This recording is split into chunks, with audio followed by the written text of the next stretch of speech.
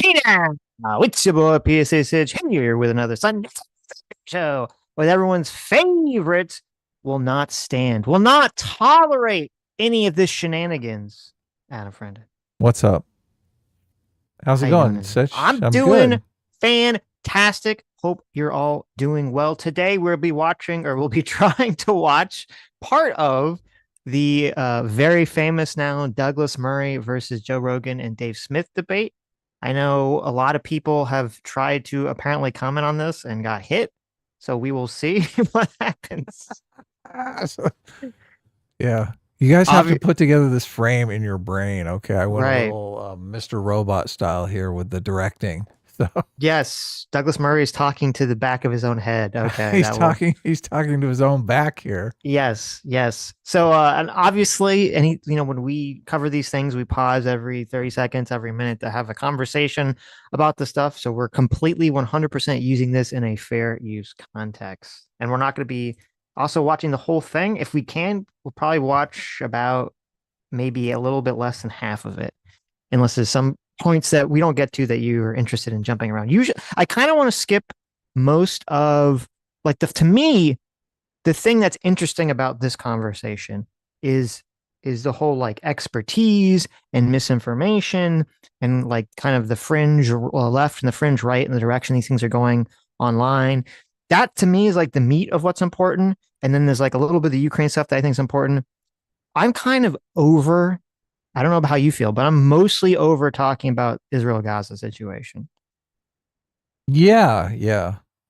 People are gonna spend that too. The thing that I'm over is just all of the fucking spinning. Like everybody in this conversation just is completely dishonest about everything. So Yes, yes. that bugs the Well, shit out of me.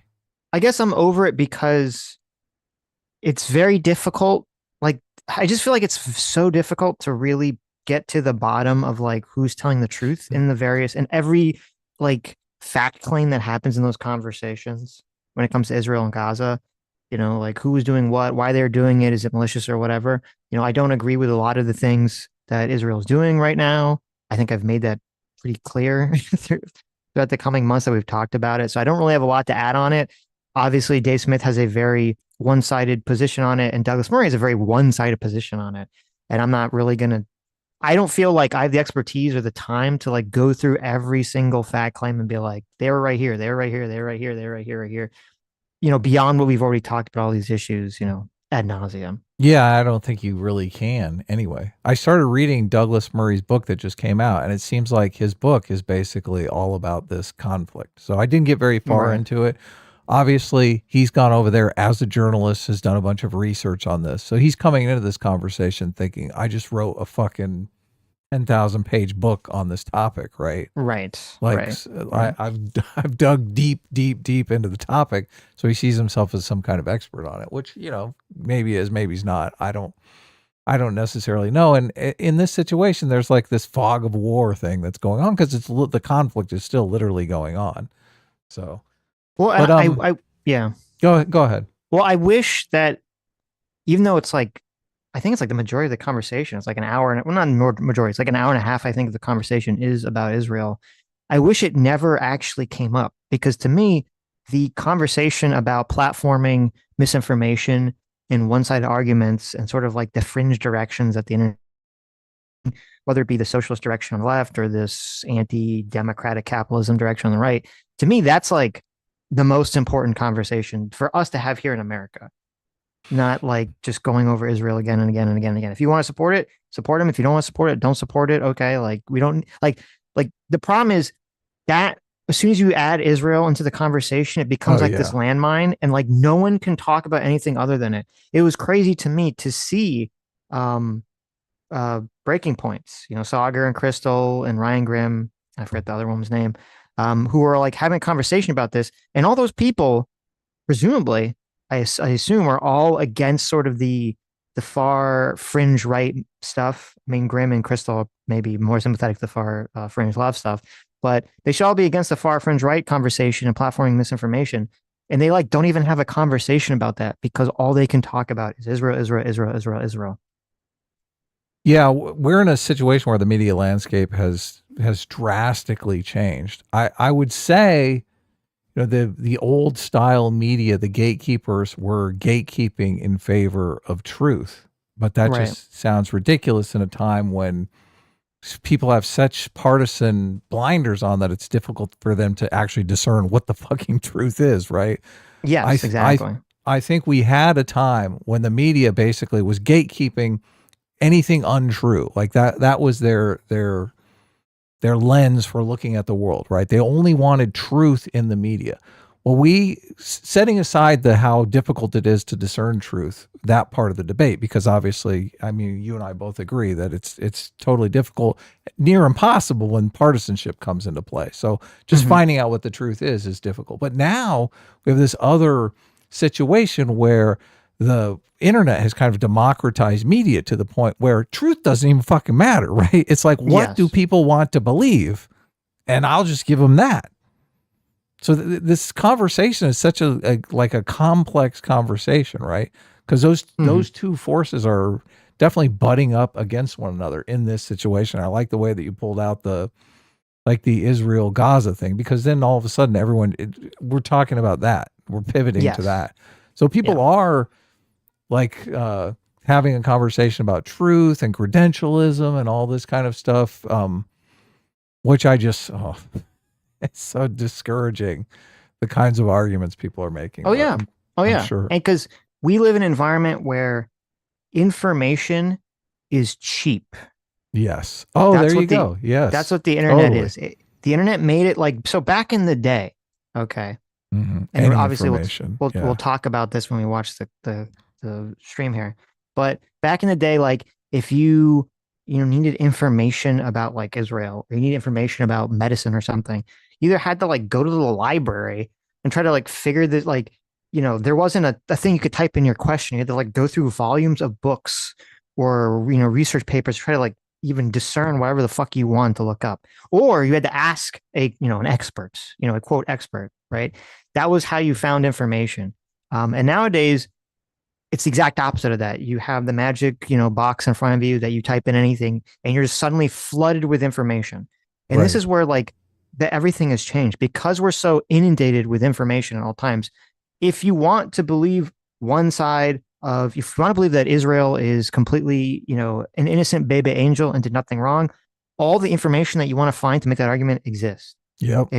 If you want to find all the information that says that the Palestinians in Gaza are innocent baby angels and did nothing wrong, all that information exists, and it's and all these arguments are already laid out to you. So it's all like presented to you, and this is where people like Joe Rogan and Dave Smith and Douglas Murray and us and everyone else is supposed to come in. Is that because we're all inundated, flooded with information, we all have to rely on someone to basically make sense of this, someone that you would trust to make sense of this information and try to present it in a way. That's all this is. It's saying, I trust this person to make sense of the noise that I'm inundated with.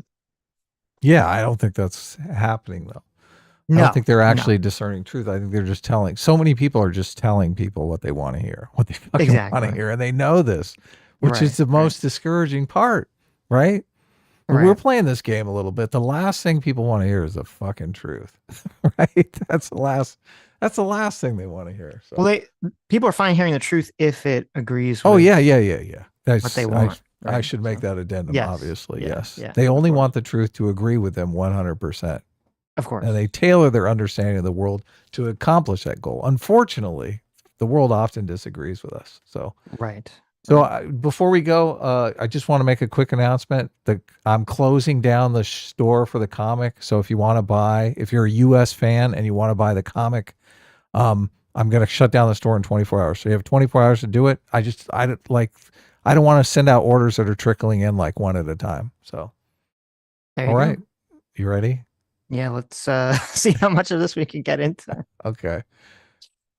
I've had quite a lot of people who are very against both in different ways. Yes. Do you think you've had enough people on who are supportive of either war?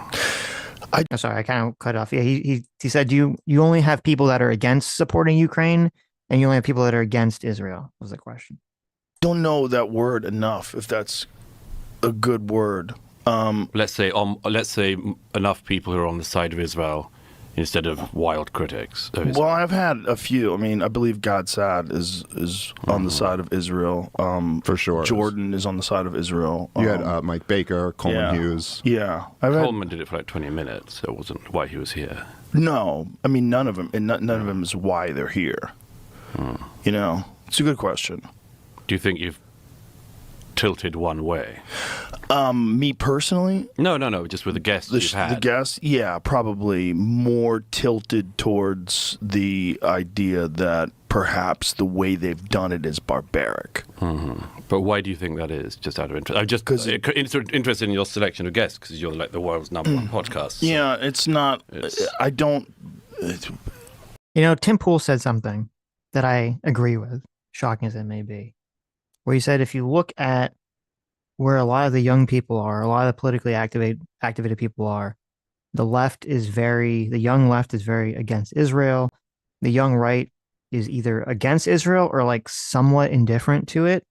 And it's basically created a situation where 20, 30 years down the road, is America going to support or even care about Israel at all?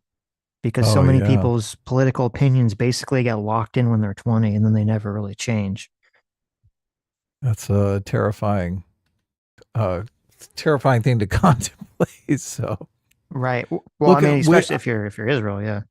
The right has been in favor of Israel because of the religious aspect. Like, there's a lot of Christians on the right, so I've always been under the impression that's why they've been with Israel. But I mean, I'm with Israel because it's a democracy, right? It's like the lone democracy in the Middle East, and I'm in favor of democracy. But I just, in this day and age, young people, they don't seem to be in favor of democracy. So, yeah. Well, people, when people are not happy with their current environment, they ask the question of why should I defend whatever the system is or the ideology that they perceive the system is if they're not happy. Yeah. Yeah. So, which is a huge problem that we need to fix. And I think part of the right's defense historically, and obviously things are different now because the right's becoming more isolationist. But part of the right's defense of Israel, I think, was not just religious but cultural in terms of what you were saying, which is that the right, I think, generally is more worried about, we've talked about this, more worried about like the quote, the symbolic theoretical barbarian threat. And they would look at the Palestinians and Hamas, and they look at, I think Islam in general, whether you agree with this or not. I think most people would look at it on the right as more of like the closer aligned to, like, in their mind, the barbarian threat than Israel, which would be more closely aligned to the Western democratic capitalist, ideologically aligned country. Yeah. I don't think about it that way. I just think I'd like to talk to this person. But can I just... sorry, it's your show, but sure. If you're going to interview historians of the conflict, or historians in general, why would you get somebody like Ian Carroll or... Yeah, but Ian Carroll, I didn't bring him on for that purpose. I brought him on because I want to find out, like, how does one get involved in the whole conspiracy theory business? Because his whole thing is just conspiracies. Sure. But do you have any... I don't know anything about this Ian Carroll guy. This is a guy that everyone got mad for because Tucker Carlson had him on as well, right?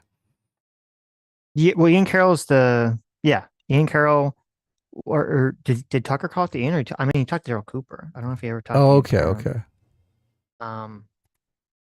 Let me check here. Daryl Cooper. I don't think he ever did. Ian Carroll is a big conspiracy guy, but he's also like a big the Jews in Israel are behind everything guy. Oh, okay. He has is he framing that as just a conspiracy? Like he's into conspiracies, or he believes a conspiracy? No, he acts like he believes them. I don't know what he actually believes. Okay. Some people think that, I don't know. I have no opinion on this because I don't consume enough of his content to make this declaration. I've seen some people who claim that they think he's an op because he blew up supposedly very rapidly. So they think, whenever something like that happens, people are always suspicious about this. Right. But no, like he believes Israel did 9/11, and he's been very vocal about Israel being behind 9/11 and stuff like this. And so I think people rightfully like, why is Joe Rogan, platforming this guy who seems to be pushing very, crazy anti-Semitic conspiracy theories on his show. And he wasn't really, I mean, I listened to it. I don't remember Joe really challenging any of this stuff. So if I don't recall him bringing up the Israel left stuff on the Joe Rogan show. And there's something that's very interesting in this conversation much further down the road where Douglas Murray brings up that Trump accused Zelensky of starting the war. And I mean, we all remember this. We talked about this, and calling Zelensky a dictator. And Joe had like never heard that before. And it was kind of shocking that he'd never heard that before. What? Yeah. Oh, I'm assuming Joe's like not lying. I'm assuming he's being truthful. So he's just fucking not following the news whatsoever then. How could you miss that? Well, that's the thing. Is like, Joe's a very busy guy. He does this. He does the UFC stuff. I think he's becoming more and more insulated into whatever his friend group is, whatever his circle is. And he's not getting, like, information isn't coming to him. So I think when he has Ian Carroll and he basically has a lot of bad actors around him or, retards like Dave Smith, who, I mean, like Dave Smith, who are like, oh yeah, you should talk to this guy. He's a cool guy or whatever. And then he just hears bits and pieces and says, oh, that guy sounds interesting. Like he doesn't have the knowledge set. He doesn't have the awareness to be like, oh, this guy said some crazy shit. Right. So maybe I should ask him this. Like you still have him on, but you should challenge him and be like, why did you say all this stuff? What's your belief on all this? Yeah. He doesn't even know that what the guy believes. So he's just going in blind. Yeah. Right. Or he has a very limited window of what he's actually, proposing. So. Yeah. Okay. Well, that's not a good place to be in. And I don't a better think producer. Yeah. And I don't think that Douglas Murray does a good job here. Like he challenges Joe on some of these things, but he doesn't bring receipts and say like, well, here's something specific to really challenge, the guest on. He doesn't do that. Right. I mean, there's been a tilt in the conversation, in both conversations in the last couple of years, and it's largely to do with people who have appointed themselves experts who are not experts. You mean like Ian? I don't think he appoints himself an expert in anything. Who's that other dude who thinks he's an expert on Churchill? Daryl Cooper does not think he's an expert. In fact, I think it's everybody else is always calling him an expert, and he's like, oh, I'm just a history. Have you ever absorbed any of his material? Have you ever? Do you think that's why Dave Smith is there? Because Dave Smith is the one that recommended these guys to Joe, and Joe's like, "What the fuck have you gotten me into?" Maybe. I think also Douglas Murray was on PBD podcast. I always say the acronym wrong. Patrick Bet Davison podcast, and he was kind of like crap talking Joe Rogan, Dave Smith. Oh, okay. So maybe that has something to do with it too, or maybe it's because Dave Smith. Okay, that makes sense. He's giving him an opportunity to rebut what he was saying, what Douglas Murray was saying on this other podcast, right? As a friend, right? They're friends, obviously. Yes. And this whole expert conversation is very important, and we'll get into it when they get into a little bit more. But there's an interesting part down the road somewhere, because I'm kind of jumping ahead because I have no clue if we're gonna get hit and how long this is gonna be we're gonna be able to watch this. But there's an interesting part where like Douglas Murray calls out Jake Shields. Jake Shields, if you don't go on X, all he like no, every day. Look, everyone knows. Even I know Jake. Shields. Like all Jake Shields does is literally just post anti-Semitic shit on X. And it's not even like dog whistle. It's just like blatantly like Jews are bad. Jews did everything. Jews are the worst. Like just nonstop. That's all he does on X. And it was interesting because Joe's like, I don't know what the fuck's going on with him. And I don't like Dave Smith either. Just kind of like nods or just kind of sits there silently. And it's like, and I was like, oh, okay, well, that's good. But then I didn't realize that someone posted a clip. Dave Smith was like literally just on Jake Shields' podcast, like in this December. Okay. So like a few months ago. And he was all like, oh yeah, Ben Shapiro's like a fucking retard. And I was like, oh my God. Like what's happening here? That's crazy. What's going on? So he's Dave Smith is like, what was that conversation like though with Jake Shields? I don't. It was like crazy. Because I just saw the clip. It was like a 5-minute clip, and I'm like, "What? Dave Smith is like the token Jew? Like, what's happening? Why is he going on this guy's podcast?" He's like, "Oh yeah, let's talk about how Ben Shapiro sucks. It's like a bad Jew." I mean, I'm being a little bit, hyperbolic, sarcastic, but it was kind of just ridiculous. Consumed any of his podcasts or anything like that? I tried. Yeah? It's pretty hard to listen to somebody who says, I don't know what I'm talking about, but now I'm going to talk. Or I don't know about this. Or I'm not capable of debating this historian, but I'm going to just tell you what I think. Yeah, but that's not exactly what Daryl was saying. I mean, Daryl's point of view, however you feel about this, what Daryl is saying is he doesn't really like doing debates. He likes to do long format stuff where he can really explain his position. If you throw a lot of shit out there, there's some point at which I'm just raising questions is not a valid thing. Mm-hmm. You're not raising questions. You're not asking questions. You're telling people something. Do you think Daryl's doing that? I think there's a whole bunch of guys doing that. I think Dave is doing that, very obviously. Dave's a comedian, but he's now mainly... Hold on, this reaction shot. I think there's a whole bunch of guys doing that. I think Dave is doing that, very obviously. Dave's a... Oh, look at that. Called out. Called out! He's like, what? Oh my God. I mean, you basically called him out for doing that as well. I did. But you did bring the receipts over and over again. So let's go through this phone call. Let's go through the transcript here. Right. To Dave's credit, he did come on after some badgering and, debate the issue. And he does out of a lot of badgering, he did not promote nobody knows about it. We had people in the chat earlier saying, oh my God, Dave Smith would totally destroy you, even though he's been on the show fucking twice. Right. Oh, that's funny. Why do you think he's? Why do you think he's fucking? Why do you think he's not promoting the fact he's been on the show, Sitch? Because he got annihilated in our conversation. Exactly. Yes. Right. But listen, it's true. Dave Smith got annihilated in the conversation. It was a conversation about the Ukraine, the Victoria Nuland phone call, and the first conversation was a conversation where Jimmy Dore ran away from the conversation after being poked once. Mm-hmm. But in the second conversation, we actually had the conversation. He got totally annihilated on that conversation. And what's interesting too is I've noticed, and he doesn't say it in this talk. Okay, at some point after that conversation, and I'm gonna take credit for this. Some point after that conversation, Dave Smith stopped bringing up the Victoria Nuland phone call. Yeah, because he knew he got his ass handed to him. Right. As evidence of the fact that, quote, the U.S. coup Ukraine. So obviously at some point it sunk in at some point. You asked him explicitly if he should refer to that phone call. Right. And he fucking tiptoed around it. But look, maybe he knew deep down in his heart he shouldn't be referring to that phone call. And he stopped doing it. He doesn't in this conversation. He does not in this conversation. But he does he still constantly brings up the 2014 coup. He just the phone call. He doesn't refer to the phone call. He still thinks that the U.S. couped Ukraine, but it's just the top piece of evidence that they always cite. The strongest piece of information they could cite is now gone. Right. So what does that mean when your strongest piece of evidence is now gone? What does that mean? Maybe it's time to rethink your fucking theory. You would hope. It's interesting. This guy on X, Noam Dorman, says,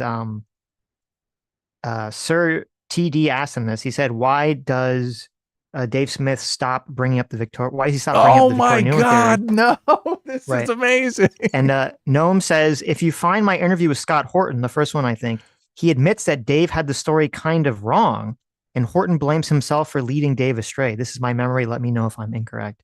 So at some point, I'm going to say that after my conversation, it somehow sunk into Dave. Dave had a conversation with Scott Horton about it. Scott Horton realized that they were both wrong about the phone call. Because also, I'm pretty sure Glenn Greenwald has stopped citing it too.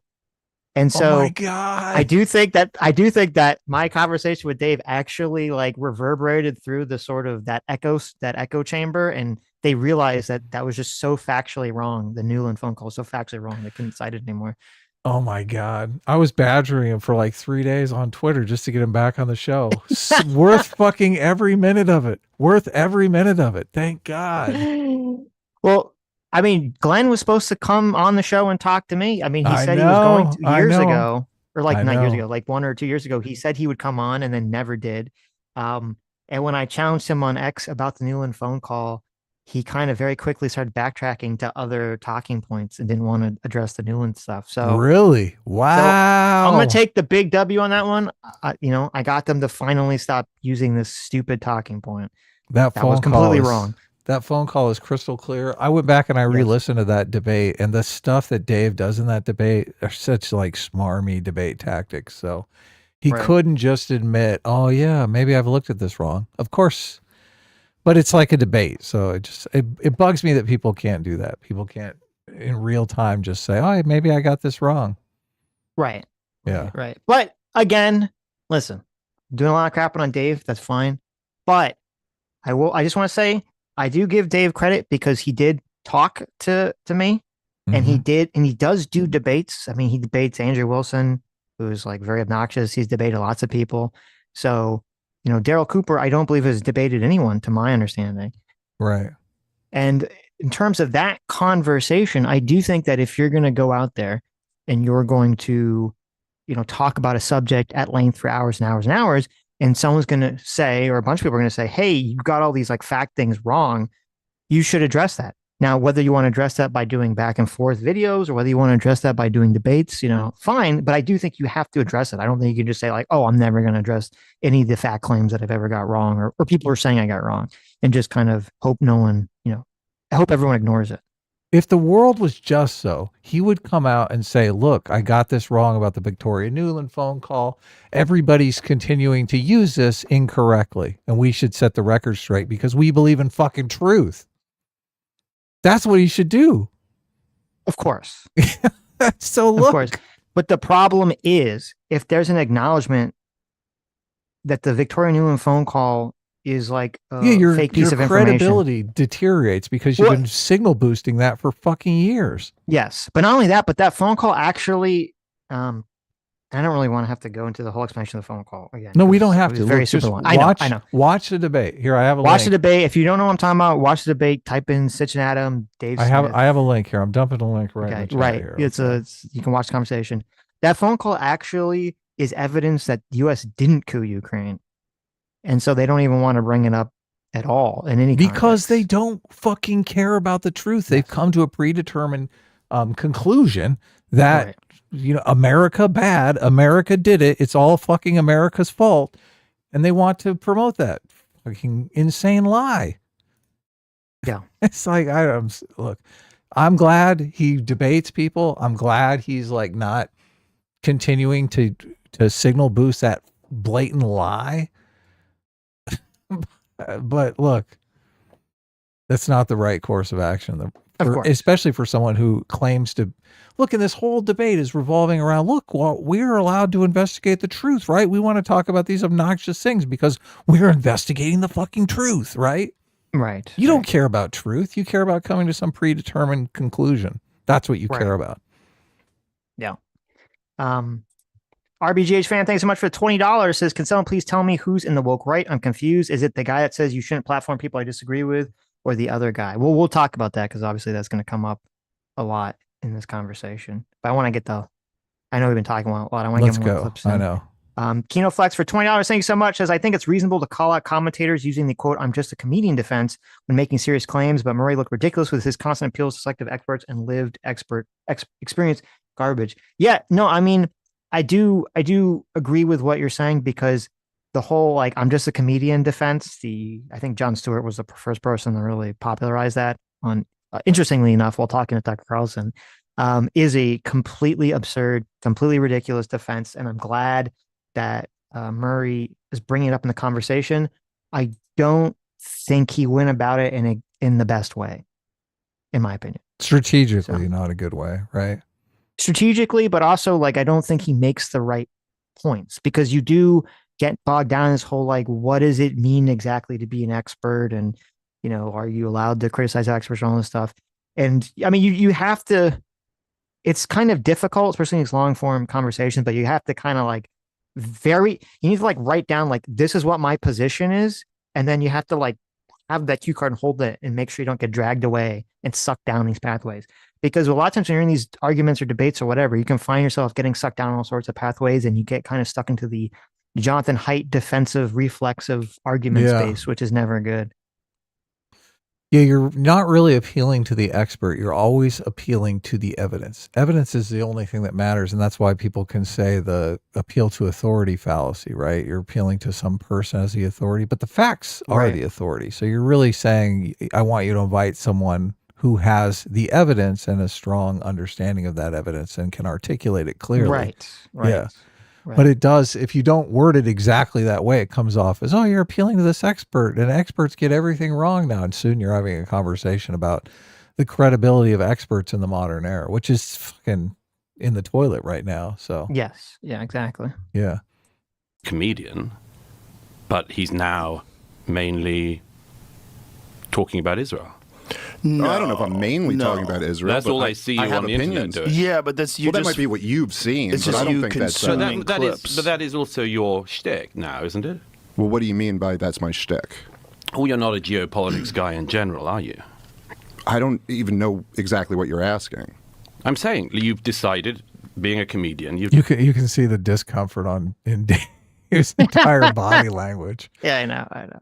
It is. Look, Douglas Murray's like a huge fucking celebrity. Like he's done half a dozen books. Like he's completely a respected journalist. Like Donald Trump just shouted out his book like the day after this podcast dropped, which is kind of hilarious. That to like rub it in everyone's face. Like because everyone's coming down so hard on Douglas Murray. Right. But these guys are in completely different stratospheres. So I do empathize with Dave being up against someone formidable here. Well, like much more high status than him is really what I'm trying to say. So it is, and look, Dave has been turning to the internet quite a lot after this exchange because he kind of wants to see like how did he fare. This guy could completely raise his status or lower his status. So what were you going to say? The interesting thing is you're correct. In like the broader world, Douglas Murray's status is like mountains ahead of Dave Smith. But in the Joe Rogan sphere, I think it's the opposite. I think a lot more people in Joe Rogan's sphere, a lot more people in the internet sphere know who Dave Smith is and probably don't know who Douglas Murray is that much. Yeah. In the internet space, the people who are going to go to bat for Dave Smith and Joe Rogan in the comment section and just shit all over Douglas Murray are voluminous, let's say, right? Right. So it's almost like like in the Joe Rogan space, the status is reversed. Yes, completely reversed. But now we're getting into, is Twitter a real life, right? We're kind of in that realm now. If your show's on Twitter, I guess that's the most important space, right? Is Joe Rogan real life? Is like the internet space real life? I would argue that it's not. I would argue that most people in mainstream media, if they were exposed to this, they'd be like, oh, this Douglas Murray chap, I'm going to buy his book, right?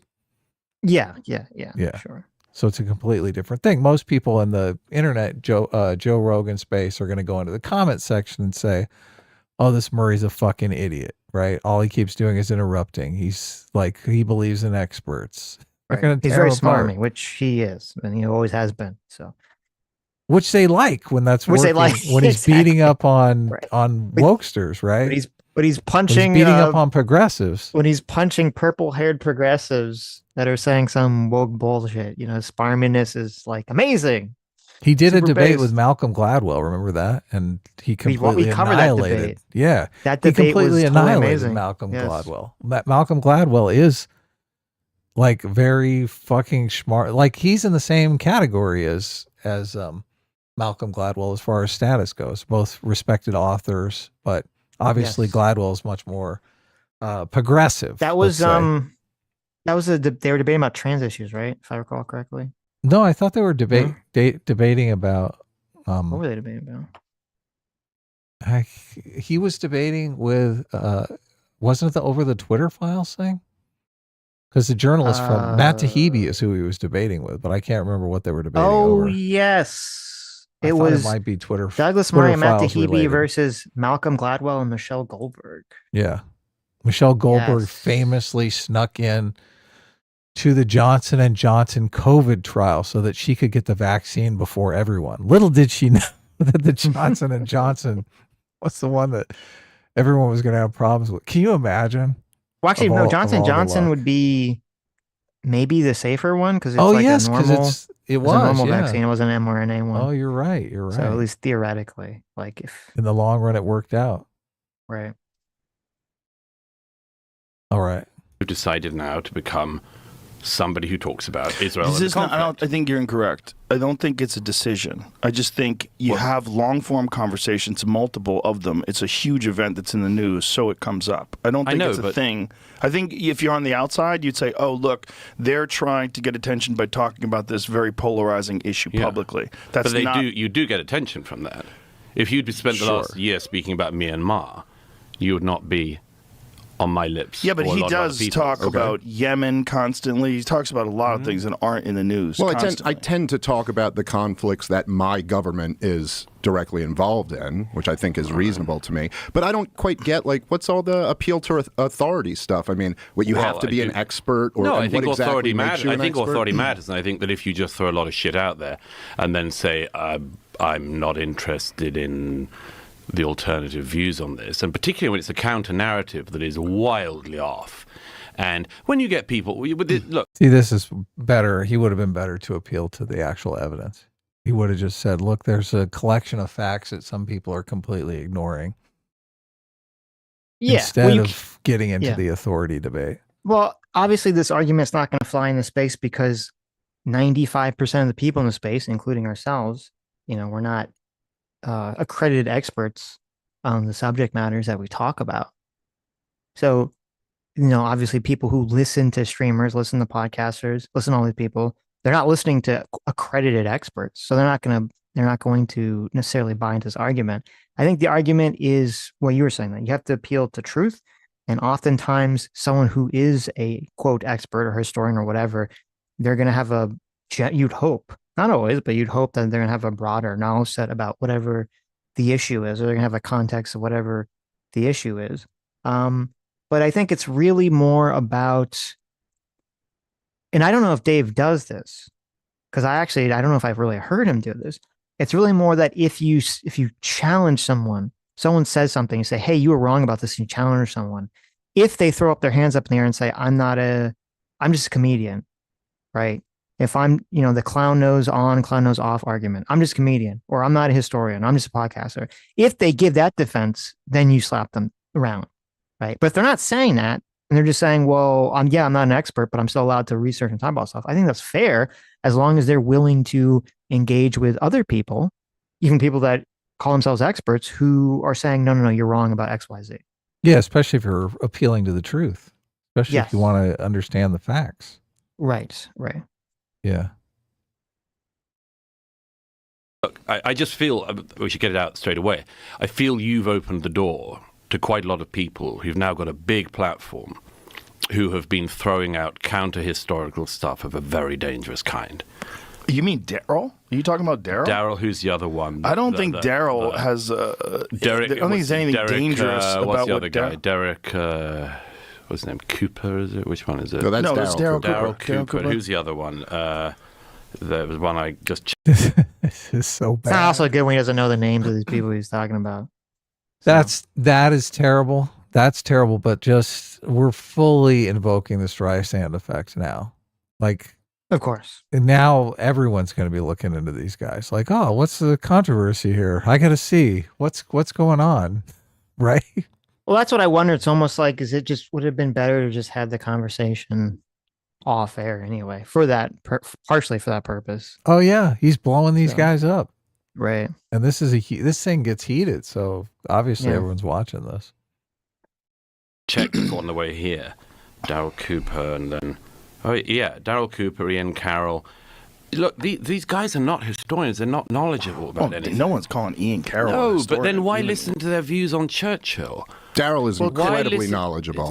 He's not. Yeah, he's not. He's wildly... Several reasons. One is, when he was offered to debate the current greatest living biographer of Churchill, He said, I can't, because he knows much more than me, and I admire his work and I've learned from it, but I can't possibly debate him. That's Andrew Roberts. Right, but you don't have to be able to debate people to have opinions. No, you don't have to debate people. If it's not your thing. But if you, for instance, but if you say, I've decided that Churchill is the bad guy in World War II.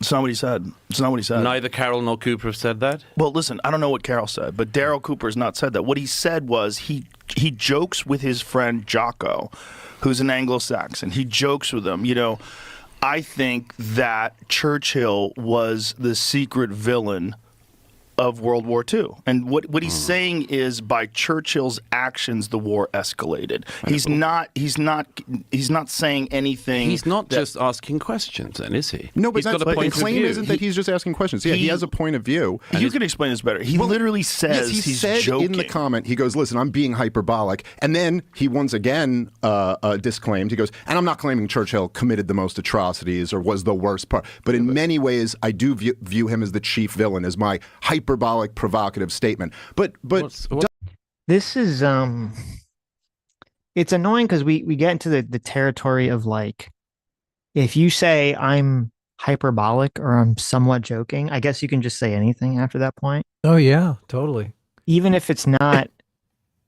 And I'm going to play the clip for you, because Joe is misremembering the conversation. And Joe is friends with Jocko Williams, and Jocko Williams does a podcast with Daryl Cooper. So obviously, he's viewing it from a very positive light. Like in his memory, he viewed it through the lens of, oh, this guy's just saying this to be controversial, to kind of poke fun at, to troll, to maybe spark a conversation. But that's not really what happened. And that's not really what happens when you look at Cooper's larger, I guess, online footprint. Mm-hmm. So here, let me bring up the Tucker conversation so we can see how that interaction played out, just so you can get a sense of what the words were. The big tech companies censor our. Okay, let me jump ahead here. You don't want to play the ad? No. Any unifying myth, is important. I'm just highly distressed by the uses to which the myths about World War II have been put in the context of modern foreign policy, particularly the war in Ukraine. But not just the war in Ukraine, so many others. Churchill's the good guy, Neville Chamberlain's the bad guy. It's too pat. It's obviously quite banal. But it also has justified the killing of millions of people since the end of the Second World War. And so I do think it's fair to ask what really was going on. So for example, and I'm American, I'm not English, so I don't have any weird motive in asking this, but how would you assess Winston Churchill? I got in trouble with. So Tucker's already kind of setting up this. I'm challenging you use the word myth, this unifying myth of World War II, that, we were all the Allied forces were the good guys and we did what we had to do. And, the Nazis and we're the bad guys.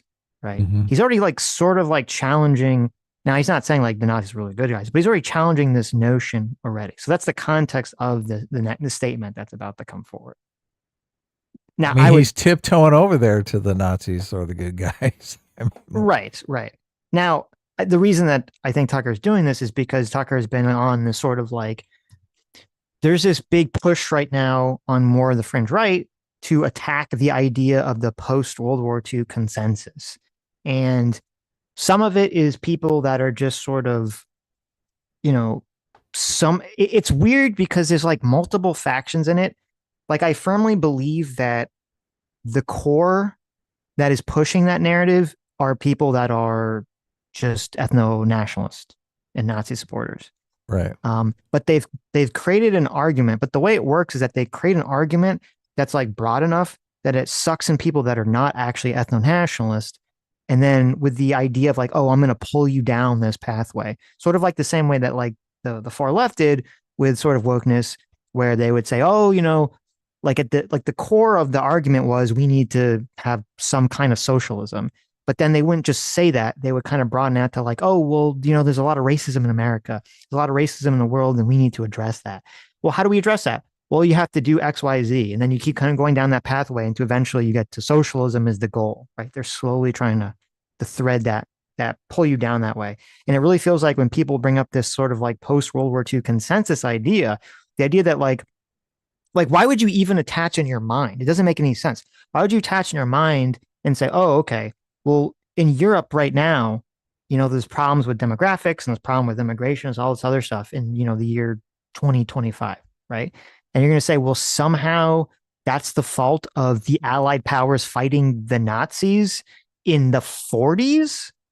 Okay, like 80 years ago. You don't think something has happened in between 1940 and the 1920s, or I'm sorry, in the 2020s that someone could have changed course in some direction that would have prevented some of the things you don't like? You think it's just a straight line from, well, we defeated the Nazis, so now we're where we are? Like there's no multiple pathways that anyone could have taken at any point there? Yeah, there's a million factors, obviously. Right. So that's why to me it's very suspicious.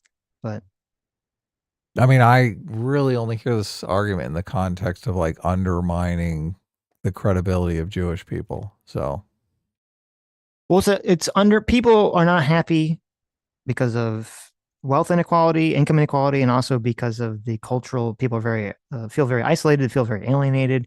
So people are not very happy with sort of the way the Western world is right now, and so everyone's kind of pointing the finger. And you have all the people where all the fringe actors are trying to sell their arguments as to why people are unhappy. So the far left is going to say it's because of evil, you're not socialist. And then the far right is going to say, well, it's because you're not, an ethno-nationalist, or it's because democracy is inherently bad. So. Yeah, which sucks. With my podcast partner, Jocko Willink, one time, because he's a New England Dutchman his family, it's near and dear to they're Dutch, but very near and dear to their heart that Winston Churchill is a hero, right? Well, everyone thinks that. He really thinks that. And I told him that I think, and maybe I'm being a little hyperbolic, maybe, but I told him, maybe trying to provoke him a little bit, that I thought Churchill was the chief villain of the Second World War. So I want to go back and play that again, because when he says maybe, that's a very clear social signal that it's like, it's not like, ha, ha, ha, I'm being hyperbolic. It's like, am I being hyperbolic? He's like, maybe I am, maybe I'm not, right? Yeah, like, of course. That's how I completely read that interaction. It's near and dear to they're Dutch, but very near and dear to their heart that Winston Churchill is a hero, right? Well, everyone thinks that. He really thinks that. And I told him that I think, and maybe I'm being a little hyperbolic, maybe. See, he's like, maybe, but he's not, yeah. Maybe I am. Okay. So he's challenging his friend. That's exactly what he's saying. Yes. I sent you. He's saying yeah, I got the thing. I'm trying to bring it up here. Right. So someone had talked about and brought this up, and it was very, I'm glad they did. And I think Douglas Murray, I think he did kind of a bad job because he doesn't really have the receipts or the conversation or whatever. He just kind of like walked in this conversation. So after this conversation with Tucker, obviously a lot of people were very critical of Daryl Cooper and, how could you say this? And, blah, blah, blah, blah, blah. And the next day he made an excerpt on this, and he says why he thinks Churchill was the chief villain. He doesn't say he was being hyperbolic. He doesn't say he was joking. He just says, I don't know if you have it up yet. It says, is this the first tweet in the? It's the first tweet at the top. Okay, yeah. Gotcha. Time for a Churchill thread. Let's do this. Why I think Churchill was a chief villain of World War II. So he's not saying he's joking. He's not saying he's being hyperbolic. This is his opinion. Then he immediately under that says, I know that sounds like hyperbole. Churchill didn't order the most deaths, oversee the most atrocities, or commit the worst crimes, but most of those crimes could not have been committed if the war had not happened, and Churchill was the leader most intent on making it happen. Okay. So he says, I know it sounds like hyperbole, but then says, but it's true. Okay. Yeah, this isn't hyperbole. Right. And then he has this long thread, which I'm not going to go through. It's all these fact claims about why he's making this claim. And so this is kind of the problem. Joe, in his mind, he remembers it in a very different light than actually what was Cooper's intention. And this is a guy who's Joe is claiming is not an expert and not pitching himself as an expert. Yes. Yes. Mm-hmm. So, not great. Okay. Okay, let's go back to the Joe Rogan video here for a bit.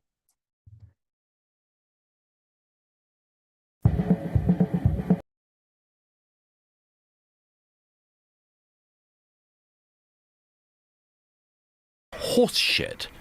We all pretend. Coming in there. Horse shit. Horse shit. Know what he's talking about. He's certainly not an expert. He can be interviewed. I've watched provocative statement. But what's Douglas, the point of that? Well, okay, but Pat Buchanan wrote an entire book on this. Is he not allowed? Is he not an expert? Is he not allowed to be interviewed? He's certainly not an expert. He can be interviewed. I've watched Pat Buchanan debate. I watched Pat Buchanan debate against Churchill historians, and he was absolutely leveled because he doesn't know what he's talking about. When did Pat Buchanan debate and get leveled? About 20 years ago. I'm just curious. He debated against Andrew Roberts and several other historians at Intelligence Squared in London. I was there. He didn't know what he was talking about. He had a contrary view, and it was interesting and stimulating to hear.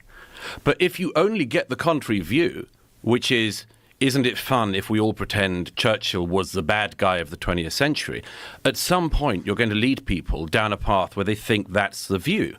And that's horse shit of the most profound kind. I don't think that's what he's trying to do. I think that's exactly what they're doing. And the problem is that because your own platform. I think that's a much better argument than the expert argument. Is just if you have people and you're only going to basically platform people that are saying the contrary view or the going against the grain view, then you're doing a disservice because you're basically promoting this, idea that's probably not true or could be not true. And then you get into this deeper issue of does the person have an ulterior motive for pushing this view on the world, or is it just something that they're just mistaken about? Yeah, it becomes lies by omission. Right. If there's a strong counter narrative that's fact based, and you're just not platforming that counter narrative, then at some point you have to say, okay, well, I'm promoting this narrative. And I've heard, and this comes up in the conversation, I don't remember what point it does, but I've heard this a lot too, where people say the response to this is say, well, Joe or these other people, they don't need to platform, or they shouldn't platform the other side of it because the other side is the mainstream opinion and everyone knows the mainstream opinion. And that, this comes up in the conversation.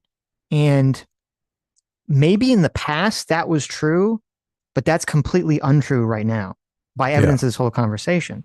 Because when Douglas Murray talks about experts who would be, quote, the mainstream opinion, Dave Smith and a lot of people's reaction to that is, well, the experts are stupid and wrong. They got everything wrong with COVID. So if someone's an expert, it means I shouldn't actually trust them. Is like sort of the implication. Yeah, that a lot of people feel about this.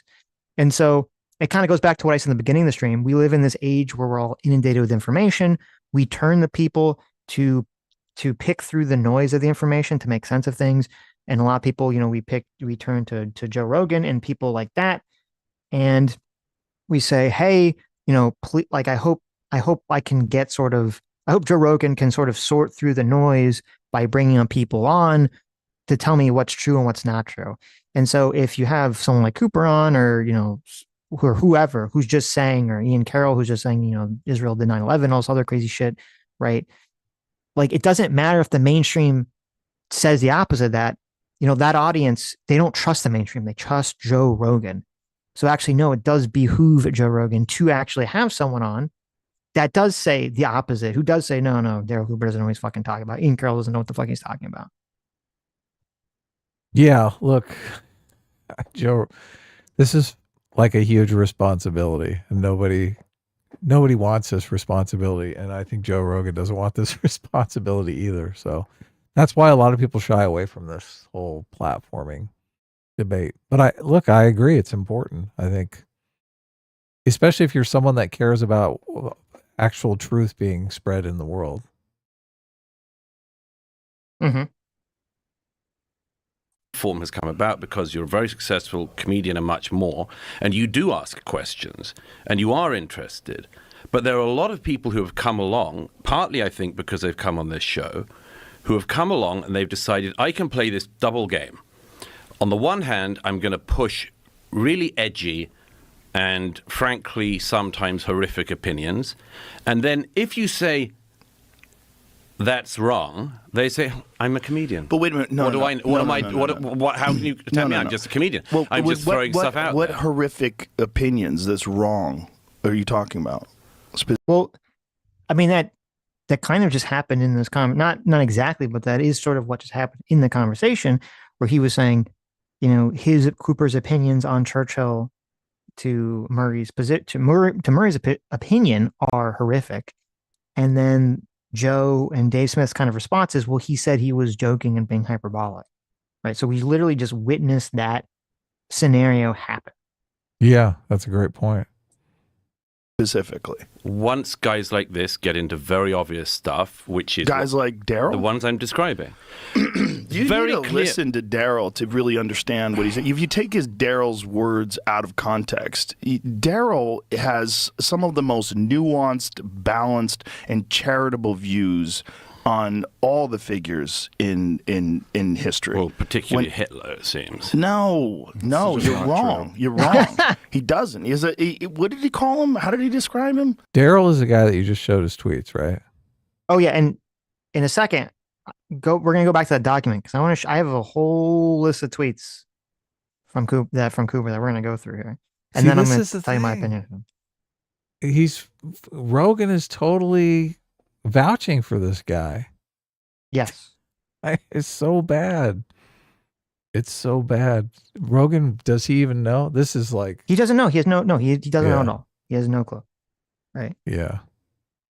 He should know. Come on, this is the internet. Don't vouch for this guy. Why are you doing this? Listen, it's fine as long as there is due diligence and recourse, which I don't think there's going to be. Like, for example, this is how if you've been a long time fan here, this is how, you know, my epic debate with No Bullshit came into being.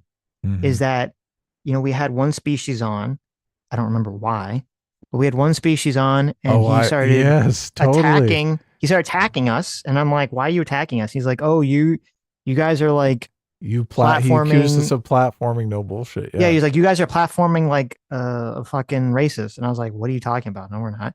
And he's like, "No Bullshit." I'm like, "No Bullshit's not a racist. What are you talking about?" He's like, you know. He's like, you're friends. He's like, we're friends. It all began when he said, yeah. And he's not a racist. Yeah, I was like, what are you talking about? And he's like, no, you guys are full of shit, you know. And I was like, okay, listen, you send me whatever. I don't know what you're talking about. Seems like a fine person. Of the things that I've seen from him, I don't see anything like sus. You know, send me whatever you're talking about. And then he did send it to me, and I was like, oh my god, this is pretty crazy. He had an entire conversation with like multiple white nationalists, and he was pretty chummy with them and seeming to agree with their positions on some stuff. And so I was like, oh, okay, well, maybe he was right. So maybe I shouldn't be vouching for No Bullshit in that, you know, conversation so many years ago. And then that's why we had that debate with him, that, you know, that very crazy debate with No Bullshit. Yeah, you feel compelled to clear the record. You don't want to be associated with the person. Yeah, of course, because makes perfect sense. You do throw your credibility out there. Joe is throwing his credibility out there with Cooper, and Joe doesn't realize, and I understand why he doesn't realize that what's going on here. But I'll play a little bit more of this, and then we'll go through his tweets. All right. I think he compared him to a methed out psychopath who was holding an entire nation of people hostage, I believe was the way he also put it. said on here that he wasn't anti-Semitic until the Holocaust. There were no speeches of Hitler's in the 1930s. No, again, this is No, he said he was not public about it. He said he was downplaying it to win over. He said there was a period where he was downplaying it to win over popular support in Germany. It was his argument. There is no historian of World War II who thinks that Hitler was downplaying anti-Semitism in the 1930s. That was what he was doing. He wrote a book about it in the 1920s. He got to power on it, and he grew his power on the back of it.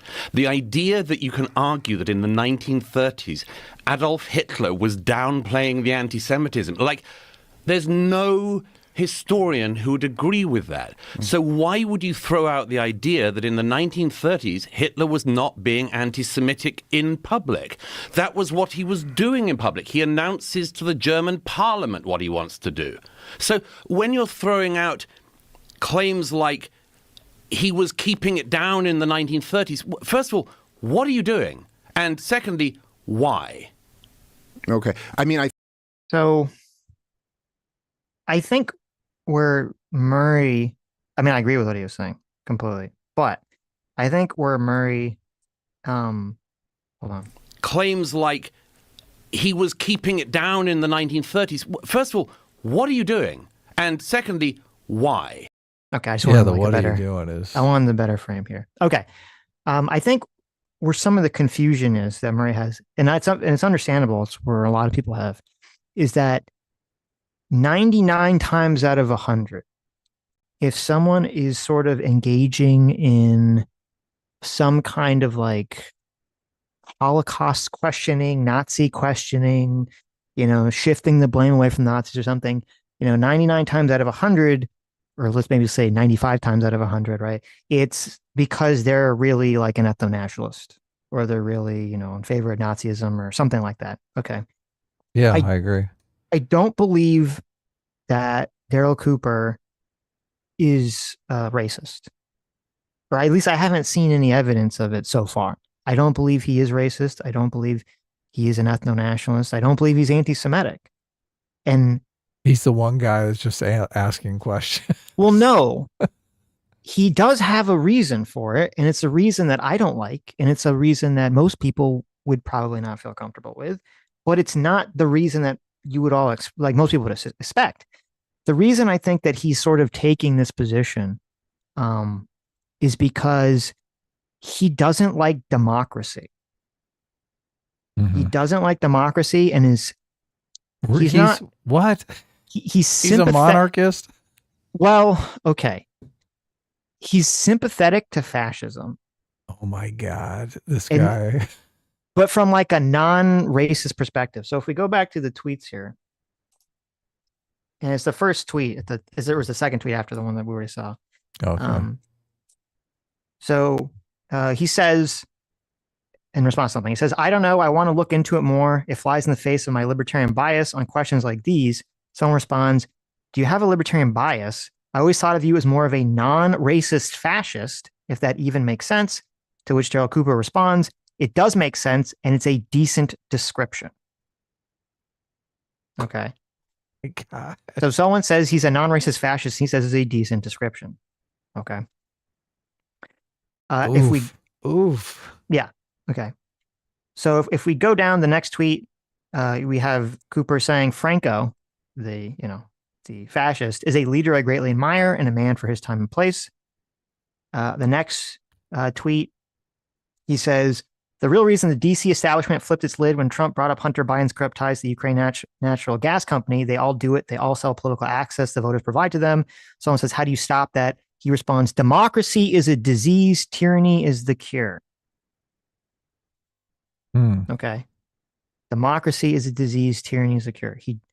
You'll see this repeated again. Daryl Cooper does not like the concept of democracy, does not trust the concept of democracy. He's saying strong men has to go in there and basically crack some heads. Yes. There's a comment that Joe Rogan says later in this where he says Cooper spends a lot of his podcast talking about how like groups of people go insane and do horrific things. And Cooper seems to, in his mind, say, okay, if groups of people go and do horrific things, why would you trust democracy? Democracy is just the mass having political power and thus will do horrific things. Mm-hmm. So the next tweet is Cooper saying, fascism is merely what happens when normal people realize the left will never stop until they're forced to. Okay. The next one is, until they're not, the popular imagination has it that fascism is elites imposing totalitarian control over society to protect their rule, but that's wrong. Fascism is when the vast middle says enough is enough and empowers someone to do whatever is necessary to restore order. Fascism always popular, but since the vast middle doesn't produce a society's intellectuals and cultural makers, it's never remembered well after the fact. The next tweet is prophecy. Things will have tipped when Tucker Carlson looks directly into the camera at his audience and says, they will call you fascist. Don't listen to them. The next He's literally is saying he is a fascist, though. Yeah. Okay. The next post is, like a bad acid trip, you just want to end. People living under democracies become exhausted by politics.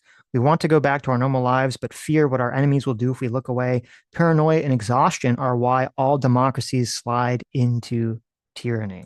So it's sort of this like confusing, there's sort of like this confusing message of, yeah, what's going on there? He said tyranny is the cure. Now he's saying we'll get to it. He has a very incoherent answer. I think he thinks he has a coherent worldview, but he has no answer. Whenever Cooper is asked directly, what is your answer? What is your position on something? He will give a very long, very vague answer that doesn't answer the question. And he even did this in the Joe Rogan interview. In the Joe Rogan interview, he says, when I answer a political compass test, I always get the center point. And I don't get the center point because I give a moderate answer. I get the center point because when I answer the questions, I'll answer a lot of very far left answers and a lot of very far right answers. Mm-hmm. So it shows you he has a very extreme worldview, whatever that is. And that's why he doesn't really want to give, he doesn't have a coherent answer to these things. But he doesn't like democracy, obviously.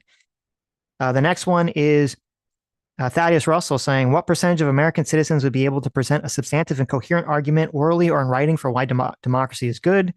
And it's like less than 1% or more than 1%. The majority said less than 1%. Cooper responds, less than 1% because democracy is not good and they're not substantive, coherent.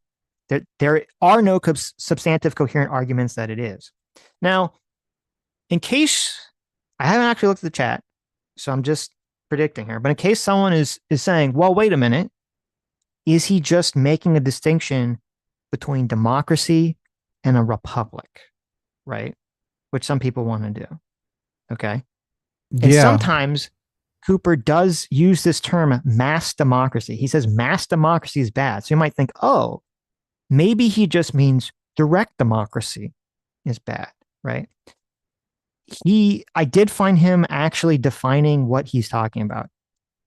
And no, he just means democracy is bad in terms of like anyone getting to vote.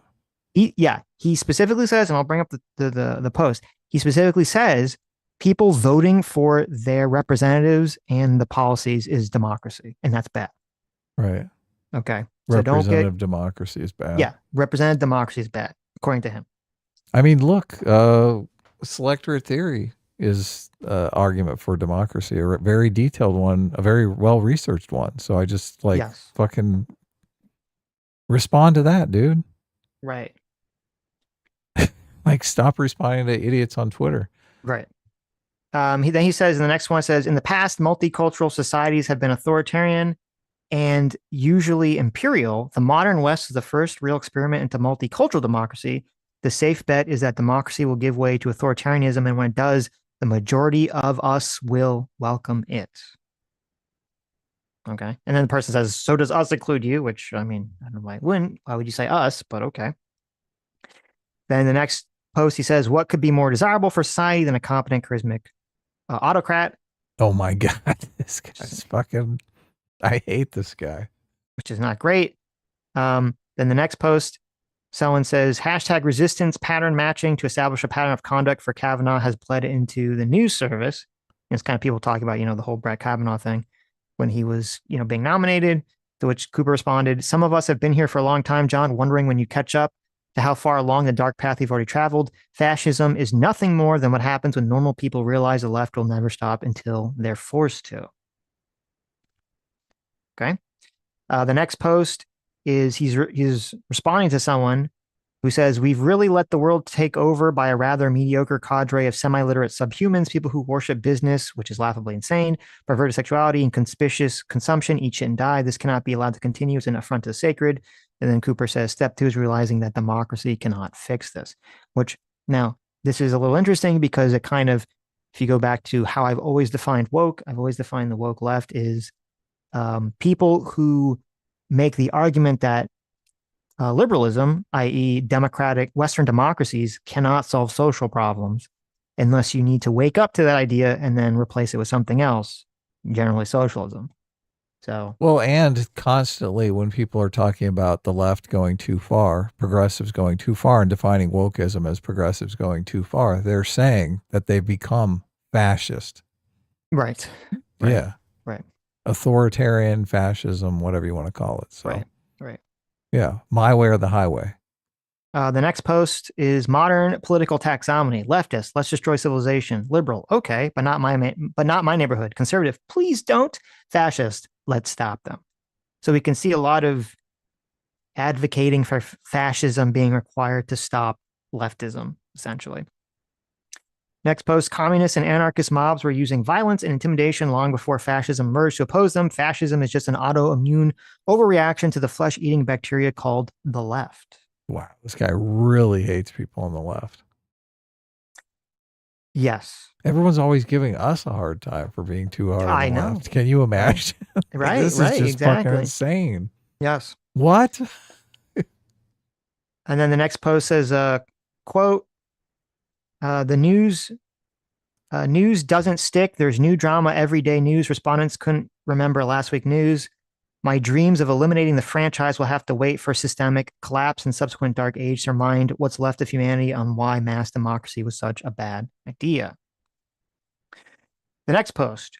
Now, the next post is about, I guess it's about COVID, even though it was from 2024 of last year.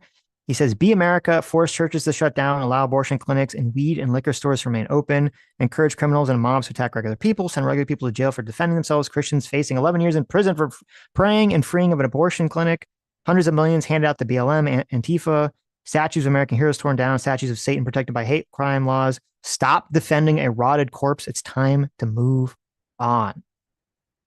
So he's saying it's time to move on from America, I guess, because he doesn't like, woke shit in 2024. Even though it's interesting because Trump literally, won the presidency and is now reversing woke policies at lightning speed. But, okay, we have to not defend the rotted corpse, I guess. Well, and everyone is calling Trump a fascist for it. Everyone on the left is. So, well, they're going to call, obviously they're going to call him that regardless, but this guy's like, that's not fascist enough, right? Exactly. Until we make sure no one can vote again. Right. Then someone underneath him said, there's no place to move to. You don't move from evil, you combat it, which is true. And then he says, no, look to the Russian Orthodox devotees who went underground to practice their faith during the Soviet years. When it's time to fight, you'll know. That's interesting. And then someone said, I love how you continue to get more and more base, to which he replied, I've been here since I was a teenager. I just know how to behave myself in public. Oh my God. Oh my God. So that's I've always been, on this position that America sucks, that we need fascism, blah, blah, blah. He's getting mad likes on these tweets too. Of course. But, he's been mask on. So there's like 371 people who are like, yes, I've been hiding since I was a teenager as well. Right. Hiding my power level. Yes. Then the next one, which I just put in for you, it's kind of funny. He says, Hamas can't go to war because Gaza is not a state. What Hamas is doing is closer to a prison riot than a war. Oh my God. So there you go. He believes the whole, I guess, open air prison narrative. If he loves fascists, he should love Hamas, right? Because they are straight fascists. Right. The next post is, so this guy, Officer Michael Fanone, he was one of the police officers January 6th who was like attacked by the mob. And he called Kerry Lake a piece of shit. So his response is the January 6th crowd should have finished the job. So I guess they should have killed him. Wow. The next post. This guy was on Joe Rogan. Yeah. This guy has a podcast with Jocko.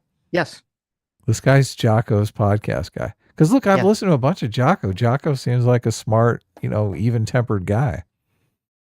Mm-hmm. Yeah. But he's sitting across the table from like a fascist. Yeah. Oh my God, it's so. Now I don't know if they're still doing the podcast. It's so fucking depressing. They did a podcast. I don't know if it's still going on. I don't know what's the status of that podcast, but they did do a podcast at some point together. They did one podcast, or no, they had he was like a co-host. I believe right? He was like a co-host. Yeah. Sitch, I'm not gonna be searching the internet one day and find all my fascist tweets. A bunch of hidden tweets. Am I right? I'm pretty invested here. I I would hate you to go full mask off. Right. Then he says, the next post, he says, he's responding to Elizabeth Warren talking about, she's kind of promoting the Very Fine People hoax thing. And then his response was, Trump was wrong to say there were fine people on both sides of the Charlottesville debacle. The Antifa BLM counter protesters were all scum. So there you go. Oh my God. It's interesting. This is okay. Then here, this next post is about why he's not in favor of free speech. He says, I understand the sentimentality about the idea of a free press, but I've never heard a remotely reasonable argument that the 24-hour TV news stations are anything less than a dangerous blight on our society and system of governance. CNN, Fox News, and MSNBC are all uninhibited social evils. To which someone responded and said, and yet they're a reflection of what their consumers want. If the problem is the consumer, not the press, wouldn't the consumer just find an underground alternative to the press? I think this is a scapegoat fallacy. To which the next post he responds to that saying, so are heroin dealers. Both amplify and encourage base urges, but we don't speak in hushed tones of the heroin trade or treat it like a sacred institution. So he's not in favor of free press. Thinks they should be shut down. The next post is monarchism is ruled by a monarch. Democracy is by definition, if not in practice, ruled by the people. Capitalism is ruled by capital. He's also not very in favor of capitalism. The next post is capitalism and democracy don't produce exceptional elites. It's a contradiction in terms. Not a fan of capitalism. Not a fan this of democracy. Guy's total elite theorist. Like this is elite theory. It feels like it. Yeah, it's very weird. The next post is, I'm starting to think there are only two ways out of America's domestic impasse: an existential threat that forces everyone to unite or die, or else a devolution to a kind of radical federalism, which very few people at present are comfortable with.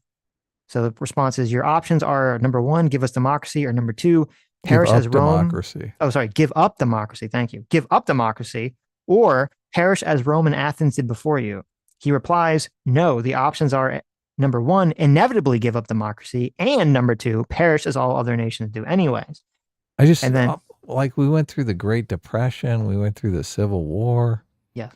Like we've been through a lot of fucking shit, right? No, you don't understand. Like having woke SJWs be awful was more destructive to our country than the Civil fucking war. Or the Great Depression. Think of that. The Great fucking Depression, when unemployment went up to 25%. 25%, and we survived that and came out stronger. Yeah, and we didn't even give up democracy. Everyone still gets their say. I know. Like that's how power sharing works. I know. This whole fascism thing. This whole fascism thing is, we can't have power sharing. I get all the power. I do everything I want. Right. Okay. Right. What do you think that deleted tweet was? Holy shit. Yeah, I don't know. Then he says, there's a deleted tweet, and then he says, because democracy is the final stage of a society's life, and we skipped right through the early chapters to the end of the book. This just seems so fucking out to lunch. Yeah. What is he talking about?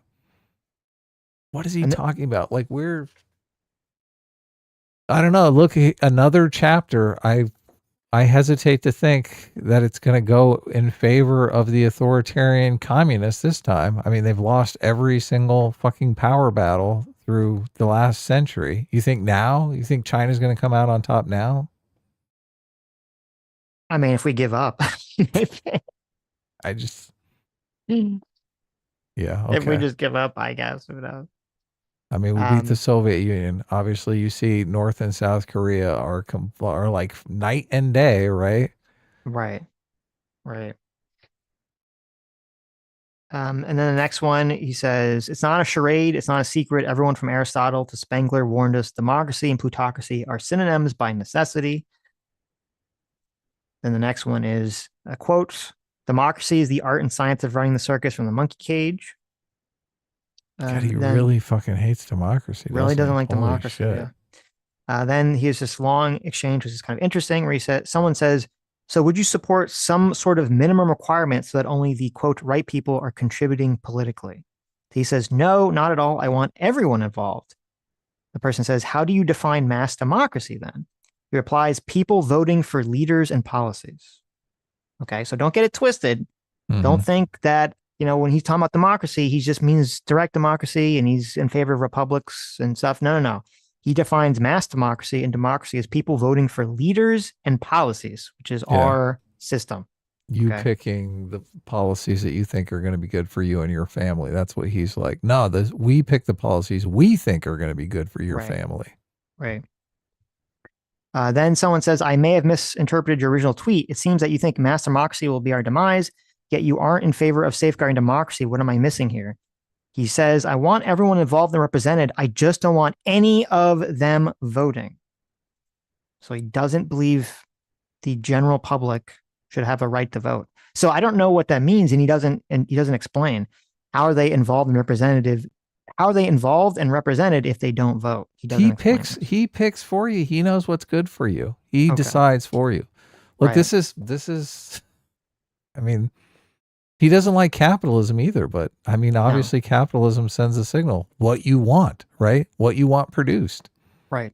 Voting does the same thing, but he's basically saying, no, we don't want your signal of what would be good for you. We want to do it for you. We'll decide what's good for you. And then someone says, so which people get to vote for the leaders and policies, if not all people? And then he responds, nobody. How can I make this clearer? Oh my God. He's getting frustrated here. So nobody gets to vote for the leaders and policies. How are these leaders and policies selected? That's a great question. Yeah. There's no answer that he gives. Mm-hmm. Right. And this is very classic. He's very vague. He's, about this and stuff. And he doesn't seem to give a clear answer or have a clear answer on this stuff. And he doesn't want to debate anyone on this? No. Which, again, if like Joe Rogan knew this, if this was all apparent, like this guy hates democracy, he seems to be in favor of some kind of authoritarianism or whatever, then fair enough. Then he can say whatever he's going to say. The problem I have is if he's saying a bunch of stuff and people just think, oh, he's just like a normal person that has like general beliefs within the Overton window who's, saying what he's going to say. But it's like when you start to see, oh, well, no, he doesn't like democracy. He seems to be very in favor of authoritarianism. It kind of like, oh, well, that's why he's making all these excuses for the Nazi regime. It's not because he's in favor of ethno-nationalism. It's because he wants to excuse authoritarianism, or he wants to excuse fascism. He wants to excuse whatever these systems are. He doesn't like the idea of like World War II being that, the good Western democracy defeated the evil authoritarian regimes. I want to see Joe Rogan respond to these tweets. I mean, it'd be good. Yeah. That'd be good. If Douglas Murray brought these tweets, oh my God, this podcast it'd be 20 million views already. It would be. Yeah. and he and Dave Smith would be in a stunned silence, right? They wouldn't be fucking saying anything. They wouldn't be talking back at all. Right. That's hilarious. The next post is someone asks, is there any form of government that is good? And he says, no, there are only good cultures and historical periods. So there you go, guys. There's no good form of government. So whatever, who gives a shit? These are the things that Joe Rogan is signing off on. So these are the things we can assume now that Joe Rogan believes all of this stuff as well. As hard as he's simping for this guy. We know he doesn't actually believe this. Joe Rogan doesn't agree with any of this stuff. That's what I'm saying. Really? Part of the danger. I'm not certain. I think Joe Rogan might be full mask on right now. There you go. Who knows? I think Joe Rogan might support all of this stuff. Right. He seems to think this guy's great. Right. Well, no, I'm gonna explain where that comes from after I get through all this. Okay. I'm gonna explain where that comes from. So the next post is, in the 1990s, both Russia and Ukraine were run by oligarchs who siphoned the Soviet economy into private Western bank accounts. Putin earned the West's wrath when he cut off the gravy train, while Ukraine remained on our good side as a foreign-run money laundering operation. So in reply to that, now the person that responded, his name is Pragmatic Libertarian. Okay. Mm-hmm. And they said Putin earned the West's wrath when he started invading other countries like Georgia and Ukraine. And then he responds, hard to imagine anyone being brainwashed, but then I saw that you're a libertarian. So you're going to see he very strongly does not like libertarians either. Yeah, because libertarians are for individual freedom. Go figure, he wouldn't like that. Yes. Even though he does say that he was libertarian when he was younger. He ran Ayn Rand and, was libertarian, but he's turned away from that now. Everyone is libertarian when they're young because you're trying to form your own identity. Right. The next post, he says, the face when you're libertarian and can't figure out why serious people always laugh at you. The next post is, imagine a libertarian or whatever flavor of anti-status you are accusing anyone else of cope, LOL. And then the next post is him saying, my favorite podcast just released a new episode of The Banking Crisis. I wish I could tell you what it is without getting in trouble. Alas, I leave it to others to post in the comments. Okay. So we know where this is. Yeah. So he says his favorite podcast released a new episode of The Banking Crisis, but he can't tell you the name of it because we'll get in trouble. So if you go through the comments, someone says it's this podcast called Myth of the 20th Century, which I went and found. Myth of the 20th Century, the name is reference to Wikipedia describes it as a influential pseudoscientific, pseudo-historical book by Alfred Rosenberg, a Nazi theorist who was one of the principal ideologues of the Nazi Party and editor of the Nazi paper. He was convicted of crimes against humanity at the Nuremberg trials and executed in 1946. And so I listened to a little bit of this podcast, and it is not an ironic name. It is named Myth of the 20th Century because the people that run the podcast are unrepentant ethno-nationalists, white nationalists. And so Daryl Cooper has said that this is, I guess, his favorite podcast. I don't know. Maybe he's being hyperbolic or joking. So who knows? But I'm guessing not from all the other things.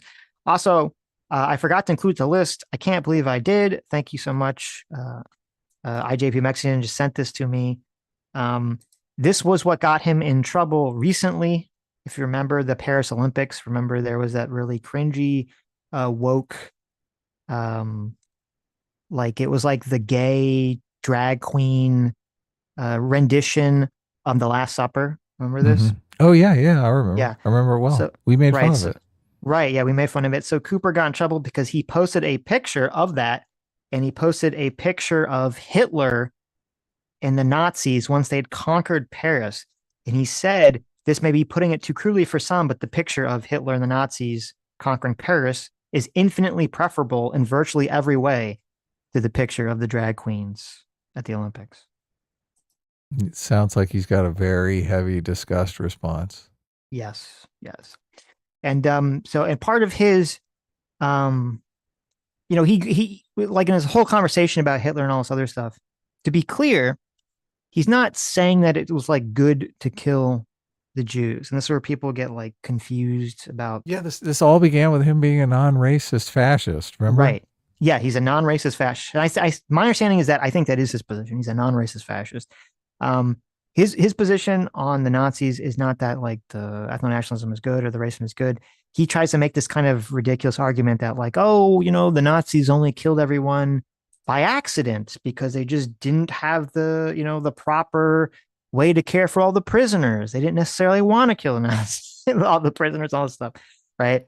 And I mean, there's tons and tons of people that have, done pretty extensive debunkings of all this information. So I'm not going to, spend like 5 hours going through all the fact claims made to all this stuff. But so it was interesting in terms of like, where Joe's perspective is of Cooper and other people's perspective of this, and my perspective of where Cooper is on all this stuff, and why people don't see him or perceive him as like this weird fascist guy.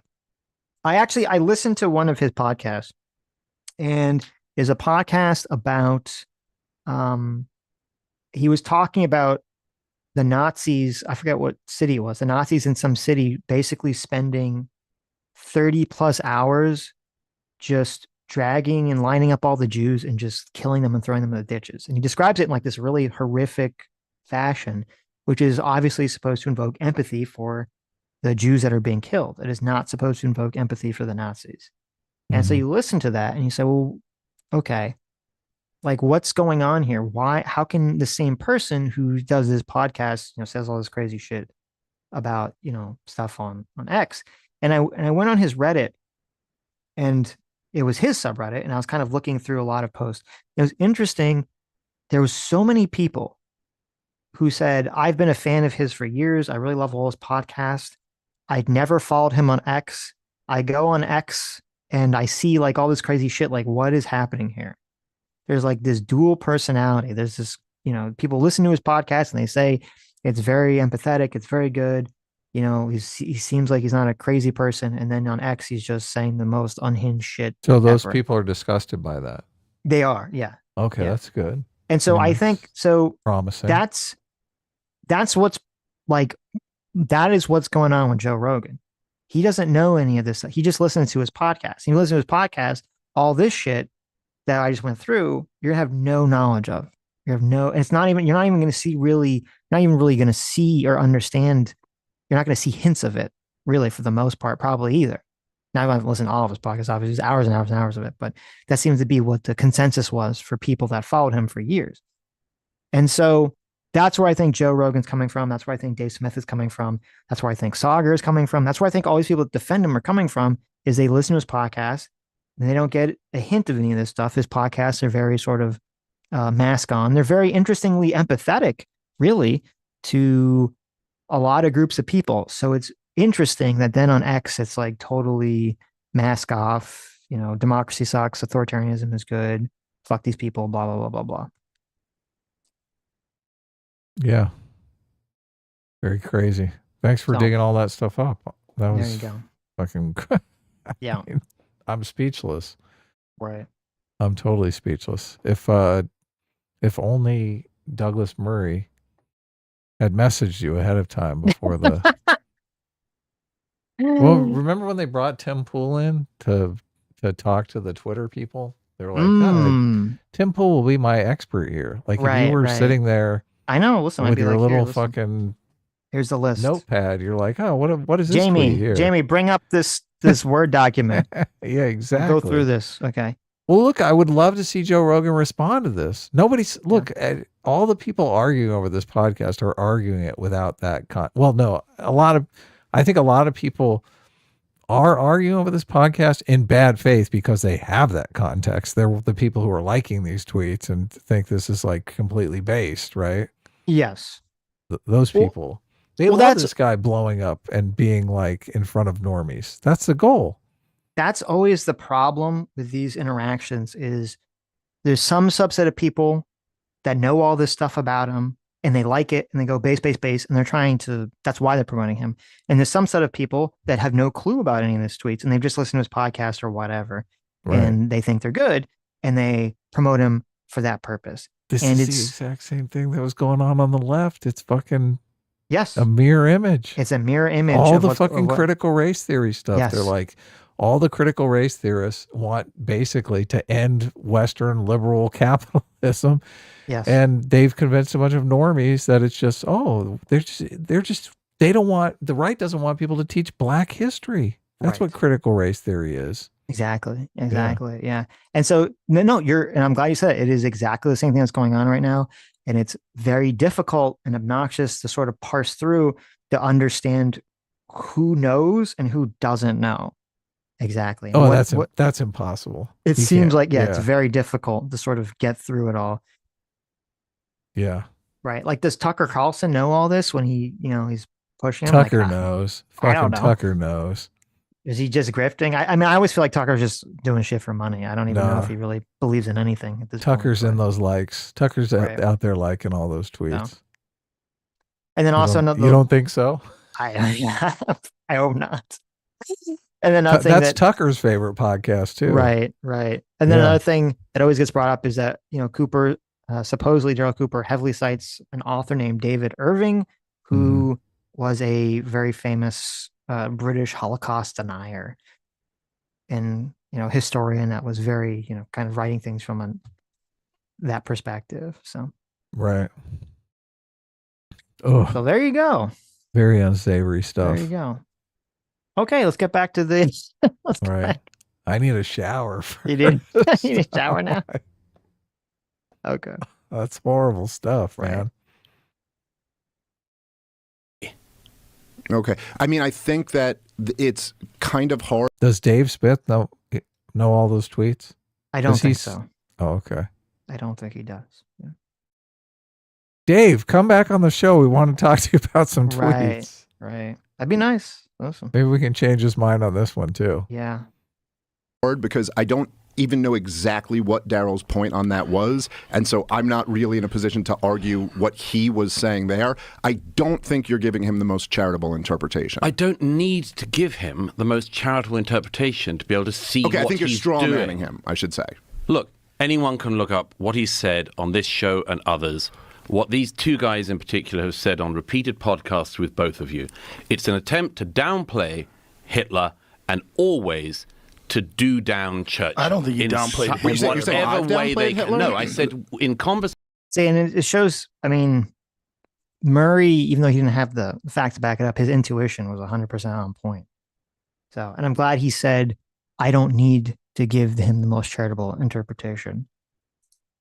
And that's sort of the problem, is that Joe and Dave are, and they're off. They're completely off. Could you give those tweets the most charitable interpretation? Like, oh my God.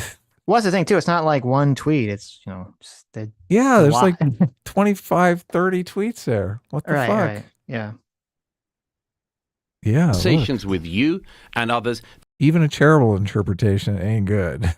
Sure. This is the shtick of these guys. They've decided it's edgy and funny, and I think this is very, very interesting and also very dangerous, because we live in an era now that the right has got some mojo back in America. We saw years of crazy left overreach where they tried to make us all say the craziest things. And completely predictably, there are now figures on the right playing with really dark and ugly stuff on their side. I agree with that. And they are mainstreaming I don't think Daryl's and I think it's doing partly being mainstreamed by the two people I just described. And both of you have kept speaking to these people. And you don't get on the historians who know about this.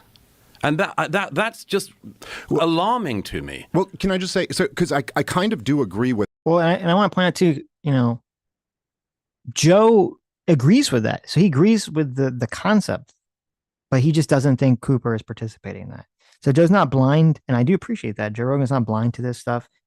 He's talked about it. I think he talked about on this stream. I've heard him talk about other places about how, like, there's so much, bigotry and shit that he sees on X now. So he's aware that this is happening. Right? He's not just saying it's not happening. Right. He just doesn't see Daryl Cooper doing it. Right. With part of what you said there, like, I do think it is true that almost as a reaction to like the woke insanity that we've seen on the left, and I think nobody's been a more effective critic of that than you. I do think there has kind of been a right-wing reaction that has embraced racialism and is dangerous and not a good path to go down. Yeah, and now they're flirting with Holocaust denial and Hitler and absolving Hitler of blame and much more. I think you're wrong to include Daryl in that group. Now, the other thing is, I'm sorry, because maybe I'm... So that's good too. Even Dave, he understands that it's happening, but again, they're both they don't think Cooper is participating. So, I mean, he is, but as I said, I don't think he's doing it from a racial perspective. He's doing it from a democracy bad perspective. So there's a lot of overlap, unfortunately. Even though that's his favorite podcast, the openly Nazi that's podcast. weird. Listen, that is pretty fucking weird. Okay. That's pretty weird. But as I said, I saw these tweets about him being very anti-democracy, very fascist. I didn't see any of them. I mean, maybe, but I didn't see any overtly racist ones. So that's why I'm saying and the fact, as I said, he did I heard him do this long thing about how, horrible it was that the Nazis were killing Jews. So I'm assuming that was not all just part of some sort of like master 10D chess thing. Right. And they've all obviously heard that, him being super empathetic. Right. I think they actually bring it up earlier, but I don't think we played it. Well, that's the thing too. If I had just been listening to Cooper's podcast and I had no clue about these posts, I would 100% agree with Joe Rogan and Dave Smith. I'd be like, I don't know what the hell is talking about, and I'd be willing to give Cooper a lot more charity on his weird Hitler take that he had on Tucker Carlson. Mm-hmm. Yeah. I'm misunderstanding what you're saying. You're saying people that I've had conversations with have downplayed the Holocaust. Well, who are the two guys? I just told you, Cooper and the other Ian Carroll. I've never podcasted with Ian Carroll. I have podcasted with Daryl Cooper once, and he absolutely did not downplay any of the Nazi atrocities at all. And I think that if we're zooming out here a little bit, maybe this is kind of part of the disconnect. Broadly speaking, in American culture, the idea that it has not been driven into people enough that the Nazis were bad and that Adolf Hitler he is literally the modern devil. He is much more so than the actual devil. I fucking hate this argument. I totally hate this argument. I don't know how you feel about it, but This idea that, culturally, we've all decided that Hitler is the demon incarnate. So isn't it time to give the other side of that argument, a little love? Well, I mean, it's obviously a terrible argument. I think he's making the argument that I said earlier, which is that if the mainstream opinion is that Hitler and the Nazis are bad, you don't need to, if you have someone that disagrees with that or whatever, it's, you don't need to have someone, debunk them or whatever, because the mainstream opinion is that. And as I said, maybe that would have worked in the past. That doesn't work now. It doesn't work now when you have a situation where people they literally don't trust the mainstream. They don't trust the quote experts. And Dave even talks about this, even brings this up. And so if you have a bunch of people that don't trust the mainstream thought, don't trust the experts, and you have a bunch of people sort of, and Dave Smith actually talks about this later, and I agree with it. I think he says, Michael Malice says this. He says, when you start taking the red pill, you shouldn't take every single one, right? You're not supposed to take the whole box, or otherwise you do go fucking crazy. You do go down these really bad pathways. So I do think it is imperative for people who are very critical of the mainstream narratives, who are very critical of, the woke stuff and the left and all this other stuff, to still maintain and say, yes, obviously we need to maintain when the mainstream narrative about something is correct, and we need to defend that position so that everyone's not just taking all red pills until they think the world is flat and space is fake and the Jews are lizard people from the center of the earth. I'm glad you brought it into the truth factor, because there is some truth to this claim. So the claim that Hitler is not just fucking misunderstood, right? That he's evil incarnate. Right. So I don't, exploring the other side of that argument, you're forced to bring in a bunch of fucking bullshit claims that are just have been falsified have been debunked over and over and over again.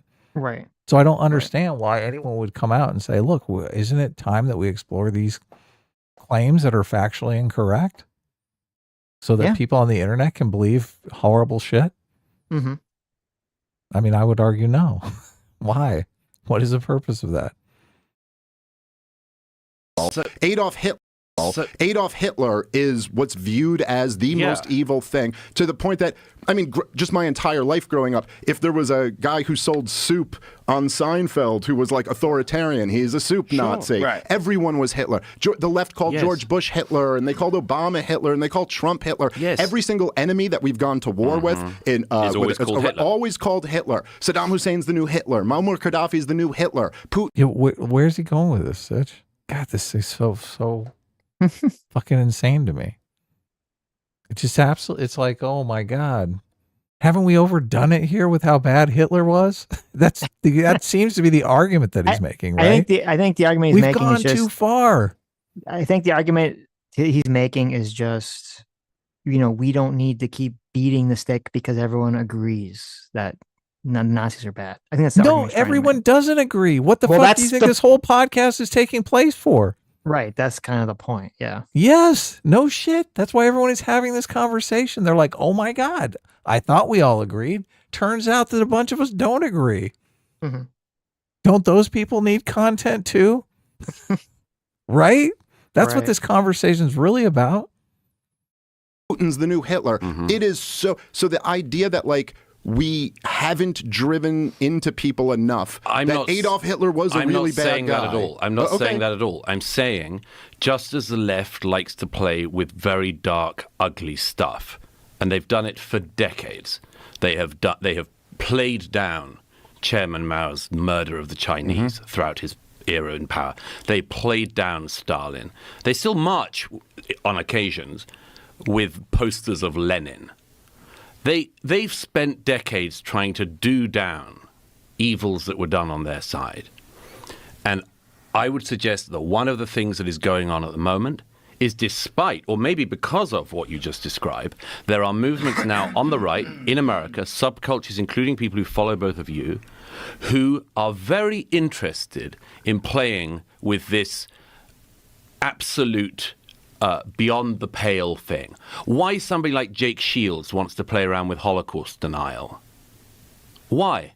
I can't answer for Jake Shields. I don't know. Why do you think? I have no idea. I think I'm telling a lot of people get captured by audience capture. Captured by their audience. Yeah, I think that's the thing. You get a lot of positive reinforcement from a bunch of twisted people. Well, it's also, I mean, there's something about, Michael. Jake Shields has been on Rogan, right? We talked about him earlier. I know. I said okay. Dave Smith was on his show recently. Oh, Dave Smith was on Jake Shields' show. Yeah, I don't know if Jake Shields. I can check. I don't know. He was. He was 9 months ago. So 9 months. So, oh my God! Not even a year ago, he was on the show. He was. So I wonder what's going on. Oh, okay. But I mean, that's at least the thing is, like, if you need people like Joe Rogan who are viewed as like based and cool and not cringe and whatever, to come out and say, yeah, Jake Shields is a fucking piece of shit human, right? He's a fucking trash bag. He's a weirdo, conspiracy brained, anti-Semitic asshole. Like, you need that to happen. And that's kind of the problem, is that you have a lot of people who would feel very comfortable using very strong rhetoric, using very strong language. Now, I guess it maybe be fair, a little bit fair to Joe Rogan. He's not usually that combative, but a lot of people in the internet space would feel very comfortable using very strong rhetoric to criticize the fringe left, and they're very tepid to criticize the fringe right. And it's an exact inverse of where we were, 8 years ago, where you had, back when the internet was more dominated by left-wing shit, it was the exact opposite. All those left-wing people that were more moderate lefties would feel super, confident to use the strongest language possible to denounce the fringe right, and they would be very tepid or downplay the fringe left. And I would just 8 years like ago, I mean, 6 months ago, obviously, Kamala Harris wouldn't do it in the fucking that's true election. Okay. Yeah. Right, but I'm just talking about like peak. I guess, and peak wouldn't be 8 years ago. That's just kind of when it started. Like, peak would be like 2 to 4 years ago. I think was like the peak point. Yeah. But the point you're making is apt and strong. I would just I completely agree. Consistent. Yes. I would just like consistency. People need to protect Western capitalist democracies from both sides of the equation here, and not cede ground to the other side. Because that's exactly how the fringe left took over, is that the moderate left was completely unwilling to go after those people and completely unwilling to call those people out. And I just keep seeing it creep up more and more and more on the fringe right, grow more and more and more on the fringe right. It's bad, because I do think, obviously, someone criticizing their own side has more credibility. So if a person, like a moderate right person, criticizes the far right, or a moderate left-wing person criticizes the far left, I think it does have more credibility within that tribe than just someone from the other tribe saying, oh my God, you're terrible. Of course. But in this current paradigm, it's just like those voices, those moderate voices, are often just kicked out of the tribe. They're like, fuck you, you're a fake Republican, or you're a fake Democrat. Yeah, well, and that's what they're all worried about, is you get in this kind of prisoner's dilemma situation. Totally, because then, if Joe Rogan calls them out and other people who are more moderate call them out, you have the people that are usually the actual bad actors who do support the fringe anti-Semitic ideas, the fringe ethno-nationalist ideas. They'll try to stir up the more moderate wing into this frenzy and try to kick them out. And then there'll be some douchebag pundit somewhere, like Ian Carroll, or there'll be some piece of shit pundit who either believes with all the ethno-nationalist shit or is just grifting and doesn't care, who they'll say, oh, Joe Rogan is, he's fucking lame now. He's woke now. He's a rhino. Now. Yeah. Right. He's a rhino now, or whatever. So. Yeah, it sucks. Fucking sucks. Michael Malice had that great line. He goes, when you take the red pill, you're supposed to take one and not swallow the whole bottle. Yes. And I think there's like this dynamic. What happens is, and no, and I'm glad Dave said that. I just wish he would. I'm glad he understands it. I just wish he would, like, that idea would be reflective in his work. Mm-hmm. Because that's Candace Owens. He talks about how awesome Candace Owens is all the time. Like, that's literally Candace Owens. Someone just swallows every fucking red pill imaginable. Okay. Like it, and I don't know if she's doing it because she's a true believer. I don't know if she's doing it because she's grifting. It doesn't really matter to me either way. But, you know, I don't like that some people, when you press them, they'll acknowledge with very clarity that they understand what the issue is and what the problem is. But then when they go off to their own corner to do their work, it's like all gone. It's immediately just dissipates again. And you're like, oh, well, what happened to that clarity? They don't incorporate it into their ethos, their work ethic. Yes, exactly. It's the incentives are just misaligned, because obviously the incentives are he wants to maintain a relationship with Candace Owens because Candace Owens is huge. Like, she has a huge audience base. Granted, most of them are Holocaust denialists, but you know, it is a big audience. Right. I can't believe we're here. Mm-hmm.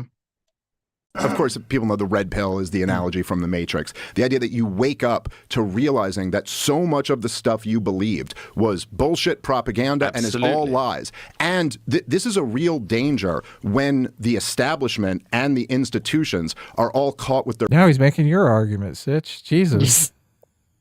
Right.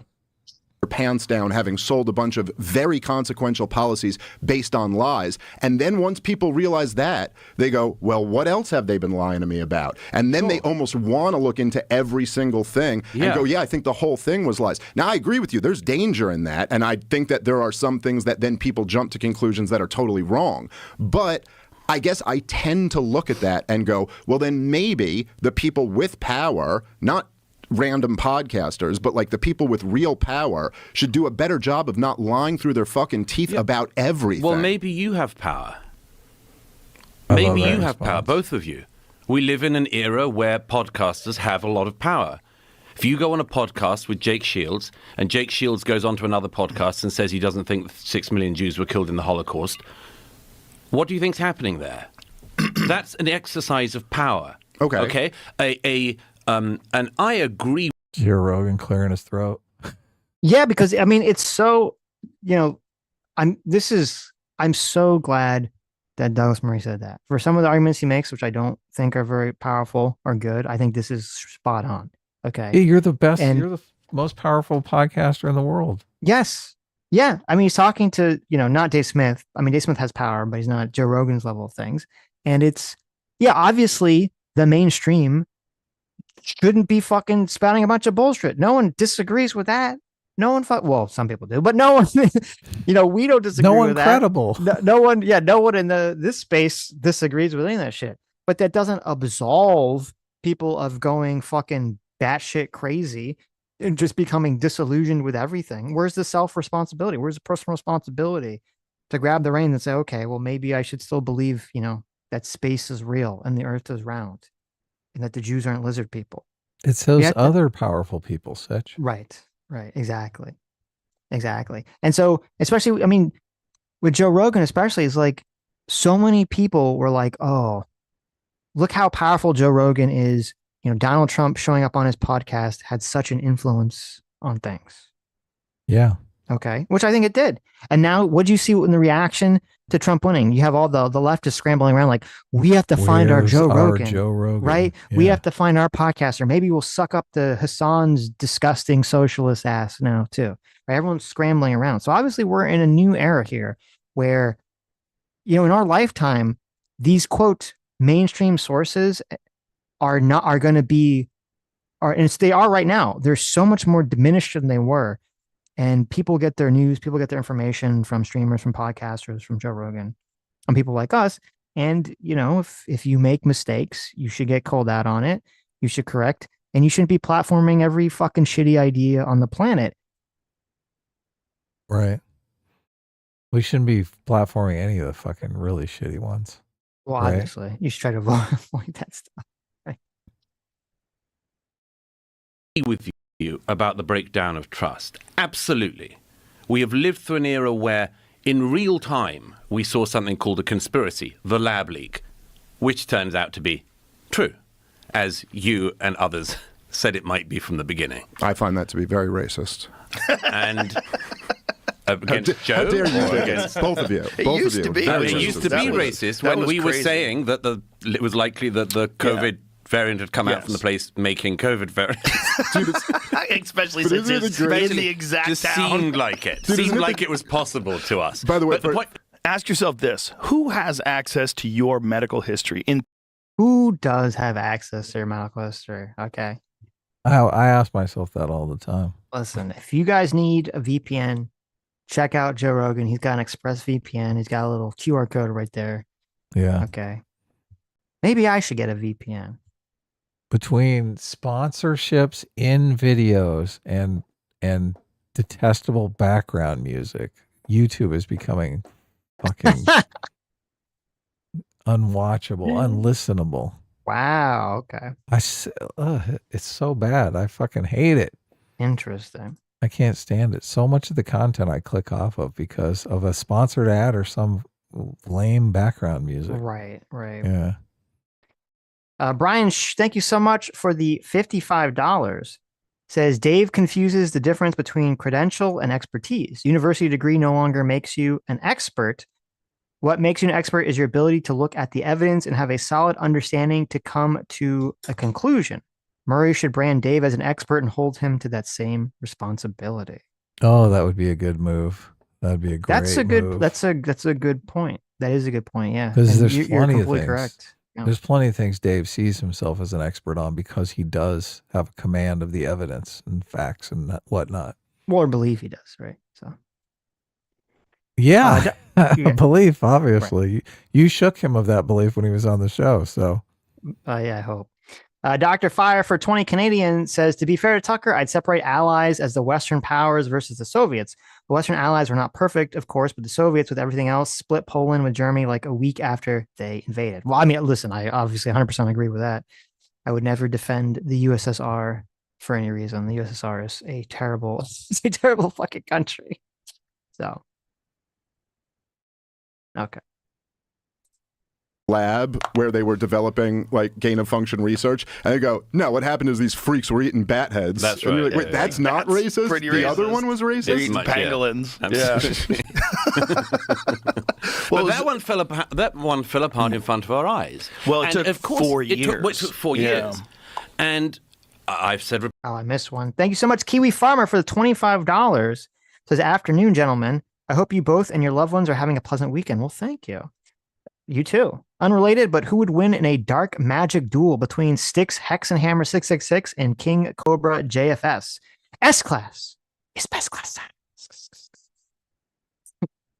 I don't know those people. I'm not sure. Yeah, I'm going to be real. I don't know who King Cobra JFS is. So I guess I'm going to have to... Who are these people? I'm going to have to automatically side with Styx Hexenhammer with his dark spoon magic. So there you go. Oh, is that what he's doing? I don't see that one. So that was on Streamlabs.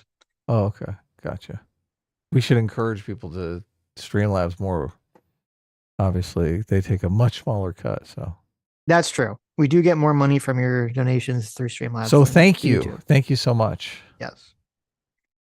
Repeat, it's kind of inevitable to me that if you see something that is called a racist conspiracy theory fall apart and become also what we used to call true in a few years, it's likely to blow a lot of people's minds. But the question then is, do you help those minds that have been blow themselves out some more by doing a whole load of other conspiracy stuff? Do you decide to go, hey, what else have we been lied to? Maybe Churchill wasn't a great guy. Maybe Hitler wasn't such a bad guy. Maybe the Holocaust, etc., etc. And that is exactly that. No one is saying maybe Hitler wasn't such a bad guy. You are saying that. No one's saying that in the 1930s, Hitler kept the anti-Semitism down. No, that's not what he's saying. What he was saying is that he didn't do it as publicly. He was doing it in meetings. Because the support for that kind of thinking wasn't as ubiquitous as it was. Joe, I've seen this before. I know exactly what. It's weird because it's not weird. The reason that I think Cooper is doing this because he's trying to soften up not the anti-Semitism of the Nazis. He's trying to soften up fascism as a whole ideology. as not being not so bad. Even though I don't even think it's weird because he like says he supports fascism, sort of, but then he also says he doesn't support it. He's entirely unclear with what the fuck he supports. So who the fuck knows? But I mean, Hitler was pretty upfront with his anti-Semitism. Hitler was very upfront with his anti-Semitism. He made very anti-Semitic speeches. He obviously wrote Mein Kampf before he was in power, where he blames the Jews for everything. Maybe, I've heard people say that, like, sure, maybe people didn't believe like that he was going to go Holocaust and the Jews, right? I'm sure most people didn't believe he was going to take it that far. They just thought like, oh, he just doesn't like Jews. He's just a bigot, right? People didn't probably understand how far it was going to go until they were already there, right? But they did know that he didn't like the Jews. That wasn't a surprise. He didn't hide his anti-Semitism. He obviously used it to gain political power. Yeah. Like he didn't gain political power saying he was going to kill off all the Jews. And they did kill off the Jews in secret, obviously. Douglas Murray makes this case in his book that he makes it a distinguishing factor between the Nazis and the Hamas, because Hamas is like fucking proud of their killing of Jewish people. Right. Yeah. Right. These guys are drinking. They're drinking a couple of very, very discredited historians like David Irving, and they are just regurgitating it. And it was always been the same thing. It is always an attempt to minimize Hitler's anti-Semitism actions. Eventually down the road you get to minimizing his actual involvement in the Holocaust, and then you can go on to the next stage. You can't say that about Darryl. Okay, I think what you're guilty of here is kind of similar to, I think, something that the woke left has done, which is this concept creep, where you're talking about some people online who are doing this thing, and then you're lumping in other people with them. Listen, I'll just say this right now. Darryl Cooper is currently, I believe, almost finished, or he's working on a big World War II series. And when this comes out, what's it going to be on? we can see. Podcast. Yeah, he does long form podcasts. When this comes out, I am quite confident to say beforehand that if you're going into it expecting him to be downplaying the atrocities of the Nazis or downplaying the evil things that Adolf Hitler did, you're going to be disappointed. My point is, why are we even talking about this guy? Because you brought him up. Yes, because he comes on podcasts like this. My point is, this is not a serious historian. He's not a historian. He never claims to be. He's been doing these long form podcasts on these subjects for over. It's funny too, because I think his podcast that's coming out on World War II is now. Listen, I don't think he's going to go. I don't think. As I said, I don't think he's like anti-Semitic, and I don't think he's going to go full fascist in any podcast because he hasn't done it yet, supposedly. So I don't think it's going to happen. But it is funny because there is like this weird there's this weird creeping to the line, because I believe the podcast is titled like, World War II from the Nazis' perspective. Right? Really? That's what the podcast is about. So, wow. I don't know if Dave Smith's argument is a good one at that point. I was like, well, wait and see what the podcast is about. It's like, okay, we'll see. A decade. And if you go back to 2015 and listen to Fear and Loathing in the New Jerusalem, it's an incredible piece. And it's excellent. How many hours long? 30 something. And it literally starts from the persecution of the Jews, where they're being driven out of Europe. It's like this horrific account of what happens to these people. It's what he's trying to do is paint a picture of how the world goes mad and how the world goes sideways. And he's doing it from the perspective initially of these Jewish people that are living in Europe, that all of a sudden their neighbors are turning on them and they're being attacked. Like, see, you can't look at the tweets that you brought up and not think he's in favor of the world going mad, though. It seems obvious. He's like rooting for it. Well, my take that I'm trying to like vibe into it from all of his stuff is that he thinks that and I guess he's what he was saying very directly with the authoritarians, the fascism stuff. He thinks the world already has gone mad, and he thinks you need to have a fascist dictator essentially to right it, to reel it in, to fix it, right? And this is always, this is the common argument that every fascist supporter brings. That is the argument for fascism. The world is mad, or for really any sort of dictatorship or any sort of authoritarian, whether it be communism, whether it be fascism, is the world is a mess. The world is mad. You need this, the systems are all destroyed. They're all corrupt. The only way to fix it is we got to put all of our faith, all of our trust, all of the power into one magical God-sent person to right all the wrongs. And usually that doesn't, work out the way you want it to. The world has gone mad though so many times. I mean, we had the satanic panic. We had the lobotomizing everyone who had anxiety. Right. We've had all of these different versions. We had the pandemic recently. I mean, madness constantly comes, but we don't embrace fascism to get over it. Yeah. I don't understand how this is the level of madness in existence in society now. Which, look, I've seen plenty of madness, all the trans women in sports, stuff like that. People completely making excuses for literal criminal activity. It's crazy. It's insane. But I can't imagine embracing we need fascism to clean this up. No, people will come to their senses. People go, oh boy, that was crazy. What were people thinking? New leadership gets in power. Things change.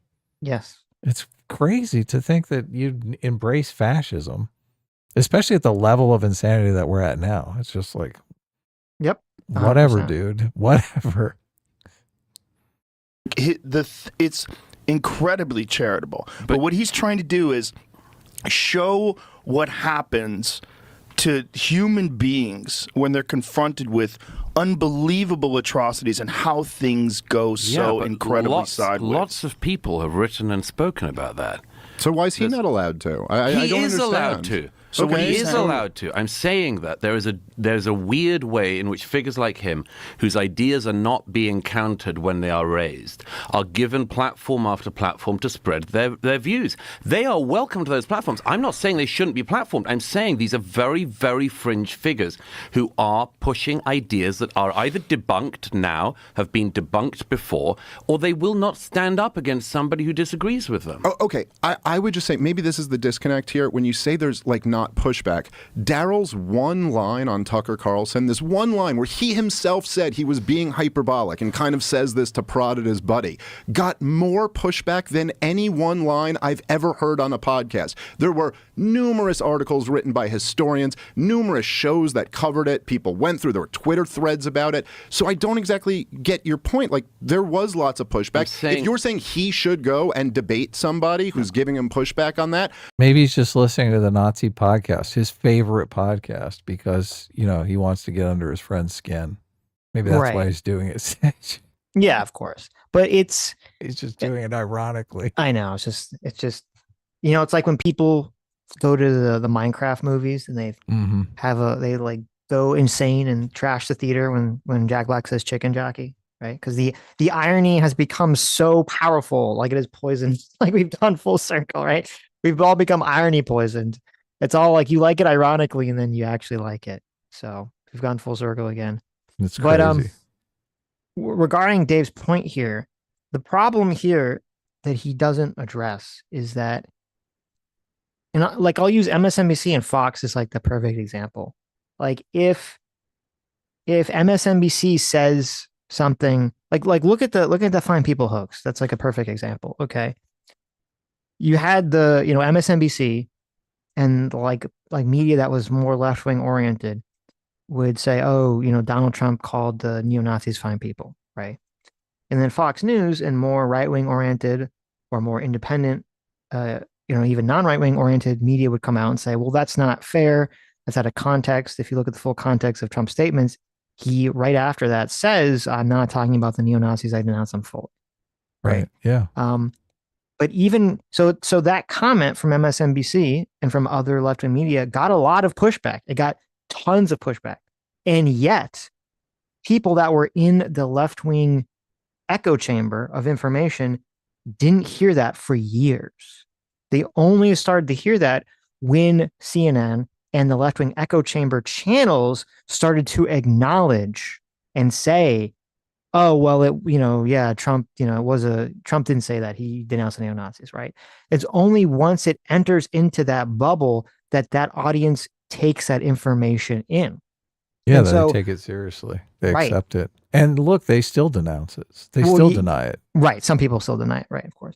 But so it's the same thing with Daryl Cooper. Like, yes, Daryl Cooper made his comments, and there was a million Twitter threads that I saw, not that were very good, that went through it and debunked all the various claims he made. There were videos that debunked all the various claims he made, and they were very good. I saw a video, I wish I could remember, maybe I'll find a link to it, where it's like the top, one of the top Winston Churchill historians, kind of, shredding all of the points that he was making. And that's all great, but none of that information is going to pierce the bubble that Cooper and Joe Rogan and Dave Smith operate in. None of it pierces the bubble. So it's completely invisible to that audience. That they're protecting. They're protecting that bubble. Yes. Right. Yeah. Right. Okay, maybe. I also think it's reasonable for him to say, I don't really do debates. Yeah, I think it's weird to mainstream very fringe views constantly and not give another side. I think that's weird. Well, I mean, I think there's a little bit of a contradiction here. You're saying now that these are fringe views, but then you're also... I can't stand Dave. I really can't. I can't. He does this... These are debate tactics, obviously. He says, this is what you're guilty of, right? Mm-hmm. He uses this terminology. Oh, you're not understanding. Oh, right. Here's the contradiction that he just completely labels you guilty, confused, contradictory. It's like, wait, fucking dick. Also saying that these are enormously powerful. No. There's no contradiction. Let me clear it up if you think there is. See, he's had enough. When he said, "Here's what you're guilty of," you could hear Douglas Murray go, "Okay, I'll let it go, fucker." Mm-hmm. But on the third time, he's like, "No, fuck you." I think there are very fringe views that have become mainstreamed on the right. But then aren't they not fringe by definition? Sure, you can play an epistemological game. I'm just saying let's be accurate. But you do understand the concept, don't you? That fringe ideas become mainstreamed? Yeah. Okay, right. Sure. So that's it. Okay. I'm not exactly sure. So you're saying that... He's going to argue that fringe ideas don't become mainstream. Yeah. Well, I mean, also this happens a lot, in these internet debate spheres, is people... They do the Sitch's law game. They hide in the definitions. Oh, of course. Argument forever. I love that he called him out on it. Yes. Yeah. It's just, look, the theory of evolution began as a fringe idea, right? There you go. You got him. Right? That's what you're trying for. Look, and all the people who love this idea that fucking Hitler was a great guy and totally innocent, that's what they want to happen with the fucking fringe idea. That's what they're shooting for. And to deny that, to completely fucking bury your head in the sand and say, oh, no, obviously this is going to be a fringe idea forever because it's untrue. Like, okay. Well, and the thing that's annoying too is like, and you see this a lot, you see a lot with like people like Cooper, who they'll play in this space, this kind of vague space. And it's like, if you had someone like Cooper who came out and said, listen, everybody, fascism is fucking awful, and the Nazis are fucking awful, and ethno-nationalism is fucking awful, and fuck all that shit. But I do think that there's some pieces of information about World War II that I don't think are correct, or I think you should look at in a different light, right? Like if you just made your position very clear, I think people would have a lot less problem with it, right? But that's never what happens. These people who talk about this shit, they're always super fucking vague with what exactly it is that they're advocating for. And then when you criticize them, they say, oh, I'm not saying that. I'm not saying it. It's like, well, then just be clear, be crystal clear. Why don't you say what you believe up front so we understand what's going on in the conversation and why you're interested in this in the first place? Yeah, where's that tweet about how he's been hiding this since he was a teenager? Yeah, exactly. Exactly. Right. What does that mean? Yeah, what's up with that? What's up with that? Be hiding shit, man. Not good. What Joe shouldn't have. Hey, what are you doing? How dare you? You do it. Okay. I'm not What, Joe shouldn't have Daryl Cooper on? I'm saying that he should debate? That there will have, that if you mainstream very, very fringe views, which are easily able to be debunked, if you mainstream them, at some point that view that was so fringe will be what eager, very disconnected, unhappy people are going to start playing with too. And if these people are such experts in how you see a society go weird, they can look at what is happening to a portion of the right everywhere on this stuff. There is a portion of the right across the West that is playing this very dark game, and they're doing it deliberately, and you can't not be aware of that. I agree with that. I don't think Daryl Cooper is doing that, but I do agree with your characterization. No, but I think it's a pretty important distinction there. You're just taking this one statement. Well, pause for that one. But if again, as I said, Dave acknowledges that's real, and it's like, okay, just if you know that's real, and Cooper should know it's real, then you got to be clear with what you're talking about. You have to be clear with what your position is then. Yeah, okay. You're not in favor of that. It's just right. Joe Rogan and Dave Smith are in this position where they can't. Deplatforming was such a big thing on the right for so long. They can't be in any way, shape, or form in favor of deplatforming anyone for anything. Yes. Yeah. Well, that is kind of the problem. The difficulty with the conversation is that because the left became so crazy and extreme and censorious with deplatforming people, and so the response to that is like, well, we need to be very big advocates of free speech, which I'm all in favor of.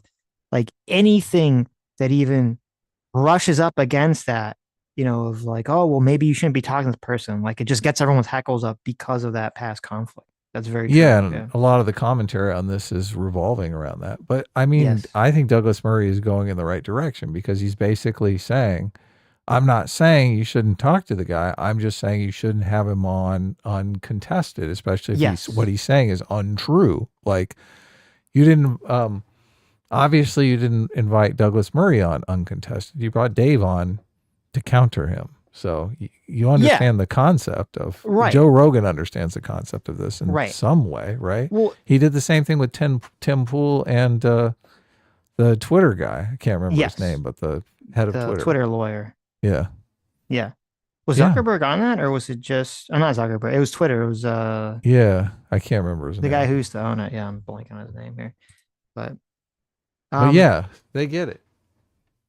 Right. It was Jack Dorsey. But no, and it's just all in terms of like the free speech conversation. It's all the question of degrees, right? If I don't think most people would want Joe Rogan to consistently platform someone who would come on and say, oh, they're in favor of using, violence against Donald Trump or other political figures, right? I don't think people would be in favor. All kinds. I don't think most people would be in favor of platforming that. If there was some movement, if those like fucking creepy, degenerate people that want to get rid of the age of consent, okay, like let's say that movement started to gain traction, people wouldn't be like want Joe Rogan to go have a bunch of people, in favor of that, uncontested on his podcast. They'd be like, "What the fuck are you doing?" Or the people who want to make maps a sexual orientation. Yeah, exactly. Fuck those people. Right, fuck them. Exactly. Yeah, so that's what I'm saying. Like, it all depends on, the degrees of this stuff. It depends on what the issues is. Well, no, it's always the people they want to talk about. It's the stuff that they want to talk about that is okay, even though it's completely outside the Overton window for somebody else. But there's plenty of other things that you can get their disgust response up, and they're like, "Oh yeah, we shouldn't platform that nonsense." Right. Or if you're going to platform it, you should have someone, push back against it. You shouldn't be platformed uncontestedly. I mean, some of the stuff that we're bringing up, I'm just I know. I'm just saying we don't platform. Obviously, I agree. No one should be platforming maps at all. But I'm just saying, at the very least, you wouldn't want the entire echo chamber or the entire sphere of influence, maybe I should say, around the Joe Rogan community to be, only hearing pro map arguments. Like we'd all agree that that's horrifying. Of course. So yeah, fuck that. And then this, where he's trying to joke around with his buddy, this Churchill statement, and this is the basis of this. He's just so minimizing. It's hilarious. Well, I'm so glad you brought up the tweets, man. Yeah. The context is so important here. Well, that's the thing. He doesn't know. He does not know. He doesn't. Yeah. He doesn't. I was joking earlier. Joe Rogan is, I'm assuming, completely innocent about all of this. Right. Unless, of course, he is liking those tweets secretly. I don't think he even goes on X anymore. I think he said that. So yeah. I try to avoid as much as possible now. So right. Probably the guys. Yeah, it is. They're all doing the anti-Churchill stuff now. But he's not doing an anti-Churchill stuff. He and the other people in the orbit. Churchill was the author of this whole Operation Unthinkable, right? Where they wanted to use the Nazis to invade Russia. Wasn't that Churchill? Now Joe Rogan is making the argument that Churchill was a bad guy. You didn't see this coming, did you? And also, like, this is, I mean, I've never heard of this before. Joe Rogan brought it up, and I looked it up, and I don't know who told him this. I listened to when Cooper was on the podcast. I don't believe this came up unless I missed it. The way he frames this is so weird. He's like, "Oh, weren't they going to use the Nazis to invade Russia?" It's like, no, this was Operation Unthinkable. My understanding of it was that after World War II ended, Churchill considered or contemplated, because they all were afraid that the Soviet Union was like so bad, that they contemplated saying, okay, maybe we can get the remaining Allied forces, we can get US and America, and we can basically conscript, whatever Germans we can that were remaining, right, that are of fighting age. Let's conscript those people, and we're going to attack Russia. Since they're fighting the Russians already, right? Right, we're gonna attack the Soviet Union to defeat them, and it was called Patton famously said, "Give me the troops, and I'll take care of him too." Right, exactly, and it was called Operation Unthinkable because the idea was that it would be unthinkable to, go after. First of all, immediately start another. Go attack an ally you were just working with to defeat the Nazis, and then restart conflict right as World War II ends. So that's why it's called Operation Unthinkable. I don't know why Joe is kind of framing it like as if it's some sort of weird mark against Churchill or something, because it's really not. I mean, you could actually say it's a mark against Churchill that he didn't go through with it, because maybe if they did go through with it, I mean, I don't know if it would have been successful. Yeah, I don't know if it would have been successful. I don't know enough about the history to know if that would have, maybe it would have been a total fucking disaster. But if it theoretically would have been successful, the Soviet Union would have, not existed. Obviously, the millions and millions of fucking people that were wiped out by the Soviet Union might still be alive right now. So maybe at the end of the day, that would have been a good thing. Well, and if Russia today was in the same socioeconomic space as fucking Germany, oh my God. They'd be a much better position. Yeah, right? Hell yeah. Yes, of course. They'd be a fucking liberal capitalist democracy right now. That'd be fucking great. Right there on China's doorstep. Right. Yeah, right. Be a completely different world. We should have given Patton the troops. There you go. Is that not true? We're going to have to get into the weeds on Churchill. There is always going to be a corner which you can get me on a bit of Churchill. But that's the point. You'd have to say which bit you're talking about. A comprehensive view. Yeah, Churchill was never working with the Germans to invade Russia. No. This was a plan that was drawn up. Do you know about Operation Unthinkable? Pull it up, Jamie. Operation Unthinkable was at the end of the war. I believe Churchill was concerned about the rise of Russia in the rise of the Soviet Union. And the idea was, and we'll find out what the historical facts are about this. Operation Unthinkable, the name given to two related possible future war plans developed by the British Chiefs of Staff Committee against the Soviet Union during 1945. The plans were never implemented. The creation of the plans was ordered by the British Prime Minister Winston Churchill on May 1945 and developed by the British Armed Forces Joint Planning Staff in May 1945, the end of World War II in Europe. One plan assumed a surprise attack on the Soviet forces stationed in Germany to oppose the will of the United States the will of the United States and the British Empire upon Russia. Right. The will was qualified as a square deal for Poland, but added that does not necessarily limit the military commitment. The assessment signed by the Chief of Army Staff on 9 June 1945 concluded it would be beyond our power to win a quick but limited success, and we would be committed to a protracted war against heavy odds. The code was... Yeah. This is... okay. First of all, I never do Wikipedia. Okay, we don't have to do Wikipedia. No, that's okay. That's okay. This is just what Jamie pulled up. Okay, but first of all, yes, at the end of the war, a plan requested that wasn't seen through that suggests that after the defeat of Nazism, communism of the Soviet form is also going to be a threat to Europe, was simply an evidence that, I mean, it was obvious. True. It's what Churchill had worried about throughout the 40s. He was worried about it. I'm sure we've drawn up plenty of plans for invasion of the Soviet Union, ground forces and everything. So. Oh, yeah. I mean, we have plans for everything. Yeah. Contingencies for everything. I don't really understand what doesn't really mean anything. I don't really understand what his point was in bringing this up, and I don't know if he ever explains his point is that Churchill was a bad guy. He drew up these plans. It's obvious what his point is. Churchill's a bad guy because he didn't go through with them. It's a bad argument, but that's why he's saying it. He's like, shouldn't we investigate this? Maybe Churchill was a bad guy. He did draw up these plans to completely betray the Soviet Union, right? Mm-hmm. Which we should have used. Listen, it was very ungentlemanly of us. We should have gone up to the Soviet Union, should have gone up to Stalin, and we should have taken our glove off and slapped him across the face and said, meet us at dawn with pistols. So well, now that hindsight is like 2020, we probably should have, I don't know. Yeah, maybe you should have gone through with it. Yeah. In Yalta, he worried about it everywhere. I'm sorry, but I have to return to this point that this man manages to do one of the most heroic things in human history in standing alone against evil in its most concentrate form. And he does about as much as any human being can do to save the civilized world. If you just park that and you go on to a plan in 1945 to try to counter Soviet domination of Europe, you see what I'm saying? This is not doing something in the round.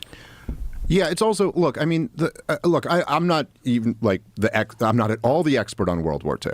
And I'm not like going to debate with you about World War II. But I would say that there's a lot of room for nuance and disagreement with what you just said. In the 20th century, we had 2 world wars. They're the worst thing, objectively speaking, the worst thing that's ever happened in the history of the world.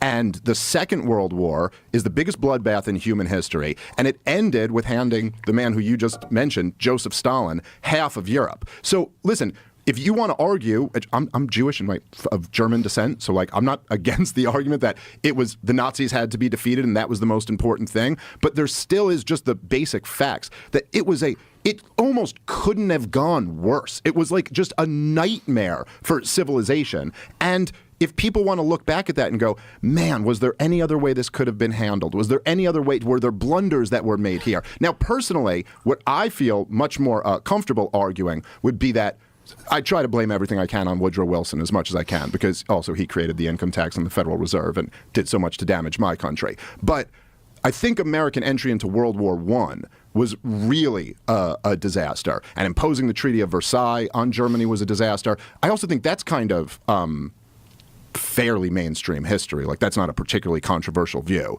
that imposing the Treaty of Versailles on Germany ended up in disaster. Well, no, except I wish that we had a camera on Douglas Murray, because when he makes his comment about World War II ending horribly, you can see Douglas Murray being like, what the fuck? What? What? Well, yeah, not that it ended horribly, but that the outcome was the worst possible outcome. Right? Well, yeah, obviously. Yeah. Right. How could you say that?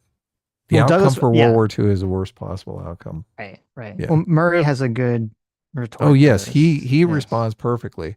You just, in this shot, you see in the corner of the camera him just being like, what the fuck am I listening to here? Right. Except that, as Martin Amis said, the only way to not get to the Treaty of Versailles would be for Germany to win World War One. But yeah, but we're not talking about the Nazis winning the war. Sure. We're talking about listen. I think that. But secondly, sorry, I just have to address that fundamental. You say the outcome of World War II and everything that happened in it was the worst thing that's ever happened, and the worst thing imaginable, worst possible outcome. You said just about. You said worst possible outcome. Let me give you a much worse possible outcome. Hitler wins. Right. Okay. Sure. So it's not the worst possible outcome. I mean, that's true. Listen, but okay. I mean, you know, God. Look at not only that, he goes on in that tirade to say we should blame everything on Woodrow Wilson. I know. Woodrow Wilson? What about fucking Hitler? I know. Well, it really shows you where Dave's biases are aligned. Of course. Because, I think everyone, does agree that the Treaty of Versailles was was bad, and that definitely contributed to creating various conditions that allowed Hitler to rise to power. I think obviously, yes. I think everyone agrees with that. But there's this weird thing that he does where he just removes the agency from the German people, and he just wants to fixate on how it's America's fault. Right? It's America's fault. It's Woodrow Wilson's fault. This is where all the fixation has to be. And it's okay. And also just because he's such his bias is so against ever intervening in any sort of conflict, military conflict. Right? Which on one hand, you say that's not necessarily a bad thing. But on the other hand, if it's well, you got to fucking fight the Nazis, well, then that's a good thing. Right? That's a good fucking thing. You should stop the Nazis. And this comes up. Yes. And this comes up and this is what's kind of so bafflingly stupid about Cooper's position on World War II that comes up in the Joe Rogan conversation, which is that he keeps posing this idea, this concept that if it wasn't for Churchill and if it wasn't for these evil allied powers, then maybe Hitler would have just taken over Poland and that would have been it. If you just would have kept appeasing Hitler, maybe the World War II wouldn't have happened and it wouldn't have been so bad. And it's it's so, first of all, it's wrong. It's so wrong. I thought everyone acknowledged until I heard Cooper. I thought everyone acknowledged the whole appeasement thing didn't work with Hitler, that his grand plans were to continue to keep expanding. His rhetoric was to continue expanding. So I don't know what the fuck Cooper is fucking talking about. It's totally batshit crazy. But then on top of that, just this notion that he says in the Joe Rogan interview, he says did Hitler, if Hitler hadn't, been defeated, if the Nazis hadn't been defeated, if we didn't have World War II, he predicts that Hitler would have just died 10 years later on his own or something. Right. Which, first of all, I don't know why you'd predict that. Okay. Well, but what? Even if, I don't know, he's just going to die. He's going to get overturned in revolution, or he's going to go on a drug overdose or whatever. And then he says that this would be a better outcome. Number one, I don't know why the fuck you'd predict that. And number two, even if that's the case, even if you have a magic crystal ball and that Hitler's going to, end up dying in a coke, bender 10 years down the road, he's going to do a speedball or something and die. Right. It's okay. So does that mean so you should just have all these death camps, all these Holocaust camps? Yeah, what happens to the fucking concentration camps? Yeah, you should have all these concentration camps just going for 10, 15 years. That's you're saying that's the better outcome than stopping this, trying to fight back against this. What does that say to Europeans? What does that say to the world if we're just going to shrug and say, well, listen, we're going to let the genocidal maniacs burn themselves out when they run out of fucking killing people? Right. You don't have the room to sit around and talk about the genocide in Gaza if that's your position. Yeah, that's what's so weird about it too. That is what's so weird about it too. How can you're going to say that that's a genocide? Shouldn't why is that? You're right. Why is that not their position on Israel? Why don't they just shrug and say, well, just let Israel burn itself down? Right? Yeah, no shit. Why is it our business? Right, it's not our business. Just, wipe our hands and say, okay, whatever. Yeah. Let them do whatever they want. Obviously, Israel's not going to invade Egypt, right? Just let them go to fucking town. There you go. That's a good point. Guess who's in contradiction here? Dave fucking Smith. Yes. So it's just, I don't know. It's dumb. It is so fucking weird and Yeah. I just want to make one comment about the Woodrow Wilson income tax thing, because it makes it seem like he's saying that him paying taxes is worse than 6 million Jews getting off. Right? He's basically saying, oh, what Hitler did, whatever, right? But me, I have to pay income tax. So Woodrow Wilson is the bad guy. There you go. What a fucking... There you go. That's not a good public stance to take, dude. Right. Look, I get it. Nobody likes to pay income tax, but I don't think we should be willingly killing millions of people. Yeah, and I agree. And there was a good video that you sent me today that was from Gary talking about regressive tax. Oh, yeah. And how, tariffs are regressive taxation versus progressive taxation. So he lays it out pretty well, yeah. Yeah, he lays it out really well, so I'd recommend everyone watch that video. Hitler, yes, okay. I'm not saying you can't dream up a worse outcome. I'm saying, oh my God, dream up. What is to dream up? That's what you're fighting a war. What do you mean? That's you win or you lose. What are you talking about? How many times have people played the "What if Hitler won the war" game? Oh my God, what do you mean? This is the first time anyone has ever thought, oh, what if Hitler won the war? This is a new thought experiment for you. Pretty sure it's one of the most popular alternative history scenarios. Of course, yes.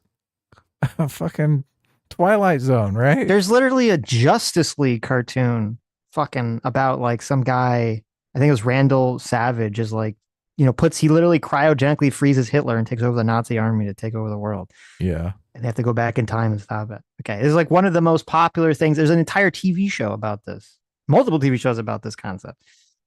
I'm sure if you come up with this zany thought experiment that nobody's ever heard of before. It's so weird. There's so many people that are just so simping for Dave in this conversation that are like, oh my God, Dave is a fucking genius. Right. What's going on there, Sitch? Why are so many people thinking it's because of the bad framing of the expertise argument. As I said, that Douglas Murray puts. Because again, as I said, 95% of the people in our space, ourselves included, are not, quote, credentialed experts on these topics. Yeah. So. Yeah, I get it. It's a good point. It's not dreaming up. That's just what my country, Earth, and others went through. What did end up happening was 60 million people died, including the Holocaust, and then Joseph Stalin takes half of Europe. So, okay, fine. I'll correct that. There is a worse outcome. Right. But that's not a great one. No, nobody said it was. This is there's a very weird argument that you now hear about this. This attempt to revision this, and I know why it's happening. I don't think there's anything I'm saying that's revisionist. I think there is. But this attempt. Wait, he literally said that maybe there was an alternative. What do you mean? That's the revisionist argument. That there could have been some magic other alternative where somehow Hitler wouldn't have been so bad and Stalin never would have risen to power, right? Yeah. The priest that saved Hitler's life when he was a boy actually failed, and Hitler died. Right. There's your revisionist history. Right. To sort of say, look, at the end of World War II, what have we got? Stalin has half of Europe. What was the point? And so on. That's going on. That's going on. And there are people who are feeding it. That argument is very similar. This particular school of, as it were, history is doing something that I've seen happen with American history as well, particularly with Lincoln. Lincoln's an interesting comparison to make with Churchill on this. There are people who will criticize Churchill for mistakes made, not hard to do. Quite hard not to make mistakes while fighting at a war of total annihilation against your country. People will say, oh, he didn't sort this out in 1945. It's rather like Lincoln. He didn't solve every problem in the world for all time, but he solved a hell of a big problem for his time. And that requires some kind of generosity of spirit and understanding in hindsight, as opposed to, I will find something that he did that I wouldn't have done, because if I'd have been running the British Empire in 1939, I'd have known exactly how to do it, and I'd have known how to hold the whole thing together, and I'd have kept Stalin back, and he'd have been great at Yalta. And this is... But I don't think anybody's saying that. Yeah, I agree with you. I think there is a tendency of That's the problem that's the problem with Joe, is that he's not tapped in the conversation. He just doesn't understand what's going on to this capacity. Totally. So, and it's interesting because it is very similar, like what Douglas is talking about. It's very similar to exactly what the woke left was doing when they were saying, okay, we have to tear down statues of founding fathers, George Washington, Thomas Jefferson, because they had slaves, right? We have to tear them down. They're all bad because they did, they had slaves and they had all this other stuff. And now you have sort of like the fringe right is like, well, no, Churchill's bad. Woodrow Wilson is bad. These people are bad because, even if they, defeat, even if, Churchill and all these other people, helped defeat the Nazis, they didn't defeat Stalin too. So, right. They're bad, right? We need to tear down those statues. It's the same thing, just for like a different reason. Left has a 1619 project where they're literally trying to change the reason for the founding of America to slavery. Right. Well, that's the problem. We have on the fringe left, we have the 1619 project, and now on the fringe right, we have the 1940 projects. We're trying to keep complaining about the post-World War II consensus, because nothing happened in between World War II and now that created the situation, that made bad outcomes. It was all just, defeating the Nazis. Somehow that led us down the pathway to where we are now. Nothing happened in between. Woke left kids to do this, but I don't think that's what certainly not what I'm saying, and I don't think what Daryl's saying. I do also think that one of the bigger kind of the bigger picture dynamics to all of this is that we have at least since 9/11 been in a state of perpetual war, and all of these wars have been disasters. They have been so many lies involved in selling all of them. I mean, the whole Iraq war, the whole war in Afghanistan, just lying the whole way through. I mean, I remember literally having conversations with Green Berets in the middle of the war in Afghanistan, and they're like, George W. Bush is telling you that the army we're building up there is really successful. This thing's going to fall in a week without us. And then all through the Obama administration, it's just like lie after lie after lie with disastrous wars. And so this does create a fertile ground for people to say, I wonder if they were lying about all these wars. Sure. Again, I'm not really trying to argue with you about World War II. I'd rather argue about these wars today. I think the interesting question is whether you're busy watering it. Which should... I love that. Perfect line. God. I know. Because that's the thing. It's like, I don't even know why this is where I call bullshit on Dave Smith and other people that are doing this. It's like, if Dave Smith said that, and then, which is true, that does create the seed of doubt in people's minds. And then he says, okay, but I've looked into it, and people have looked into it, and I've read people and done all this, research in it. And it seems like, no, obviously going to World War II is completely justified, right? So people shouldn't conflate, just say, well, just because a different government decades later lied to the American people about, why we were supposed to go into Iraq, then you shouldn't say, well, therefore that means that every possible war America's ever been in, from the Revolutionary War to the Civil War to the World Wars, were all lies, right? But he doesn't say that. He just asks, I'm just asking the question, right? He just leaves the question hanging in the air. And he wants to jump to that conclusion. Yes, exactly. Yeah, exactly. Or he wants to at least have it open that he can jump to it. So, yeah, it's so silly. I loved the why are you watering it line. I thought of that just immediately as he started saying it, because just because the media, which I completely agree with him on this, like the media fucked up. So you're absolved of any guilt of playing into that and profiting from that fuck up from the media.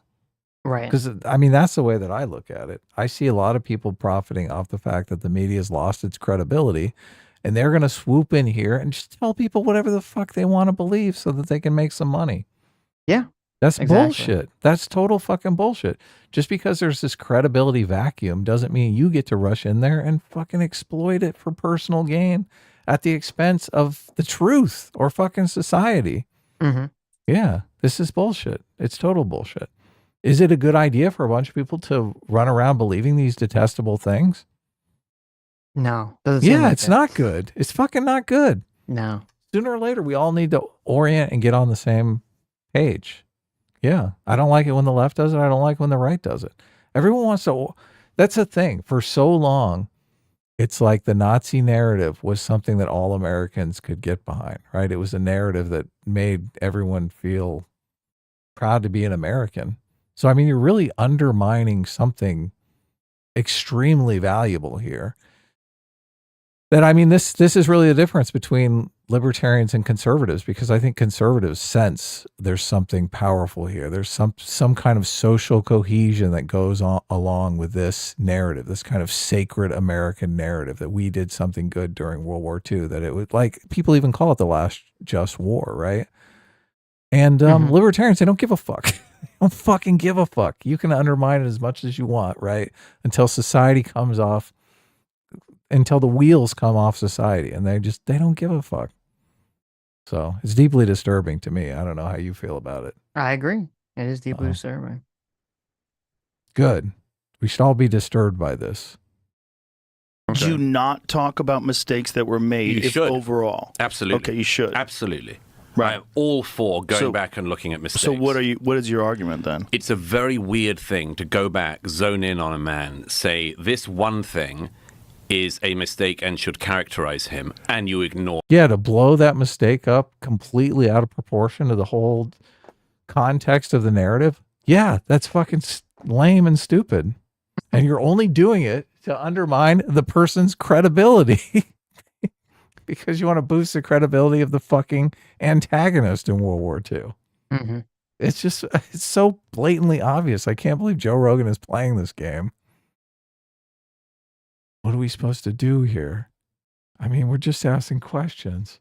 Or everything You're else. taking him out of context when you're talking about Daryl, who's done, what was it, 30 plus hours? So what? Now he's defending Daryl again. Bring the tweets up. Let's see those tweets again. Right. 30 plus hours of podcasting. You do that in a week. UFC 314 is... Oh my God. That's a good commercial break right there. And then he goes to the commercial. That's another thing other people were saying. Like, Joe Rogan would never accept this in the context of UFC fighting. Like, if you brought someone on who didn't know anything about fighting and was just talking out of their fucking ass, Joe Rogan would never accept that, because it's something he finds sacred, something that he is like, has dedicated his life to. Yeah, yes. Of course. Yeah. No, that I saw that as definitely a good comparison. It's like, imagine if there was some, what's the big lefty podcast? Pod Save America, right? Imagine if, like, for whatever reason, they were like, got really big into UFC fighting and they kept bringing on like white belts, beginner jujitsu people. And they were talking about all their, strategies about, jujitsu and UFC and all this other shit. And they're just all completely fucking wrong. And they just went on and on and on and on about it, and they kept doing it and doing it. Like, yeah, Joe Rogan would be like, "What the? These people are so fucking stupid. Why are they platforming this garbage?" Blah blah blah blah blah blah blah blah blah. I mean, the left has literally done this in the context of trans women in sports. Yes, I mean, that's exactly what they've done. That's a perfect and look, comparison. Joe Rogan has not stood for it. He's come out, forcefully and said, "This is fucking bullshit. You guys are talking nonsense, right?" Right. But in the context of this, why can't we do that? Oh, I don't know. We might offend a large segment of the audience that wants to believe Hitler was a good guy in World War II. Right. Yeah. Candace, her friendship with Kanye West might be harmed. I mean, he is not the historian of our era. He's not claiming to be. This is the thing, Joe. I love this. I totally love this. I love this. Feel the pain. Look, none of the people who support trans women in sports are claiming to be authorities on fucking sports, okay? Right. So we should platform all of them.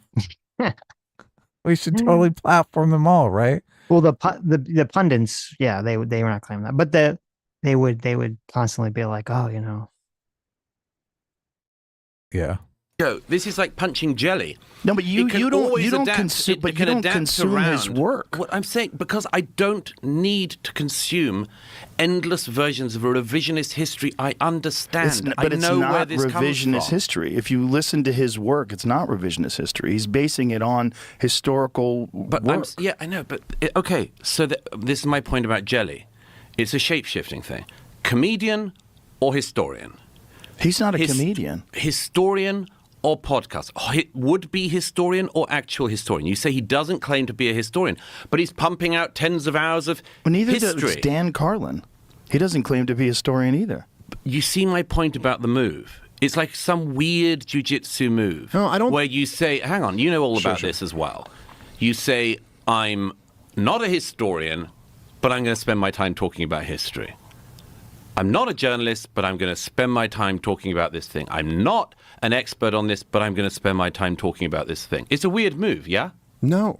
You don't think? No, I'm a free American. I can talk about what I like to. So what is the point here? I've noticed you can, but I wish they'd put it in the context of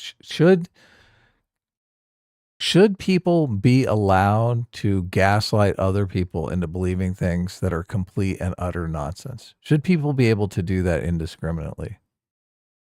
No. I guess they would say yes. Dave Smith would say yes. That should be allowed. He doesn't believe that he or Cooper are gaslighting people into anything. He thinks they're telling the truth. So they would just contend that it's true. Right, but I'd still like to get an answer on can people who are knowingly lying to people just gaslight them into believing complete utter nonsense? They can. Are you asking should they legally be allowed? Should they morally be allowed? Should they morally be allowed to? Is that something we should turn the other way on and say, that's no big deal. Just let that happen, right? No. No? No, we shouldn't allow it. No. Yeah. We shouldn't stand for it. Speaking of that, too. Remember that CNN Hobbit that interviewed Hassan? I do, yeah. And basically, whitewash Hassan. So apparently the CNN Hobbit has now interviewed Taylor Lorenz as she's talking about how base Luigi Mangione is. No way. Holy shit. Yes. So I don't know, maybe we'll watch that during the week or something. That guy's fun. And he's a producer at CNN, right? Some producer, some host. Wow. So now it's interesting because in the clip, it looks like he's just softballing her, but then the longer clip is called CNN investigates the rise of extremism in the United States. So I don't know if they're going to try to I hope to God that it's just clickbait and that in the longer clip, they try to make Tara Lorenz look like an extremist, but I'm not confident at all. No, she's going to be the one pointing out extremists. Probably, right. Yeah. And those extremists are going to be Joe Rogan. She's praising fucking Luigi Mangione. Definitely going to be someone on the right. Yeah. I like this guy on X says, I think we're done here on your lectures of extremism as you sit there dodo-eyed while she calls a literal assassin a moral guy. True. Oh, yeah, that's good. Fucking true, yeah. Terrible. What's the point? The point is, what are you pushing? What are you watering? What am I pushing? Yes. Liberty, free markets, peace, prosperity, not getting in another stupid catastrophic war, which we're on the precipice of right now. That's what I'm pushing. What are we on the precipice of? Well, I think weren't you just talking about it the other day? Everyone I hear on the inside says we're about to attack Iran. I think you just said something about that the other day. Am I wrong about that? I thought I saw in one of your interviews that you did. Possibly. No. Okay. That doesn't mean we are on the verge of a war. I mean, you keep referring to we being in wars. There's a very big difference between a country having a military that's engaged and a country being at war. This country has not been at war for 25 years. You have not been fighting for the American homeland for 25 years. Yes, we haven't. That's true. Right. We haven't had a war on our shores. We've been picking on... I do think it's kind of lame for Murray to kind of do this. What do you mean we? It's like, okay, whatever, Right, unless there's a draft, there's not really a war. Yeah, I tell that to the guys who got... Right. Yeah. They signed up. Yeah. During peacetime and then got shipped over to Iraq. Exactly. Right. Yeah. They're like, look, I just signed up because I wanted college money. Exactly. Yeah. Third world countries halfway around the world. Well, you haven't been randomly picking on them. I mean, Afghanistan, you went. I didn't say it was random. Yeah, right. Okay, it wasn't like you suddenly decided to bomb again Myanmar or something. You went for Afghanistan to find Bin Laden and take revenge for 9/11 and stop an attack like that happening again on the American homeland. That is very different from a country being at war. Yeah, but that's a total mischaracterization of the war in Afghanistan. It's one thing to say that might be an accurate characterization of the special operations mission in late 2001, but then we fought a 20-year regime change war against the Taliban. Because you got dragged into the quicksand of war. Oh, yes. Okay, fine. But fine. I thought it wasn't a war. Like, what? I don't get your argument. No, I said it was a war. It's your use of... Got him. Oh, my God. He made a contradiction. Holy shit. Well, he didn't. He said it was we, not that it was a war. But we, silly, as if you're personally like suffering this war. I mean, you're a taxpayer. When I say we, we're taxpayers, implied, so we pay for it. Okay, fine. Douglas, would you go, if I went back and corrected you on every time you've used the term "we" to refer to your government or something like that? Like if I were to say, "Oh, we just imposed tariffs on China," would you point out that I didn't, and it was the Trump administration? I'm saying you take it obviously very personally, and that's your right to do so, of course. I'm just trying to make sure we're accurate here. What do you think I'm taking personally? Just that, the American wars. Sure, yeah. I think now Murray's doing the same thing that Dave was doing to him. He's throwing the little jabs in. He's like, oh, yeah, you can't really you take this so personally. Right. Me, I'm here all calm, cool, and collected. And look at you. You're sweating. You're sweating, Dave.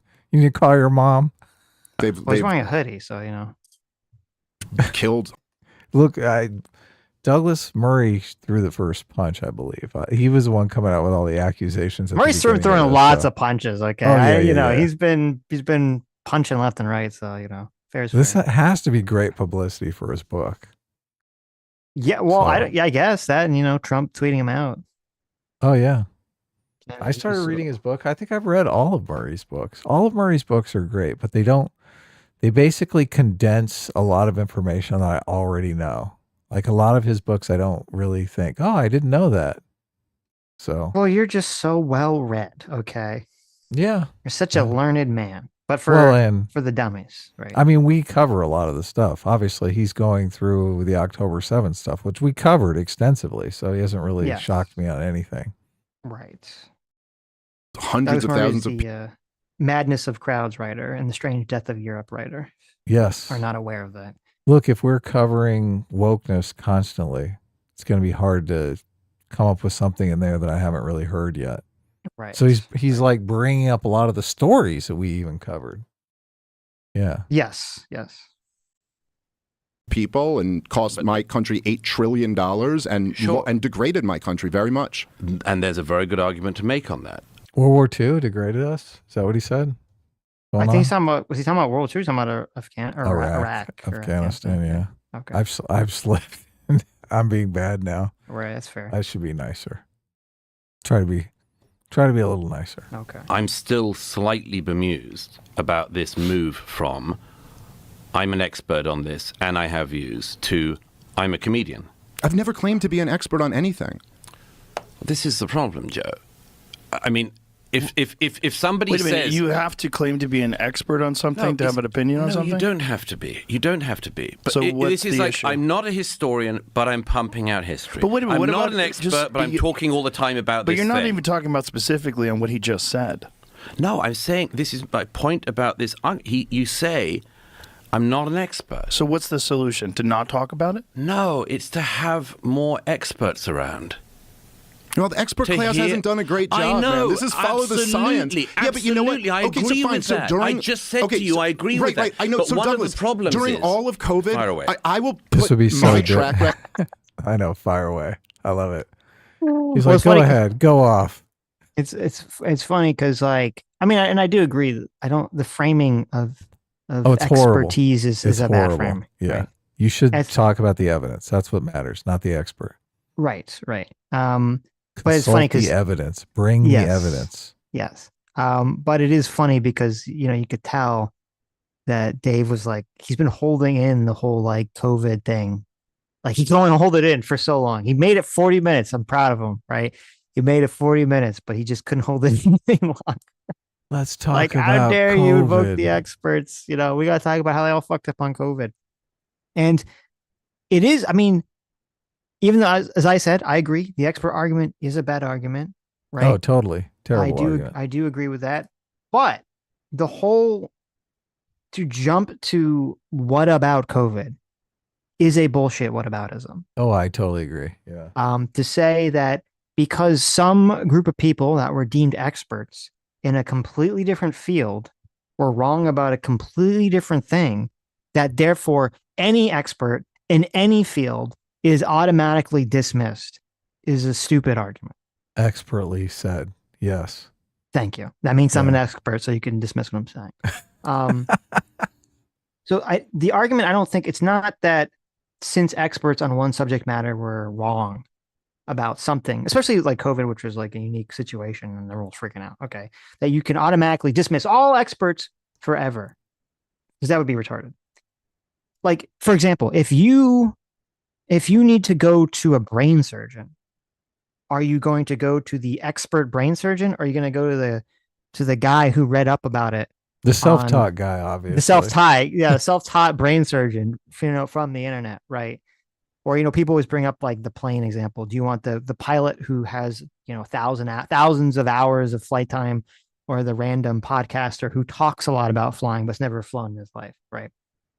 So the actual argument, or I think what the actual argument should be, that we should be having this conversation about, is that if the mainstreams, it's not that the mainstream or the experts instantly lose any ability to have a conversation and that anything they say should instantly be dismissed. What it should be is that the mainstream and expert class have lost the ability themselves to instantly dismiss a non-expert on a subject matter. And instead, they should actually address whatever the person is saying and show how it's true or not true. That's what you want. You want experts to not just say, oh, I'm instantly dismissing you, I'm not going to explain why. You want them to say, yeah, come on, I'm some historian, I'm some expert on history, and I've spent my entire life researching World War II, and let me explain why Daryl Cooper is wrong about XYZ. And here's why maybe he's right about something else. Okay. That's what you want. You don't want just this. That's what it should be. And there's nothing wrong with that. That's the way it should be. That's how I think you should handle the conversation, instead of just hand waving away from either side. Yeah. If all this was framed in the context of consulting the facts, we wouldn't be slipping into this conversation about expert credibility. Yes. Yeah. Well, which is kind of a side quest, definitely. Well, that's what everyone right now is.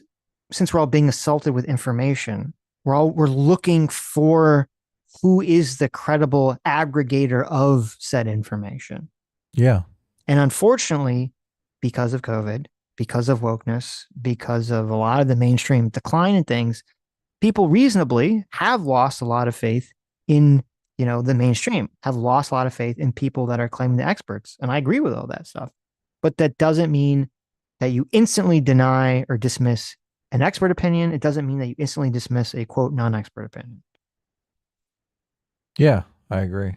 Record against any of the expert class on COVID, I'm glad to do that. So should I have just shut up? Should I have shut up by opposing lockdowns and opposing vaccine mandates and talking about the lab argument theory? At the time. You realize that's the right? entire argument that you're making. Let the experts handle this. No. You're not an expert. You're right. I was just a comedian. You're wildly not listening to what I'm saying. I think you have to take. I think we should agree, perhaps, on the following: that one major thing can break down in front of your eyes, or many major things. And it does not mean that every single one of the sewer gates should be lifted. Okay? What? Yeah, I get that point. Right. Remember the lab leak theory began Fringe? Yeah. Is Hitler was a bad guy going to end up in the same category as the lab leak theory? Being a fringe theory? Yeah, exactly. Yeah. I hope not. Who's saying it should be? I'm saying this is a chatter on what is part of our side at the moment, is that a lot of the sewer gates are being lifted, sometimes by people who know that they're doing it, sometimes by people who don't, sometimes by people who... Do you like when he said people when he said people that know they're doing it, he looks at Dave, and when he said people that don't, he looks at Joe. I know that was a touch-up, but it was pretty funny. You think he's signaling? I don't know, maybe. Look. The moment. Does Dave know he's doing it? I don't think. Well, I think Dave's more aware than he lets on in this conversation that a lot of the circles that he's swimming in are mired in this garbage. Right. This shit. And that the problem is, if you're Dave Smith or you're Candace Owens or some of these other people. Yeah, this is your livelihood. This is how you feed your children. Yeah, like I think if they call out those sides and expressly separate themselves from the fringe elements, like how many viewers do they lose? How much of their audience do they lose by doing that? Most of them. I don't know if it's most, but like a good chunk, at least, at least a quarter or more. No, because the problem is the audience bifurcates in these two groups, okay? Mm-hmm. There's the people who are complete Holocaust denialists, right? They basically believe it all. And there's the group of people that can't accept that anyone on the right is a Holocaust denialist. So they don't want to think that the other people exist. You're right, yes. And they get mad if you try to So how do you not lose both those groups? Right, that's a good point. So yeah, you lose a big chunk of people who are not actually the fringe people. They're just upset that you're even acknowledging the fringe people. How the hell have you tarred and feathered these people with this accusation that's completely untrue? That's the way they would look at it. Right. Yeah. They'd be like, oh my God, you're woke right. How did you go so woke, Dave? Right, because they've been gaslit by those people into buying it. Yeah, that's a good point. So that's a problem. That's a huge problem. Yeah, exactly. Yeah. Best to say very little. Best to go on Joe Rogan and pull debate bro tactics and pivot away. Start talking about the expert class. A lot of the sewer gates are being lifted, sometimes by people who know that they're doing it, sometimes by people who don't, sometimes by people who say, I don't know, I'm just throwing it out there. But at the very least, there's some damn hygiene that should be required, isn't there? Yeah, I'm not sure exactly what you're asking, but sure. Just that. Too many metaphors. Let's have a bit of hygiene on our own side, not lift every sewer gate. And when you say our own side, you mean the right wing, broadly speaking? Broadly speaking, and I'm sort of funny about libertarians. I'm never quite sure. I always say I think libertarians are essentially the bisexuals of politics. They should just choose, Joe. They should choose. It's kind of, they just want everything at the buffet. That's very funny. Well, I think we want some things. I don't know. Okay, that's a weird way to put it, but I get your point. All right. Libertarians are just with whichever faction hates the government most at the time. So well, I think that's right the point wing now. Right. Yeah. Right. Yeah. Well, I mean, I don't know. Look, I mean, essentially, I just don't. Maybe there's something I'm missing here. But if your argument is that, like, you're saying I claim to be an expert, but then I have like a parachute to get out of it by being like, hey, I'm just a comedian who's just saying this. Yeah. But I don't think I've ever like really claimed to be an expert. I have opinions on things. I know, but because I'm interested in these topics. Yeah, I know, but isn't it weird to go around? Well, I mean, I guess the question is, if you're going to come out with a statement, if you're going to come out with a position, and you say all the people that call themselves experts are wrong, and I'm right, are you not claiming expertise in a subject matter? Isn't that what that action is doing? You are to some extent. Like you're basically standing up and saying, these people are wrong. Here's the evidence. Yes. Let me show you why. Now, they could be wrong. They could all be fucking wrong. But then you have to just stand your ground and debate your points, which, as I said, at least, I give Dave Smith credit. Dave Smith does do these debates. And, I don't believe Cooper does. So he's even persuaded in some of them, from what I hear. Well, listen, maybe I persuaded Dave. Maybe I persuaded Dave to drop the whole Newland nonsense. Okay, so yeah, I'm gonna say yes. Afro Fry Cook for $20 says, Adam, looks like you blocked me on X for ribbing you on your MMT post weeks back. Sorry if I annoyed you, buddy, regarding this debate. Dave Smith is terminally devil's advocate, in my opinion. Us libertarians can fall into this trap. I don't sometimes. I don't know if you're saying that I did block you or I didn't block you. Let me know and I'll unblock you. So no worries. Yeah. Thal for $20 says, if Jews are not lizard people, then why do I love sunbathing? Checkmate, Sitch. True. There you go. That is true. Cyberhunk returns for $20. Thank you so much. Says the MMA analogy is wrong. A debate is essentially a fight with words or ideas. Joe wants ideas to be debated instead of silence. The point of MMA is to let different martial artists decide to see what works and what doesn't. Well, no, the comparison was not about people actually fighting. The comparison was about if there was a sphere of influence, if there was a large sphere of influence somewhere on the internet that was spreading massive wrong information, misinformation, ignorant information about MMA, Joe would obviously be upset about it. Now, I don't think he would be saying those people should be silenced. I'm not saying that. I don't think Adam's saying that. I don't think Douglas Murray's saying that. But if they were gaining ground and people were being influenced by this and amassing a big group of people that believe complete nonsense, he'd be disturbed by that, obviously. Yes, he'd be disturbed by it, and he'd want people to push back on the misinformation. Right, he might even throw his hat in the ring as an expert to counter that information. Exactly. Yeah. Right. For instance, let's get to the last year and a half. It's a bit weird to be simultaneously saying, I'm not an expert on a conflict, and talking about it everywhere. I don't think so. Not really. No. Huh. I mean, I don't know. I don't think I don't see how you can talk about these things. Which things? All these things that we're talking about. Some of them, yeah. Are you an expert? I am on some, yes. On some, but you talk about some that you're not an expert on. You'll notice that I didn't just... What should you do if those subjects get breached? Well, I think that you educate yourself as much as you can. Shouldn't you say I'm not an expert and then give your opinion if you're in the middle of a conversation? I think it's, as I say, I think that it's... This is like the psychological reactants just going crazy in both of these guys. Of course. They're like, how dare you say I can't talk about anything? Yeah, well, I mean, that's like majority of what their content is. Well, maybe not. I mean, Joe talked about other things too, but that's the majority of what Dave Smith talks about. So, yeah, totally. Doesn't have a career. It's a weird move to say, I'm not an expert on this, but I'm going to talk about it nonstop. I think that is strange. Listen, I will certainly concede that I am weird. So I'm not disagreeing with you. It's weird that I'm as obsessed with all this stuff as I am. I mean, like, okay, I'm a weird guy. I tell jokes at nightclubs and then get obsessed with politics and monetary policy and like, okay, fine. But I just like fundamentally disagree with this idea that, which I really do think is quite anti-democratic in spirit and quite elitist, that there's ironic considering all the Cooper Post went through, but there's an expert class. They can have opinions on all of these things. It's weird for any regular person who's just read about it. Not my view. Not my view. It seems like what you're saying. I conceded already. I said a long time ago that I believe much of the expert class let itself and us all down very badly. And I think that happened in foreign policy in areas. Not every area, but it happened in some areas. I think it happened with COVID in many areas.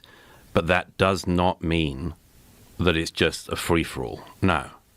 There are some things we can still verify to be true and can still agree on as baseline levels of agreement in a free society.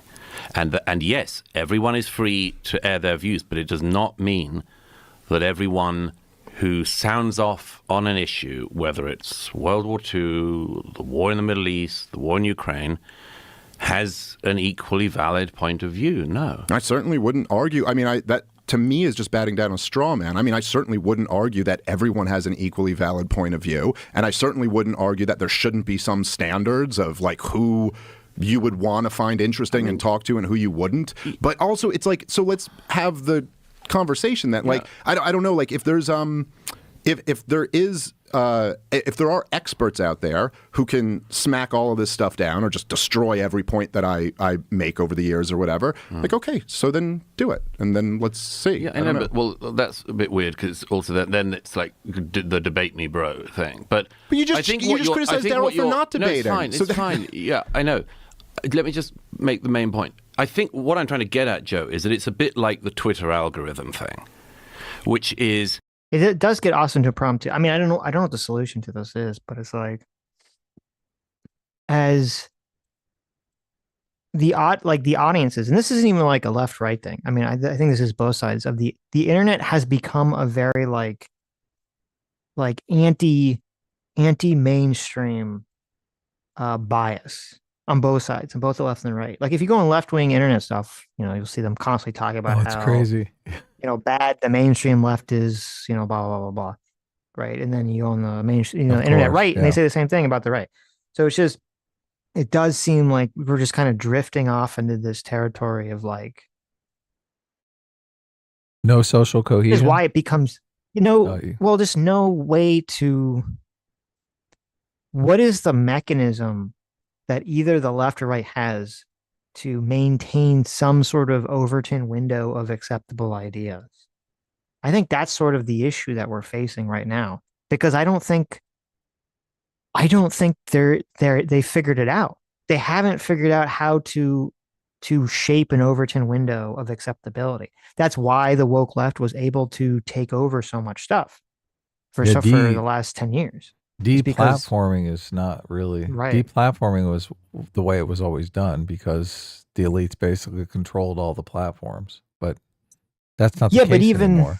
Even then, it was like the deplatforming was at least like, okay, this person, they'd say, okay, this person is like a Nazi, and they would be an actual Nazi, and then they get deplatformed.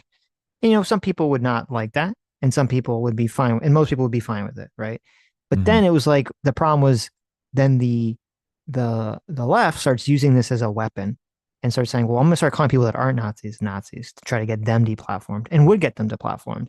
And then that's what sort of, it violates the arms treaty, right? It's like they start using the tactical nuclear weapons, right? And so the Overton window starts shifting in a crazy direction. Well, deplatforming is not really the mechanism to maintain the Overton window anymore. That's the only reason I brought it up. Like the Overton window was maintained by, and I wouldn't really call it deplatforming as much as like responsible platforming, even though that term itself That's true, just like not platforming fringe stuff. Yeah, because you would have, there would be political shows like back in the 60s and 70s where they'd have like a literal Nazi on. They'd say, look, here you are, you're going to come, you're going to debate somebody, we're going to have the Nazi debate, the Black Panther. Yeah, exactly. We're going to expose these views so people can see how, ridiculous they are. But in this day and age, I mean, you can put together a Nazi podcast that has all of the hallmarks of credible media, right? So people don't know. They stumble onto this and they think, oh, a lot of people believe this.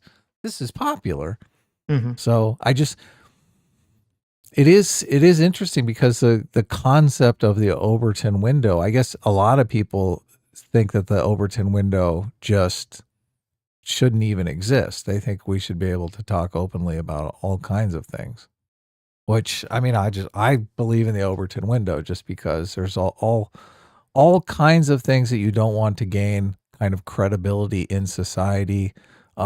Incest, cannibalism, fucking pedophilia. Like there are all these things that we've developed taboos about culturally. And I guess the Overton window is kind of taking that idea of a taboo, a cultural taboo, and putting it inside the media space, right? Saying, these are things that we've agreed upon as society that we should not condone, we should work against, we should chastise at every opportunity.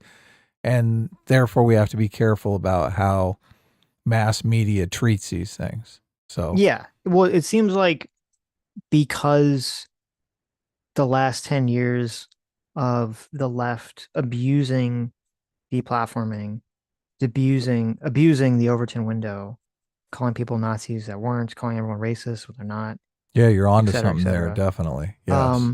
That you have a situation where basically kind of the other side splits into two factions of reflexively just being against the Overton window, as you're saying, because the left used it as such an effective weapon for 10 years. Which I understand the intuition, but I think is the mistake. And then the further fringe of the right saying, no, we need to start deplatforming people. We need to use Overton window, but we just need to use it to the same extreme that the left used it, only for our purposes. Right. Yeah. And so we kind of had like not, so that's what I'm saying. I don't know. I don't have an answer. I don't know what the solution is. I had to think about it a lot, and maybe other people have their ideas and they can leave comments because I'd be very interested to see that. Yeah, I would totally be interested. But each individual has its own Overton window, right? Obviously, the Holocaust denier has a much different Overton window than some fucking. Well, as you're saying, yeah, I think most people, they don't want map shit to be allowed into the Overton window. Yeah, see, the Holocaust denier. has his Overton window, right? Which includes Holocaust denialism, but doesn't include like gays. Maybe it doesn't include map stuff. Gay marriage. Right, or gay marriage or something. Yeah, sure. Right. So. Yeah. Yes, everyone is and should be free to say what they like on Twitter, apart from whatever the very fringe things of like immediate incitement to violence and all that kind of thing. But we all know that one of the oddities of Twitter, including since Elon took over, is that what you hope is a restored marketplace of ideas ends up pushing you really crazy shit. Yes. And that is what I'm suggesting is happening on a podcast level and maybe on a wider level beyond that. I get stuff on Twitter that I just do not want. I do not want a guy with 1,500 followers who's got some zany new view on something, who isn't an expert but is an expert, to be pushed at me. And effectively what is happening with the Twitter algorithm is happening everywhere else as well. And we're all for the open marketplace of ideas. I want that. I thrive in it. But it is different once you get into the thing of, is something manipulating the algorithm behind?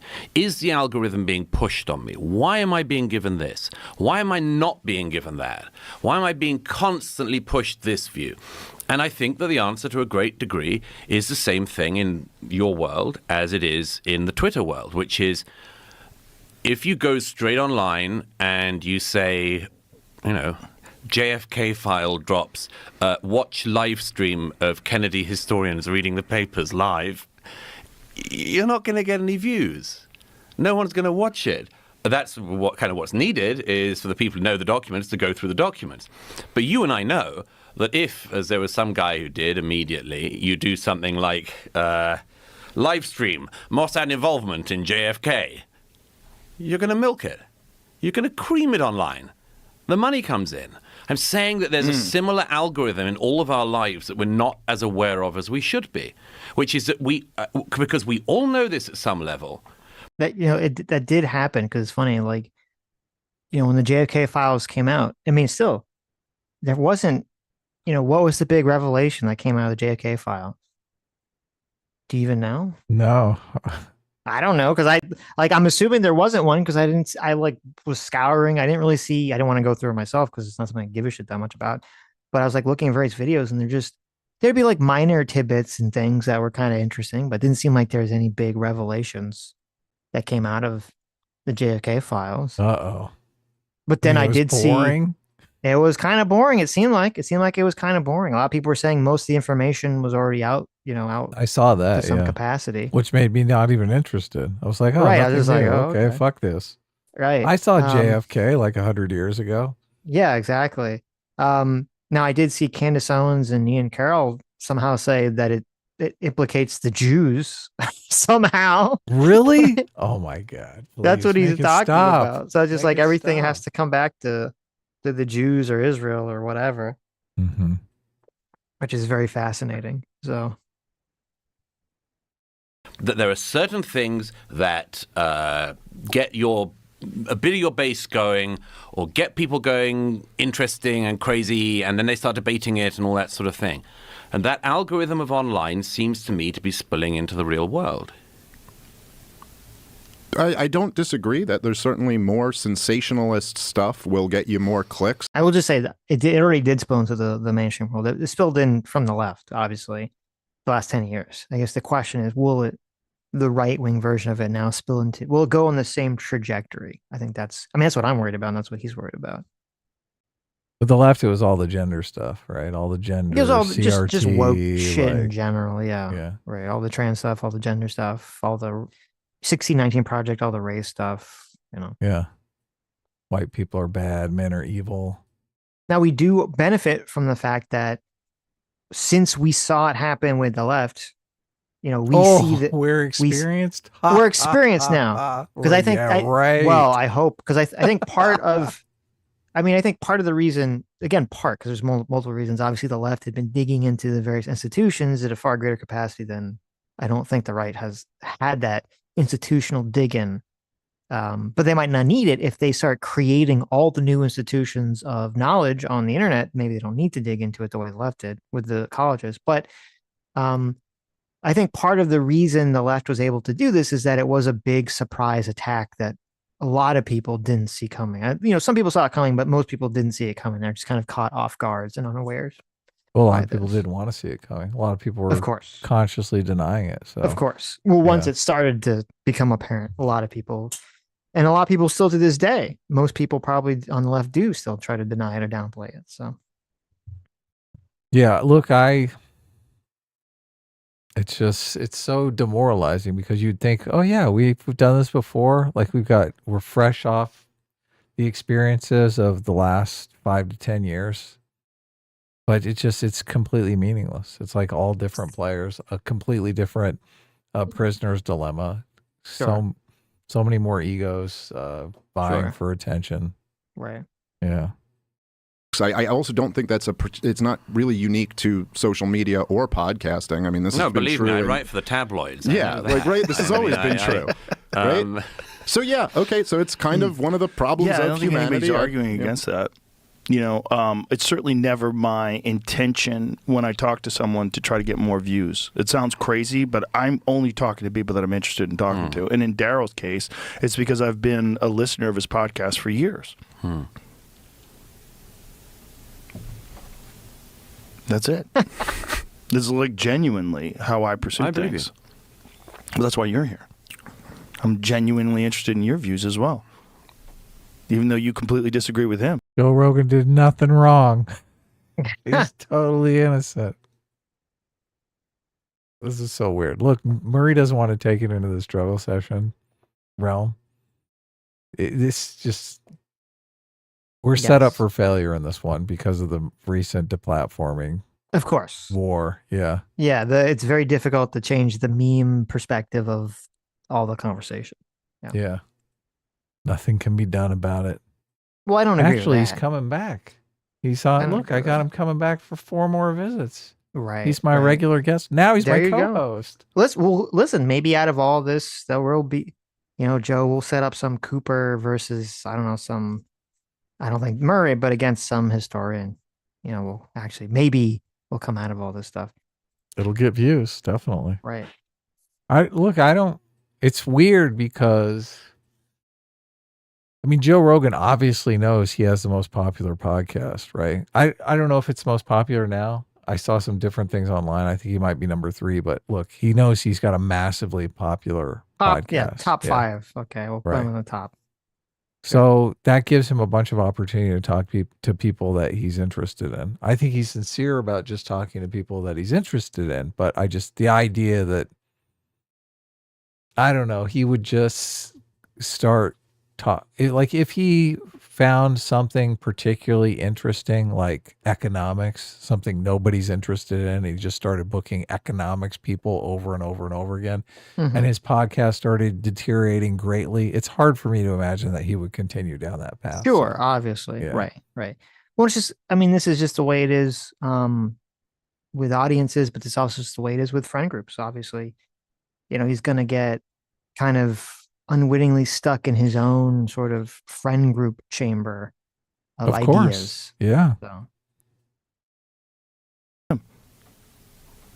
This is the marketplace of ideas in real time. I agree. Although, as I say, I think you've massively underrepresented the pro-Ukraine argument and the pro-Israel argument in the last 2 years. Fair. I don't know. That's my observation. Okay. You're totally allowed to have that observation. See, why do you think he's done that? Why is that the case? Is it the insular group, like you said? Yes. Yeah. Why he would have so much access to people that have interesting information on Ukraine? Well, part of Joe's, I think, natural curiosity. He's talked about this because I used to listen to his stream every day or every time it comes out. He should have Victoria Nuland on. That would be very fascinating. Look, he probably can get her. That's true. That would be super funny, actually. But no, because he would talk about he was younger, he was very into conspiracies, and then he kind of moved away from it. And so he has a natural curiosity, but I think he has a natural curiosity to kind of go against the grain. Right. And so if the grain is support Ukraine, then he's going to have maybe he has a more natural curiosity. Yeah, that's a good point. Away from that. Or he's been sort of, his friend group or the people that he interacts with regularly are sort of, and I mean, this is sort of the issues, like, because Joe was very against like woke stuff. And so, it's very easy for people to get caught in these sort of like, I don't know what the word is, like programmed thought patterns of like, okay, well, I'm against the mainstream because I'm against the woke stuff. Then they start talking about Ukraine. Well, therefore, my automatic reaction is to be against supporting Ukraine because I was against them supporting woke stuff. And some of the same outlets, some of the same newspapers, some of the same groups of people are supporting it, right? Right. And you always have to, as a human, it's very difficult because we always want to create these very simplistic heuristics to sort of apply on the world to determine what is true and what is not true. And we always have to constantly fight against that. If he had a good guest that was knowledgeable about Ukraine and gave all the pro-Ukraine arguments, I think Dave Smith would be on the phone with him like right after that saying, "Oh my God, you completely let them get away with murder. They completely downplayed the American coup in Ukraine in 2014." Well, I don't agree? know. Yeah. Do you think Dave would be on the phone, like completely saying, you should have deplatformed that person. I can't believe you let them fucking talk forever. I don't think my asshole had a dream thought source about this would be, I don't think Dave would say that. I think he would instead say like, let me come on. And then he would shit talk that person the whole time. But it's the same thing. It's just, I guess, similar. But I'm just saying, I think that would be the same thing. Right. I don't think Dave Smith is going to call up Joe Rogan and berate him for who he had on. Right. Because I mean, obviously, Joe Rogan, much higher status than Dave Smith. Dave Smith wants to go on the show. Yeah, look, I'm dreaming a little here, but yeah, right. So I don't think this is possible, but I think Dave would probably want to do that. But he would. You're right. He would go on and shit talk him. Right. Yeah. It's so funny. It's so funny. People just want information that verifies what they want to believe in the world. That's exactly what they want. Yeah. What is what? Well, and they want that to be true. Obviously, it's better if it is true. What's the pro-Ukraine argument that you think is not being represented enough? Well, my broad view is that he's sitting right there, the 2014 coup guy. He's right next to you, Nicholas. He's right next to you. That again, something to do with the algorithm. That anything that is conspiratorial about Zelensky or the Ukrainians in the conflict does very well. Anything that says actually the Ukrainian army is fighting to try to retain as much of their country as they can doesn't do as well. I think that everything that is pushing the idea that, for instance, the Americans caused it or something like that does well. I think everything that says actually in February 2022, Vladimir Putin's tanks invaded Ukraine, and they shouldn't have done, doesn't do as well. I don't think I've ever heard anyone say that what Vladimir Putin did wasn't horrific. That's not my point. The point is that after that, there's a whole set of things. Let's look at, for instance, the issue of corruption. Okay. Ukraine is a pretty corrupt country by EU standards, by World Bank standards. And it's been a problem, as it is in that neck of the woods. And it's understandable that if the US is one of the countries putting money and arms into Ukraine, then it's going to be a subject of legitimate interest to the American people and others, the European taxpayers. Nevertheless, you end up in this, and I know this because it's the same thing in the old media. You end up on like the new bit of the story. And there's always a risk that you will lose sight of the beginning of the story. For instance, I mean, Putin's corruption is legendary, gargantuan, and not as interesting, it seems to me. The algorithm doesn't push that. And there is this interesting algorithmic bias. And I talked about this before. The algorithmic bias is in favor of controversy. And it creates this weird it creates this weird environment mentally where it's true. I mean, there's some obviously people you have like Hinkle, right? Is kind of weird, tanky, right? But most people, even the people that are anti, helping Ukraine, most people agree Putin is the bad guy, right? Putin bad. Most people do agree with that, or they'll concede that, I should say, in a conversation. And so it's not really like controversial to say that Putin is bad and Putin is corrupt and Russia bad. But so then, because it's not really controversial, like that thought doesn't really go anywhere because people just say it and people just agree and then it just like disappears. Where if you then have this conversation about like, well, actually, it's America's fault that the war started, or actually, Zelensky is evil and corrupt and he's the one that's keeping the war going, not Russia. Like, then people push back on that and they start arguing, and that arguing creates engagement, and that engagement pushes the algorithm, because the whole point of the algorithm on all these sites is to say, oh, we're getting people engaged in this content. People are sitting around, they're watching this, they're replying to this, right? And if that's how the algorithm works, that means that controversial takes, things that get a lot of engagement, that's what blows up. And so that's what creates this weird ecosystem where like the things that people agree on just kind of disappear. All of the things we agree disappear, and we all just kind of hyper focus on the differences. And then it makes us just focus on the differences and forget the agreements, forget the alignments.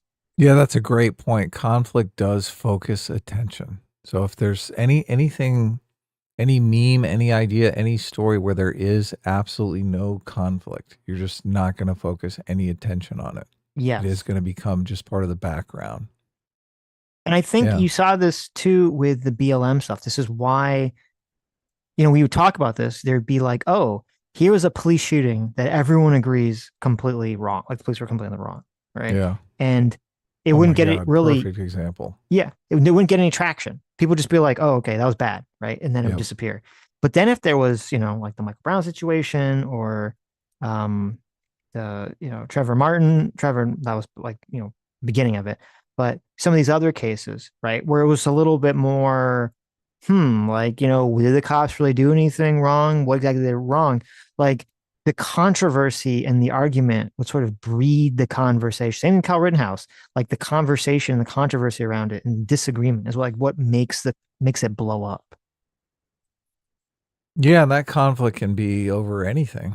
A lot of times it is over the veracity of the claims, but sometimes it's just like embedded in some political bias where people, like especially in the Kyle Rittenhouse case, where people just are unable to see it clearly because of their political bias. So, yeah. Right. And even like the George Floyd thing, it was even when a lot of people agreed on, like when most people at first, obviously there's people, disagreeing now, but at least at first when most people would agree on that Chauvin was in the wrong for what he did. The behavior was wrong, yeah. But then the motivation they would default to, and that's where the conflict arose. The conflict would be about the motivation. The conflict would be about like, well, is it systemic in American society that the police are evil, that everyone's racist, right?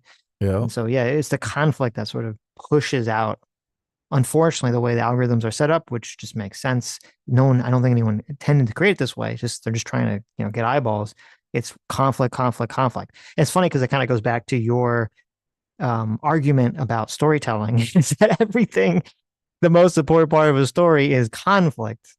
And it definitely seems like this way that social media operates, confirms that in terms of getting attention.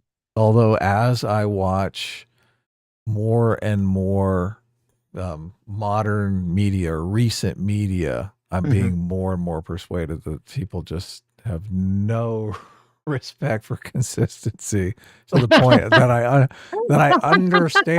I understand why people are up in arms, right? For sure, of course. If you totally are just gonna fucking shit all over just basic consistency in a story, right? Like I get where people are coming from, so right. But how do we develop an algorithm that makes agreement go viral? Is it even possible? I don't know. It's a good question. You can't really, people would log off that, right? You'd be on that for like 5 seconds. You'd be like, oh yeah, agree. Okay, I'm out of here. Well, what I hope is that you know, usually a lot of trends happen are generational because one generation like kind of does something until it's so much that people like push back away from it.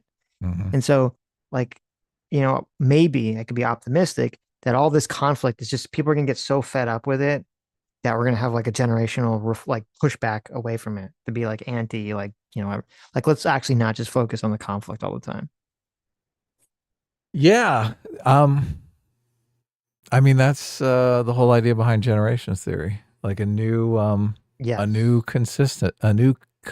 consensus, society-wide consensus forms where we all agree that people who think Hitler and the Nazis were evil, like agree that we're all going to collectively beat up on the Holocaust denialists and fucking shame them out of existence. So there you go. Look, I hope we're moving in that direction. Look, not only that, I mean, I don't want to beat up on just the fucking Holocaust denialists, even though they deserve it. But a lot of this fucking gender confusing nonsense for adolescents is fucking cancer for society. Oh my God. Yeah. I can't believe we're doing that kind of shit to young people. So, I mean, we need to banish that stuff to the fringes of society as well. Definitely. Yeah. Definitely. And I think that's to a greater extent the case with the Israel-Hamas war as well. Well, isn't there a little bit of a concern? Like, I would say a couple things here. Number one, I'm not denying, I don't know how the algorithm works or what it's pushing. And it's an interesting thing that we probably should all know more about. But I think there's a danger when you're... This is such fucking bullshit. We just had a 10-minute conversation about how the algorithm works. Are you telling me, like, Dave doesn't understand any of this? He doesn't know. Give me a fucking break. It's all mist and fog, right? Give me a fucking break. Yeah. To just classify everything as, well, the algorithm pushes this and doesn't push this. It's like, it could also be that some ideas are just resonating more and some ideas are more popular than other ideas. And there's probably both of those things are at work in that dynamic. Sure. But I also think that something like the reason why, say, talking about Ukrainian corruption is more interesting in a lot of ways than talking about Russian corruption is obviously because, like, well, one of these countries is an enemy and the other one is one that we're sending tens of billions of dollars to. And so, yes, debating on between Zelensky and the weapons companies, I don't know. He says he only got $70 billion of it, but we've spent closer to 170, so whatever. But the point is that, obviously, if there is a country that we are propping up, funding, arming, and they're corrupt, I would say my starting point would always be to be more concerned with that corruption than an enemy country, which it's almost kind of a given is a corrupt country. Like, I don't know. Agree. I'm sure there are fringes of the right who might say, like, Vladimir Putin's some great guy or something like that. But that is, I really do not think that is the argument that most people who are critical of Biden's policy are making. Sure. I mean, I think that's true, but it creates a problem. And the problem is, like, let's just say hypothetically, we'll use some like made up numbers just to sort of, so I can try to make this point. If we could put corruption on a scale from 1 to 10, and we say that Russia is at a 10, okay, the maximum level of corruption that can exist in society. And you say, well, Ukraine is like a 4. Okay, so he's like, oh, well, they still have a lot of corruption, right? Not as much as Russia, obviously, but 4, still a decent amount of corruption. And then, if everyone just concedes and says, okay, Russia is maximum level 10 corruption, we all agree, it's not interesting to talk about. And also, they're the bad guys, not interesting to talk about. But hey, we're propping up Ukraine, and look, they're a 4 in corruption. Let's talk about that corruption. You create this weird environment where if Dave Smith and all these other people, if all they do is talk about Ukrainian corruption because it's more interesting for the reasons which I agree with, and they never talk about Russian corruption because it's all assumed, that makes everyone in their audience and themselves hyperfixate on Ukrainian corruption and think on an emotional level that Ukraine is more corrupt than Russia, and why are we supporting them? Yeah, and anyone new who comes to the audience is going to just assume Russia's a fucking innocent baby child. Right. Because nobody's ever talked about their corruption. Right. And that's just, or they just kind of like logically, intellectually will like nod and say, yes, Russia's more corrupt, but they don't like feel it. It's not an emotional thing. And so this is why it is always important to, there's nothing wrong with talking about Ukraine having corruption problems. Ukraine does have corruption problems, but you always have to put things in the right perspective, in the right context. Because if you just hyperfixate on it, you completely lose the context of what's actually happening in the world. Yeah, look, and that's what you have to be vigilant about. So if Dave does agree, if Dave did agree that Russia's a 10 and Ukraine's a 4 on corruption, where does America fall on that scale in Dave's mind? Just tell me. Well, he would probably put it I would obviously put America as a 0 because we're the best country in the world. Well, I would put us at a 1. Come on. Okay. Oh, we definitely have some corruption. Dude, how dare you? How dare you? Okay. How the fuck did Kamala Harris become the nominee if there wasn't fucking corruption? Okay, listen. You're right. I will grant you that. I'll grant you that. I may have been hyperbolic when I said 0. Well, look, your heart was in the right place. Obviously, my heart was it's America. I was blinded by patriotism. We all want to love America, of course.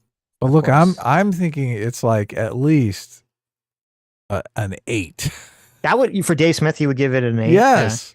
Yeah, that would be a great question to ask he would say America is more corrupt than fucking Ukraine. There ain't no fucking way America's more corrupt. Well, first of all, I don't think Dave Smith would agree that Ukraine is a 4. He would probably think Ukraine was like an 8 and America was like a 7 or something, if I were to just guess.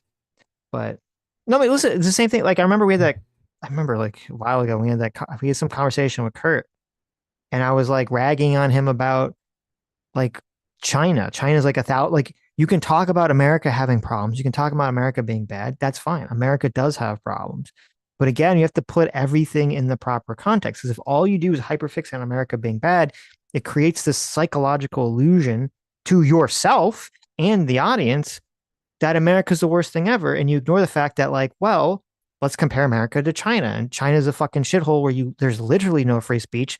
There's a social credit score where the government tracks everything you say and do, and you can't even get access to public services if you criticize the government. Or if you move out of your hometown. Yeah, if you decide to move out of your hometown, China can restrict access because they, for whatever fucked up reason, for their central planning reason, want to keep everyone wherever they keep them. I don't know which one of our fans recommended this book, Trade Wars or Class Wars, How Rising Inequality Distorts the Global Economy and Threatens International Peace. But whoever did, thank you. This book is fucking great. And they go a lot into the China stuff. And they were saying that China doesn't even allow labor unions. Remember fucking Hassan simping so hard for China? Yes. They don't even allow fucking labor unions. Right. Yeah. The workers have absolutely zero rights. And then they have this crazy law where if they move from their hometown, they don't get health care. So they move away to these towns where they basically have no fucking leverage over their employers, and they treat them like slaves. No, China's not a good place to be. Not a good place to work. Not a good place to live. Yes. Of course. Yeah. And and obviously this is on the lesser end. The more extreme end is, you're Uyghur somewhere in a re-education camp having your organs harvested. Yes, totally. Right. Now, obviously, my point is not if someone says America has a problem that you should whataboutism to China at all. My point is that you should understand that America has problems, but you also have to understand that, we're in a better place than a lot of the world. You need to people need to have proper perspective of the world that they swim in to truly understand things, right? It's kind of like, and it's interesting because Dave Smith actually brings up this exact point later in the stream. I don't remember the exact context, where he talks about how, like, because his own kid was raised with like out abuse, that his own kid is like gone, like had a privileged life, he can like, fall down and skin his knee or not get a dessert, and he can like freak out because that's the context of his world, right? Where Dave's, or at least he's implying that his upbringing was like filled with like, abuse from his father or his parents or whatever, abuse and neglect. And so something that upsets his kid doesn't upset him because the context and the worlds that they existed in were just so vastly different. Right. Yeah, context is obviously important. I don't know where Dave would place any country on that corruption scale. I tend to think any country that has any government, he'd be like 10. Yeah, exactly. Yeah, I don't know. Like what country would pass his test? It's a good question. None. That's just a weird way. Oh yeah, all of these places are corrupt. Like, why are you even having a conversation at that point? Like, what's the point? Val Van Gogh for $20. Thank you so much. Says the solution to bad information and beliefs is to ditch democracy. People adopt takes not because of its truth value, but because of its political valence. Take their political valence. Take their political power, and they'll care only about truth. That's a extreme take. Well, I was gonna say respectfully, Val Van Gogh. I think that's so wildly incorrect. I almost don't have words for it. It's the exact opposite. People, and I don't even, and I'm very surprised by that take.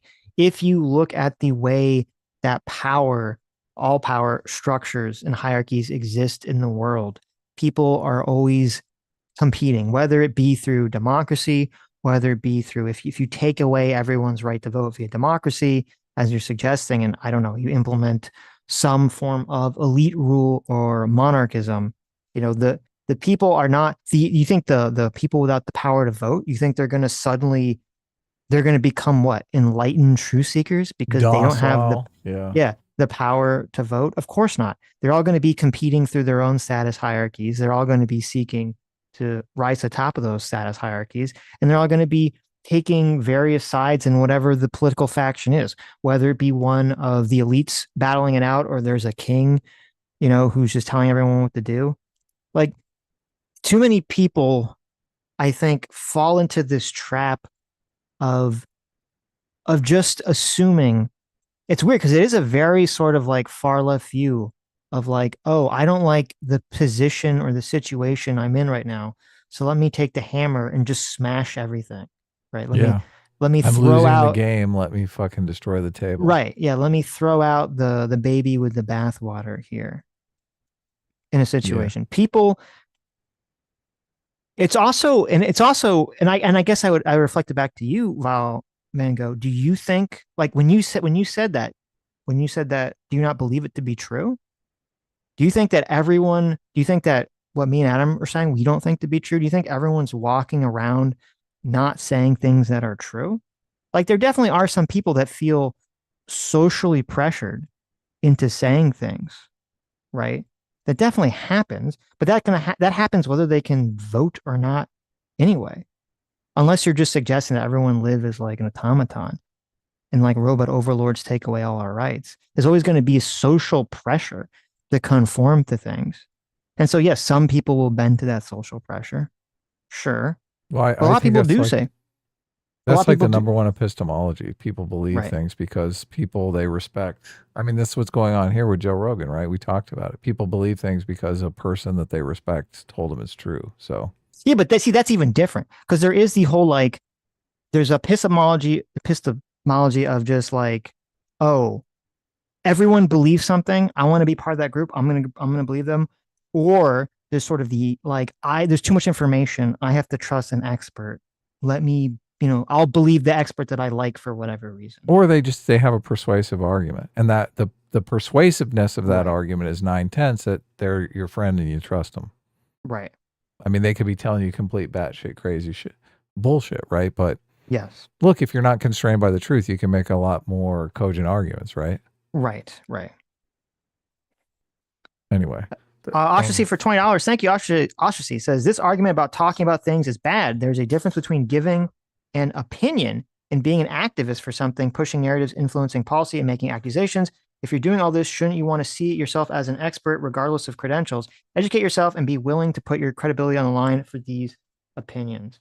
Yeah, no, I do think that's a good point. I mean, I guess because like when they're using the term expert, I'm assuming that the way Murray means it is in like not in that way, is in some sort of accredited way or something, right? And I guess that's kind of the part of the problem is that they're having this whole conversation about experts and like no one, what does that mean, right? No one's actually their terms, defining the term of what expert means. Because you're right, like if you just do a shit ton of research on something, maybe you could classify yourself an expert, and you should be,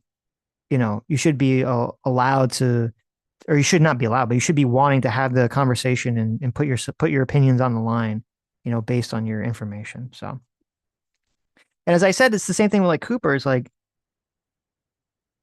if he was just upfront with the fact that he didn't like democracy and was sympathetic to fascism and was sympathetic to authoritarian regimes, I mean, at least some people would understand that, like, that's the view at which he's giving them his opinion from. And then they could kind of take it as they will, right? They say, well, okay, maybe I'll agree with some things he says. Maybe I'll disagree with other things he's saying. I can kind of see why he's framing things the way he's framing, right? You can't look at... Oh, go ahead. I was going to say, like, no one...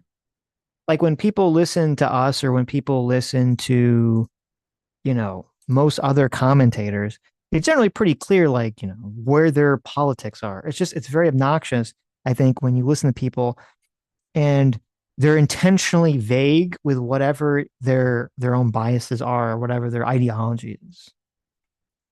You can't look at those tweets and not see him as an activist, though. Like, yes, I separate people who are obviously truth seekers, right? Trying to discern what is reality, and someone who's advocating for a certain outcome to reality, right? So it's night and day for me. Sure. Yeah. But even if I give the maximum credibility that I can, or not credibility, maximum charity that I can, and say, he does think he's truth seeking, but just because he's so mired in an ideology, it's going to come out through that lens, right? Like, he's not making a malicious decision to withhold information. It's just the unconscious bias of his ideology. Yeah, it's tough for me to say, especially with that one tweet where he's like, "Oh yeah, I've been hiding this for years." That's true, right? That is true. I mean, yeah. Maybe he's not hiding anything. Maybe he is. Right. Yeah. Maybe he's like, "Oh well, this piece of truth would be, look, this. We've been arguing about this we've been pointing this out on the left for years now, right?" Well, what was the most recent study that they were like, "Oh, we can't release this study. This is going to be bad for the cause," right? Mm-hmm. I'm not sure that I have seen enough of this guy. It was the puberty blockers not being effective study. Yeah. Just from the limited number of tweets you went through today makes me think he's the kind of guy that would be like, "Oh, let's bury this study that shows fascism is bad and capitalism makes people happier and more wealthy," right? Right. Maybe. Yeah. So probably not in the truth seeker department. Sure. Yeah. Sure. I think one of the interesting things that happens in this is the old cliche of losing the wood for the trees. Mm-hmm. It just happens an awful lot, and it's the nature of the old news cycle, let alone the current one, the social media era. Actually, I remember that, so I don't go back to World War II, but let me just very quickly, I remember this debate with Pat Buchanan when he was debating much more learned historians on the subject of the origins of World War II. And the whole thing got lost in all of this sort of mad puzzle of views about iron ore production in the Bavarian forest and this sort of thing. And I remember that everyone was all over the place, and the moderator turned to the historian Andrew Roberts and said, "Andrew Roberts, why did World War II begin?" And he said, "World War II began because Hitler invaded Poland." And those moments come along quite often at the moment, which is, yes, there's an awful lot of very interesting things to look into. There's a lot of very interesting things going on which we should all be able to talk about and do talk about. But sometimes you have to remember the origin causes of things as well, and you have to stick to keeping that in mind. Yeah, well, I think that a lot of people are pretty bad at the moment of keeping that in mind. Like, you can concede Ukrainian corruption, you can concede all sorts of things, and still not lose sight of the thing of, if Russia rolls tanks into neighboring countries, yeah, it can't be allowed. Oh, well, listen, okay, so on that, I think we have an area of agreement, and I do think, like, even while I much prefer the path that Donald Trump is pursuing to the path that Joe Biden pursued when it comes to the war in Ukraine, and of course this is, Donald Trump's thing, is once you piss him off, he's going to call you. I mean, is that, I don't know how you could say it's an area of agreement. Is my understanding with Dave's position was that he's not in favor of the U.S. supporting Ukraine and was not in favor of U.S. ever supporting Ukraine, ever. Right. Wasn't that his position? Yeah. Okay. He thinks we should be isolationists. Well, then how can he say there's an area of agreement, which is that even if you conceded like most of these sort of talking points, even if you concede that, yes, oh my God, the evil America, NATO, should not have ever expanded and annoyed Russia, disregarded Russia's feelings and annoyed Russia into invading and cooed Ukraine and blah, blah, blah, blah, blah. None of that, which David Smith has agreed to, none of that justifies Putin doing a military invasion into Ukraine and killing tens, if not hundreds of thousands of people. Okay. None of that justifies it.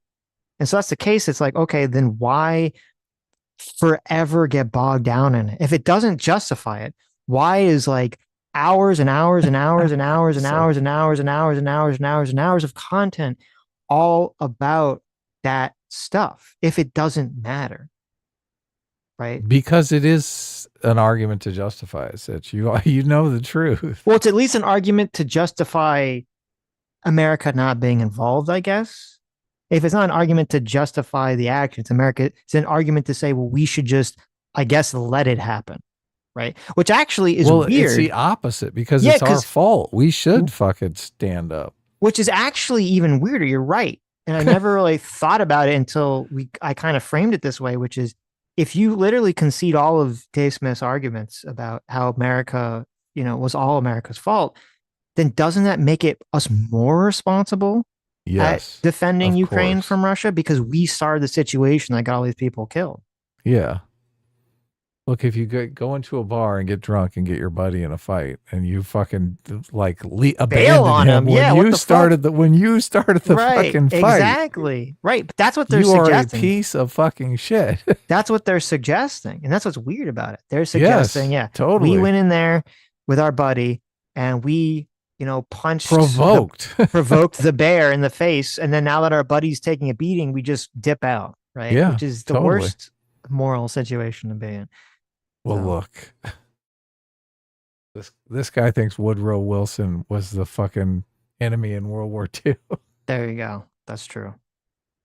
Every bad nickname that there is, but when sometimes when you don't piss him off, well, sure. But when he said Danes come to mind. What I believe he said that Zelensky started the war, yes, or something like that, which is like, okay, all right, that's a little bit ridiculous. He said Zelensky started the war and Zelensky was the dictator. Yes, okay, what? All right. So Trump said that? Yes, but it was.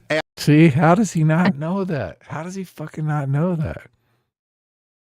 How does he not know that? That is pretty disturbing, actually. That was on the news cycle for like days. I know.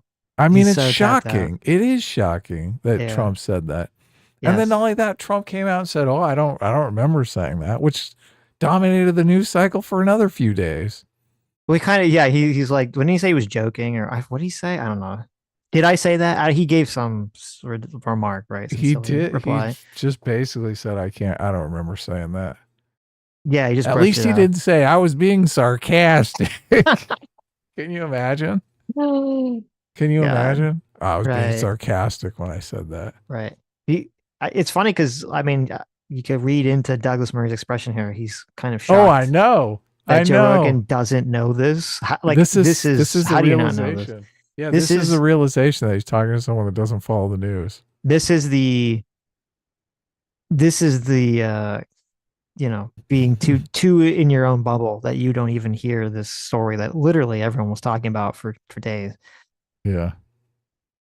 Which is, listen, if you're not talking about politics, then who cares? That's fine, right? Then it doesn't matter. But if you talk about politics frequently, which Joe Rogan does, you got to at least have a pretty, I think, basic, information about. I don't even understand. I literally don't understand how he couldn't have heard this story just through osmosis.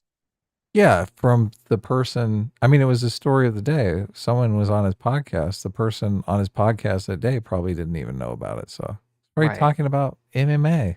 It was like the story of like 2 to 3 days. Yeah, I don't know. No, I know. Yeah. It's crazy. And it culminated in like Trump giving Zelensky a tongue lashing in the Oval Office. Yeah, right. Which I don't know how he could miss that. I'm sure. Well, I'm sure he knows about that, but yeah. Or I shouldn't say I'm sure. I hope he knows about that. I'm going to be right back. Right? Okay. After Zelensky pissed him off. Oh, are you still talking or? Started the war? Yeah. But this is how Donald Trump is.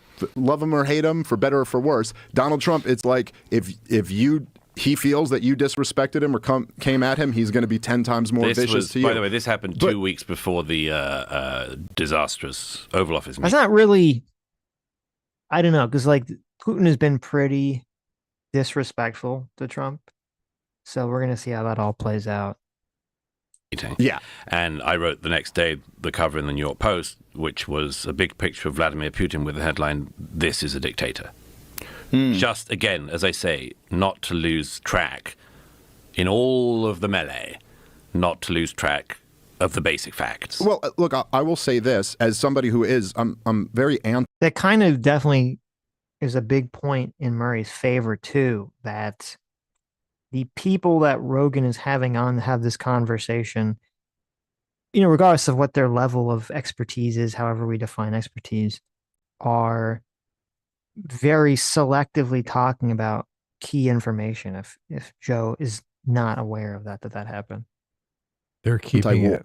They're keeping it from him. They're like, we don't want it. They just never came up. No.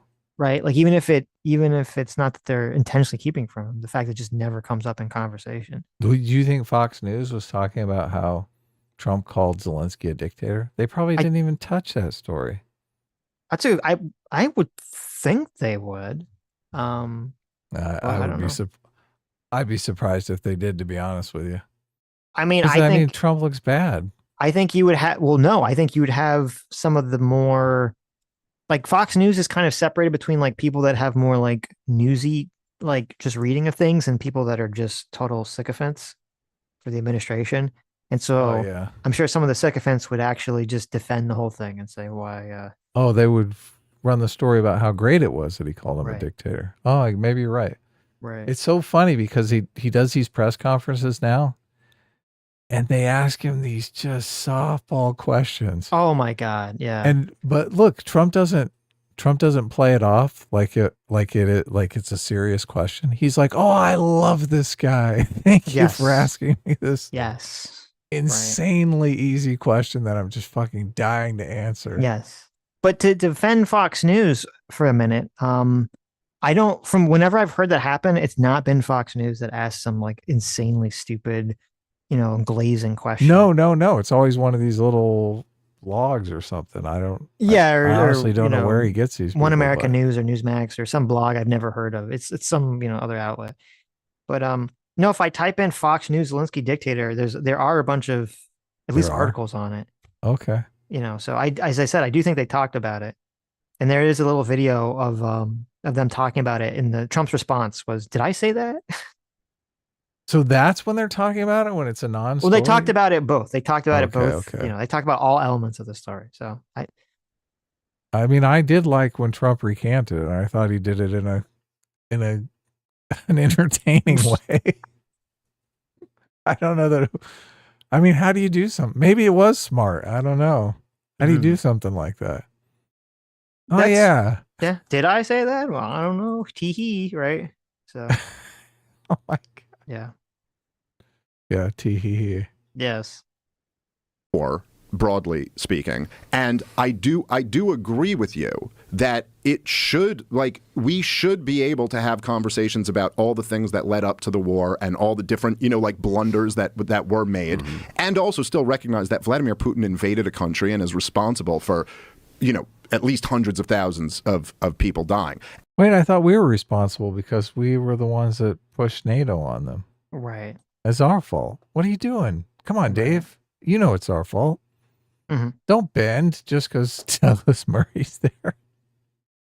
It's America's fault. And, my Scott Horton, who I always try to promote on here, he just wrote this book called Provoked. I think it's the best book that's been written. Provoked. Oh my God. That doesn't mean we're responsible. On the history leading up to the war between, is basically takes you from the collapse of the Soviet Union up to the war in Ukraine. And even in that book, the book is called Provoked. And the argument is that Western policy was very provocative toward Vladimir Putin. And there were a lot of off-ramps that could have been explored and should have been explored. But he has an entire chapter in the book where he is saying, like, look, Putin had a lot of other options. He didn't have to do this. It's not as if any of that justifies his invasion. And so I do agree with you that whenever we're talking about a war, particularly a war of aggression, that should always be in the front of people's minds. I mean, you can criticize, I would say, I think I'm consistent on this across the... They hate the government doing anything.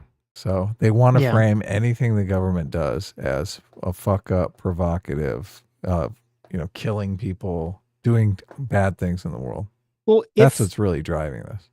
If the context was, listen, I think that we should support Ukraine because we basically goaded Russia into fighting them, so it's our responsibility. But we need to understand that it's partially our fault so that we don't keep doing this behavior going forward. I'd say, okay, but maybe I disagree on some of the facts of the things, but at least you're being consistent or, whatever. But that wouldn't drive them any audience traffic at all, or traffic. Exactly. Because that's not what people want to hear. What people want to hear is mainstream is wrong about everything, is bad about everything. You just ignore everything they're saying or have the opposite opinion. So if they're all supporting Ukraine, you should not support Ukraine. Yeah, it's true. Exactly. They'd call him a Fed. They'd be like, look, Dave's a Fed now. Yeah, he's joined the status quo, quo position. No, the status quo position. Oh, yeah. Yeah. Good one. I see what you did there. That's very good. The board, you can criticize lots of things about the insurgency in Iraq, certainly, but you should remember that George W. Bush invaded the country when he shouldn't have. And based off lies. So I say that. Look at that. He did a little switcheroo there. He's like, oh, you think Putin's bad? What about George W. Bush? We did the same thing. Well, he's trying to give an analogy. But even his analogy falls flat because. It does. Like, the argument would be, okay, Saddam Hussein was like a psychopathic, evil dictator. I don't know. That's what Dave would say. He said, like, maybe we shouldn't have been, we shouldn't, or like, not even maybe, he said that we shouldn't have invaded because, like, we destabilized the region and we couldn't actually produce a better outcome, right? And so, the lying about it to invade was like a net negative at the end of the day, even though Saddam was bad. But that doesn't really apply to Ukraine because, again, we didn't invade Ukraine. Russia invaded Ukraine. And so the conversation is, do we help them defend themselves or not? Regardless of whether you think it's America's fault or not. Right. I just think a lot of the arguments that George Bush made to invade Ukraine were the same arguments that Putin made or to invade Iraq. Yeah. Right. Were the same arguments that Putin made to invade Ukraine. Like, true. That's we're gonna liberate them. We're going to be their saviors. They're all being oppressed by an authoritarian regime. I mean, Putin was like, the Ukrainians are oppressing the Russian ethnicity. They're Nazis. They're all a bunch of Nazis. Yeah, right, we got to.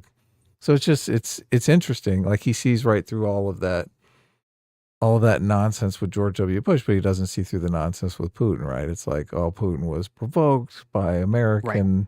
It's a completely different argument. He's not even listening to what Putin is saying, the argument Putin is making. When my government does it, I'll say it when the Russian government does it also. That being said, there's a very strong argument that there were many policies that the U.S., NATO and Europe as well, but mostly the U.S., pursued that were just almost like, if you wanted to come to this inevitable conflict, this would have been the policy to pursue to give you the best chance to end up there. Okay, but it's not our fault. It's just so fucking everything is our fault. Well, and also, it doesn't really make sense. The whole argument is if NATO just disbanded, hypothetically, after, the USSR fell, Putin still would have risen to power the exact same way he did, because that had nothing to do with NATO. He still would have became president the exact same way he did. He still would be the exact kind of person he is. Like, without NATO, he would have just been like, oh, well, NATO doesn't exist, so I guess I'm going to be like a good guy now. Like, his core personality is going to completely change. He's not going to be trying to, subvert and take over all these surrounding countries. Or would he be more inclined to take over more things and to exert more evil influence on the surrounding countries because there's no NATO there? Yeah, it's just bananas. Like, if we were friendlier with Putin, if we were more accommodating. I mean, Trump has been totally accommodating with Putin. What did it get him? Fucking nothing. That's what's crazy about this. And it's like literally, and this is what you should hand to Dave Smith and to all the people that make this argument, that they should all get the biggest trophy of I Fell For It Again award. Because of course, literally every single president, the exception of Biden, because there's in the middle of a war, every single president, Democrat, Republican, fell for it again. Okay. Clinton was, he started in the beginning, so with Putin, so I don't know if that really counts. But like Bush, at first, Bush was all like, friendly with Putin, trying to be friendly with Putin, right? What happens? Near the end of his presidency, he goes, okay, Putin's fucking evil. I can't, he's not a good guy anymore, right? Mm-hmm. Was it George Bush said he had that comment, like, I looked into his eyes and I saw his soul. I saw a soul, right? So Bush goes into it thinking, this is Mr. Neocon himself going into thinking, oh, I can be friendly with Putin. I can be nice with Putin. End of his term says, oh my God, Putin's a fucking monster. He sucks. Okay. Obama, same fucking thing. Obama gets the I Fell For It Again award, right? He comes into saying, okay, you know what? Bush was just a neocon war hawk. He was a bad person, right? I'm going to go and I'm going to completely reset relations with Russia, and we're going to be friendly and we're going to work this all out, right? Hillary, you make a big old reset button, but you make sure you put the wrong word on it. Okay?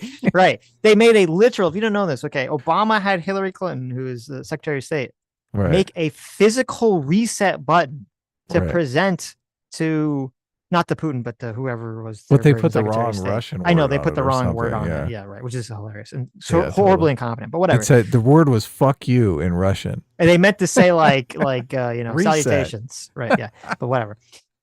But no, so they make a physical reset button to give to Putin because Obama's all like, oh, George W. Bush, he's just a fucking war hawk, right?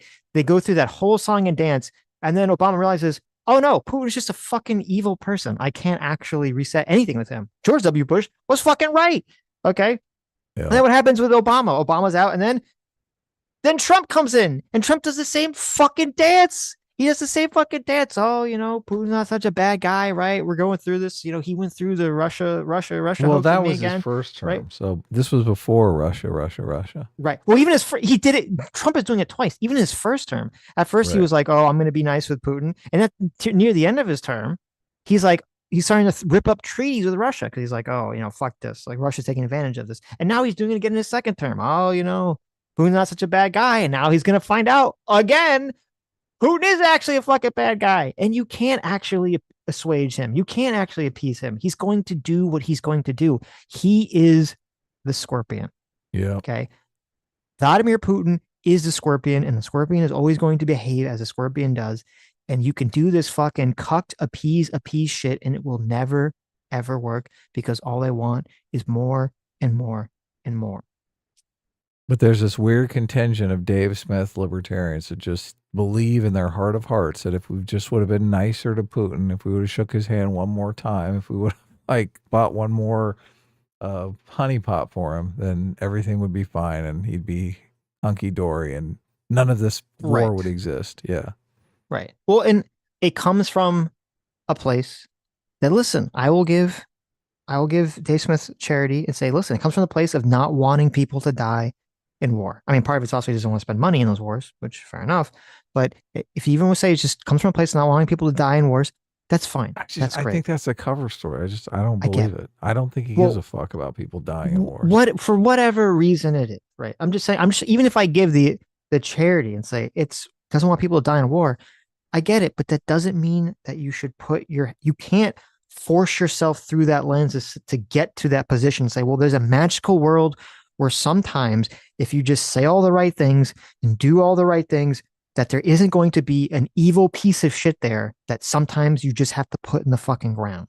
This is like Obama levels of naivete. It is. Yeah. It is. Yes.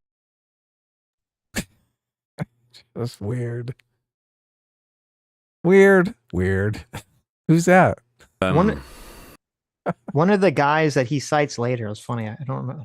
See if I wrote it down. One of the guys he cites later actually commented on the George W. Bush thing. He's like, George W. Bush said that, when he looked at his eyes, he saw a soul. When I looked at his eyes, I saw nothing but a stone cold killer.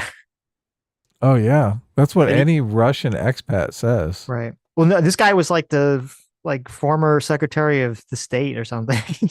Oh, yeah. When I met Putin, I just saw he was a fucking evil piece of shit. Yeah, that's a weird thing about incentives. Yeah. It's so bizarre. I was with a British military friend recently, and somebody asked, what does the fog of war mean? And he gave a brilliant example of what it means on the battlefield, which a lot of people don't understand. There's a version of the fog of war in history as well. The great Czech writer Milan Kundera had this beautiful phrase in a book of his from the 90s called Testaments Betrayed, where he said, the odd thing about mankind is, he said, we walk through life in a fog, and we stumble along a path, and we create the path as we stumble along it. He said, that's not the interesting thing. The interesting thing is that when we look back, we see the man and we see the path, but we don't see the fog. Everything looks inevitable when you're standing in the present. Everything looks like it was going to happen this way, and you have these endless, often fascinating, often futile explorations of what might have been. But it doesn't take into account the fog. That's a very good point. And the fog of Russia after the fall of the Soviet Union was pretty considerable. The efforts in the 1990s to bring them into a... But that is something that everyone needs to etch into their mind when having these conversations. It doesn't absolve anyone of anything, but to just understand the context. Everyone is, we're all trying to Monday morning quarterback everything. It's always think of it with markets, right? We can all Monday morning quarterback the market and be like, oh, obviously everyone should have invested. After the 2008 housing crash, why didn't we all just dump all our money into the market, right? Why didn't we all I tried to tell you, yeah, Sitch. It's not my fault. Come on. Right. Well, and you didn't know me in 2008, but you could have, you should have sent me a message. But, or everyone could say oh, well, obviously it was going to be obvious, that Nvidia and Amazon and all these companies would just go fucking wild and bananas, right? Everything is so obvious to us in hindsight. Of course. Because then we've already, you can see the pattern so clearly when it's all laid out. You probably, if you've done a lot of, any type of puzzle, where you're working on the puzzle and you're like, Jesus, this is so difficult. And then once you finally figure out the puzzle, you do this a lot in a video game. There's some puzzle. Oh yeah. Oh my totally. God. Can't figure out how to do this puzzle. Right. And then when you figure it out, you're like, oh, it's the most obvious thing in the planet. How did I not see it until now? Once it's done, everything becomes so clear to us. And then we forget that before you knew the answer, it was incredibly unclear. Yeah. Yeah. No, it is very simple idea that we should definitely keep in mind. Yes. Obviously, we're dealing with a limited set of facts. I mean, I always think of that. Speaking of which, is the market going to go up or down tomorrow? Because tomorrow's a big day, right? Tomorrow's a big day. Yeah. But when you're sitting there and you're going, is the market going to go up or down tomorrow? It's a lot harder to tell than it will be on Tuesday when after the market has already gone up or down. Then exactly. We're saying, of course, we should have seen this coming, right? But it's obviously Trump was going to fold on everything. Yeah, sure, exactly, right. But it's with the, when the USSR fell, it was incredibly unclear what direction this new Russia country was going to go. Iraq was the same way, and we're the ones that toppled it. Yes. And so the idea that we should have just washed our hands and done done anything is silly. It is silly to me. Right. And also, I don't even think, even with a Monday morning quarterback perspective, I still think Dave Smith is completely 100% wrong. So, more obvious part of the international order failed. My own view has always been that in part, we missed an opportunity to pay a kind of civilizational respect to the Russians, which they deserved. But also throughout the period that people now say there are all of these off-ramps, and now so many people claim that NATO went around the region desperately trying to provoke the Russians into some kind of war, or inevitably leading them that way because of NATO expansionism. They never take into account what was, in my memory and experience, very clear, which was NATO didn't go around recruiting. People came to NATO. Countries came to NATO wanting to join, precisely because they feared the aggression that Ukrainians have suffered since February 2022, and indeed before. I was in Georgia just after the 2008 war began, the country, not the state. Always has to be confirmed, otherwise people are like, what? Right. Who invaded Georgia? We attacked Georgia. They're the bastards. But I was in the country of Georgia, and Putin had tried to invade them and had seized South Ossetia and Abkhazia. And they were desperate to join NATO. In fact, they're desperate to join the European Union. I rather frivolously said to a Georgian friend, if you want, we can swap. You can take our British membership of the EU. But in the NATO thing, they were desperate for it. And they were desperate for it precisely for the reason that many of the Ukrainians were desperate for it, which was only way to stop Putin expansionism. So, you know, in the whole fog of the post... I don't know why they just don't accept that. A lot of the fucking anti-Ukraine people. Like, if we were in the situation that Ukraine is in, we'd be fucking desperate to join NATO. Are you kidding me? We're in a fucking existential crisis. It makes so much sense. I think a lot of it is just people were so programmed against the mainstream, and they were just reacting. I mean, because remember when the Ukraine war first started, there was a meme that I saw everywhere on Twitter. I guess I think it was still Twitter back then, and it was the NPC guy, and they had the chip. Oh, remember? Yeah. And they switch out. I don't remember what the switch out was. Maybe it was like Trump or something.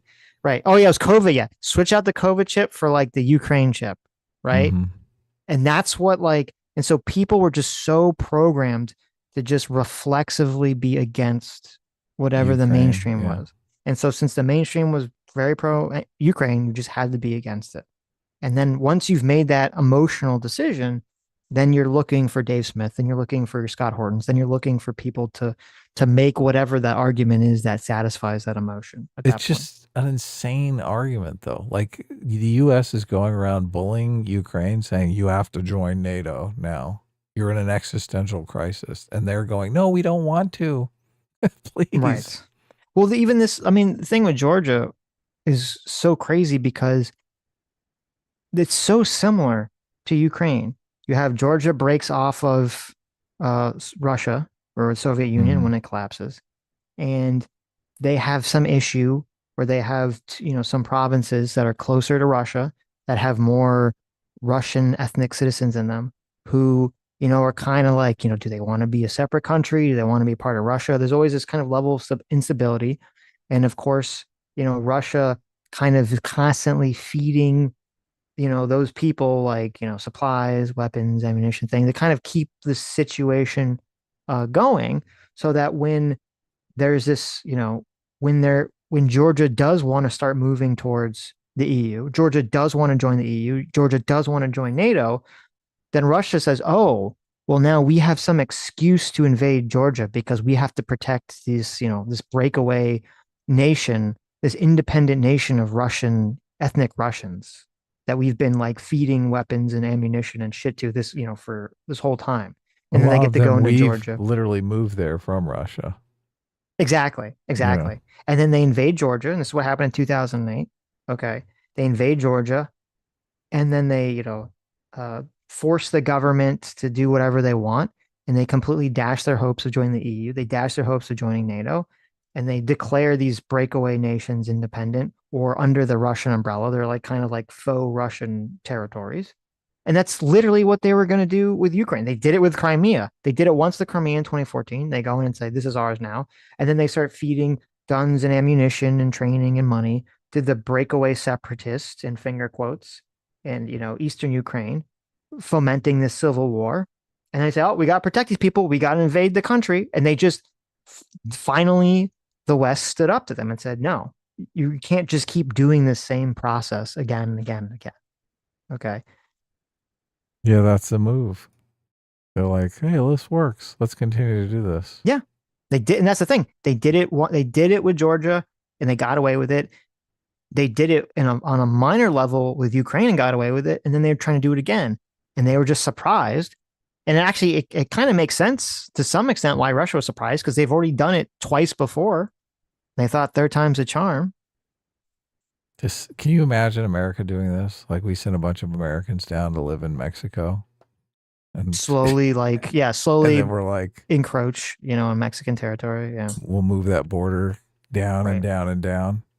Right. Well, I mean, to be fair, maybe people say we did do that with westward expansion. Well, of course we did that. Right. Yeah. But we were just taking from the Native Americans. The Native Americans didn't even have like property rights then. Yeah, exactly. So fuck them. It's ours anyway, right? It's such a tortured past. Yes. Why you got to bring up old shit, Sitch? It's weird because Russia's still doing this today. Yes. I mean, I'm talking like, what if? I mean, Trump at least wants the Canadians to agree to be the 51st state, right? He's not he's not moving a bunch of Americans in there and concocting some excuse to invade Canada to protect the American separatist movement, right? Not yet. But look, that's literally happening in Russia right now. Right. Yeah. Yeah. It's just so weird. What's weird, though, is there are Americans on the internet that are making excuses for this. How this is like, oh, it's all our fault. Have you heard about the 2014 coup? Yeah, exactly. Exactly. Let me show you this phone call. Right. Soviet era. That is one of the many things that gets left out of the conversation. And by the way, Putin's actions in February 2022 and since, all he's done is provoke 2 new countries to join NATO, and his borders with NATO have grown. That's true. Finland and Sweden wanted to join. And the only reason Finland and Sweden wanted to join was because they too are scared. Why did we not complain about Finland joining? Didn't they join like 15 minutes ago? Now Finland is in NATO. Right. How come that wasn't us? How come we weren't bullying? How come we're not to blame for Finland joining NATO? Right. How do we get off scot-free there? Yeah. I can't imagine that they're not Americans in Finland. Come on. Anyway, do you want to break? I know you said you have a big day tomorrow. We can go a little further. They're all getting along now, so. Well, they're going to go into some Ukraine stuff. The heck of a thing to get the Swedish to join a military alliance. It doesn't come easy to them. It doesn't come natural. And these countries joined because, like Georgia, like Ukraine, they desperately feared Putinist expansionism. And they weren't wrong. Okay, but I get your point. First off, the war in Georgia in 2008 actually came, 2 or 3 months after the Bucharest summit, where NATO announced that Georgia and Ukraine would be entering NATO. So just making that point, that the NATO aspirations came first. But listen, I don't think you're wrong. So this is why it's annoying too, because this is part of the misinformation. In 2008, George Bush realized that Putin was bad, and and it was true. George Bush was pushing for Ukraine and Georgia to join NATO, and he kind of did it like in a surprise way that Russia didn't really expect and NATO didn't really expect. He just kind of came out and was like, yeah, you should join NATO. And Georgia was kind of... When was this? Just so I can have the context. 2008. Obviously, 2008, the beginning Obama is running against Hillary Clinton for president. So there's a lot going on politically. Right. George Bush is 2-termed out, so he can't run again. But this is like the last year of his presidency. It's the beginning of 2008. So it's the last year, but it's like, the top end of, somewhere in January or something. It's like beginning of 2008. He starts pushing for this. Gotcha. And there has been some instability. I mean, there's been constant instability in Georgia going on. throughout this, for years. Right. Yeah. Yeah. And so, so he starts pushing for this, kind of catches everyone unawares. It becomes like this big topic of conversation. They have this thing that Dave Smith talks about. It's the Bucharest summit that happens. I believe it happened in April 2008. And they actually invite Putin to the summit. He's actually there. And he comes out and he gives this big speech about how America bad, America sucks, and fuck America, essentially, for doing all this stuff. Dave loves it. He's like, right. This is the best. Yeah, there you go.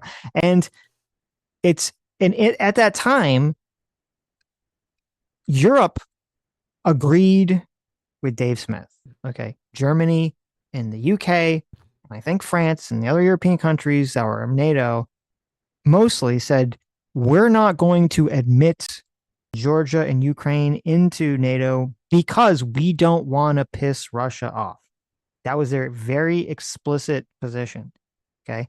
They said, we're not going to allow them into NATO at this time because we don't want to piss them off. Well, they both had contested borders, which is like a red line for NATO anyway. Well, Georgia kind of did, but Ukraine didn't at that time have any contested borders. Interesting. Right. Oh, yeah, because this is before Crimea. This is before Crimea. This is 2000. Russia learned. They're like, oh, shit, we got to get some contested borders going here. That's part of why, that's part of the thought process, too. Okay.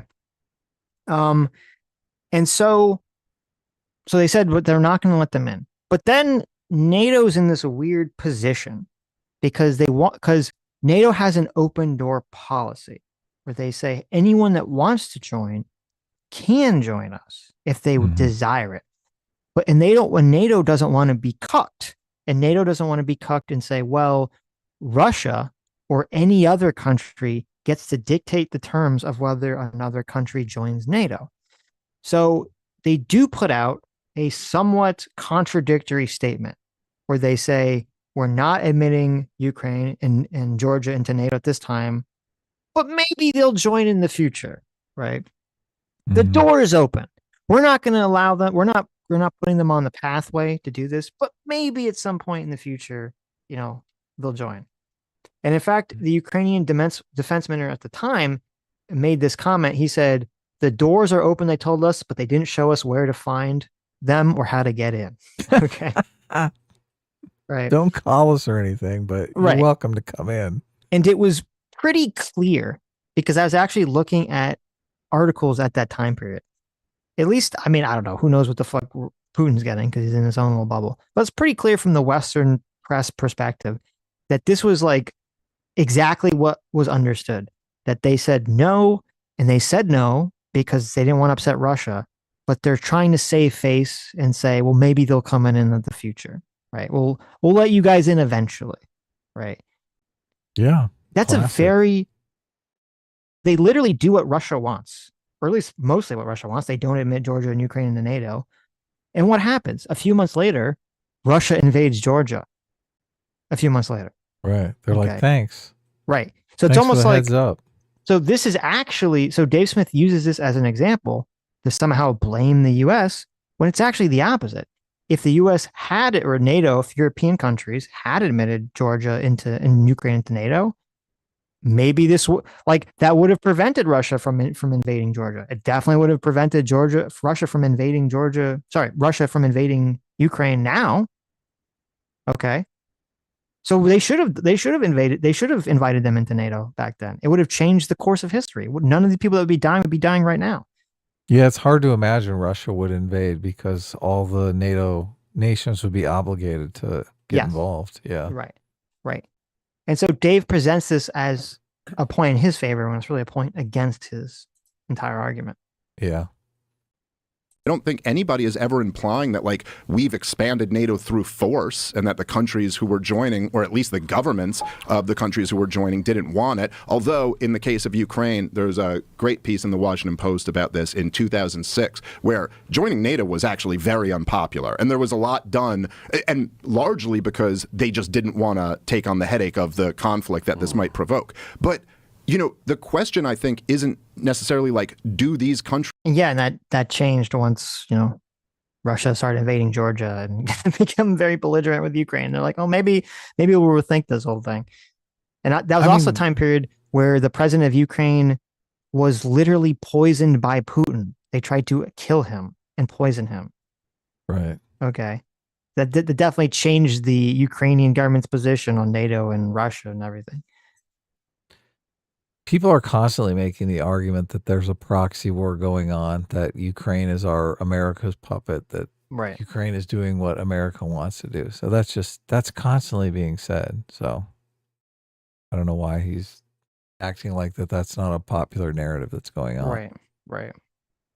Countries wish to join NATO. Of course, I think most countries in the world would like to join NATO. I think most countries in the world would like the most powerful government in the history of the world to guarantee their defense and subsidize their defense. The question is that in America's interest? And in terms of your point of seeing through the fog, I mean, look, there was, as you know well. He's like, we shouldn't let them join NATO. That's the point. Well, one of the things I give Trump a lot of credit for was him correctly in his first term calling out the other NATO nations for not doing what they were supposed to, for not spending the proper amount of money that they're supposed to spend towards NATO. 100%. 100%. He got a hard time for that too. He did, and he shouldn't. He shouldn't for that. That was the completely correct thing to do. Yeah, he whipped him into shape pretty quick. Yes. In the 90s, in the late 90s, during the first round of NATO expansion, there was a lively debate amongst this. And I don't mean a debate amongst outsiders or experts or whatever. I mean, within the real deal experts, the wisest graybeards in the national security apparatus, there was a real debate with at least 3 secretaries of defense who warned against this. Robert Gates, Robert McNamara, William Perry, the secretary of defense at the time, almost resigned, said his biggest regret in life is that he didn't resign over it. George Kennan was able to see right through that fog. He literally said, the Cold Warrior, founder of the containment strategy, saw right through that fog and goes, this will inevitably lead to a conflict with Russia. And his exact words were, and then when there's a Russian response, everybody will say, look, this is why we needed to expand NATO. But the point here is, okay. So terrible argument, but. Well, I looked into all those people because I was curious as to what their positions were. And if you go back, because all those people, what he's talking about is this is all back in the 90s with Bill Clinton, when there was the sort of the first push to start accepting, new countries into NATO. There hadn't been for a while, and whether NATO should continue to exist, what it should look like, all this other stuff. And it's true, there was a debate about that question. Now, obviously, there was a ton of people on the other side of that saying that you should 100% accept these countries in the NATO. They want to join NATO and all this other stuff. And even, he cites this guy Kennan, who, when that guy, he says that this was a guy that developed the containment strategy. Kennan, he did originally think of this concept of the containment strategy, but he very quickly turned against it because, from his words, he was like, oh, he's talking about from like the Cold War perspective. He's like, oh, we should never have tried to contain the USSR militarily. He thought we could just contain them through economic policy and political policy. He didn't think that you'd ever have to really get militarily involved. And so obviously from that guy's perspective, he's not going to be in favor of NATO expansion ever. So I don't know if that, to me, that's not really like a point to anything. But he was wrong on the military containment, obviously. He was. He was completely wrong. So he was completely wrong. And I read a very interesting article that I'm not going to go into the whole thing, but they're saying that he was like stationed in Russia for like a lot of his life. And he was very, a lot of people, when they're stationed in a country for a long time, they become very enamored with the culture.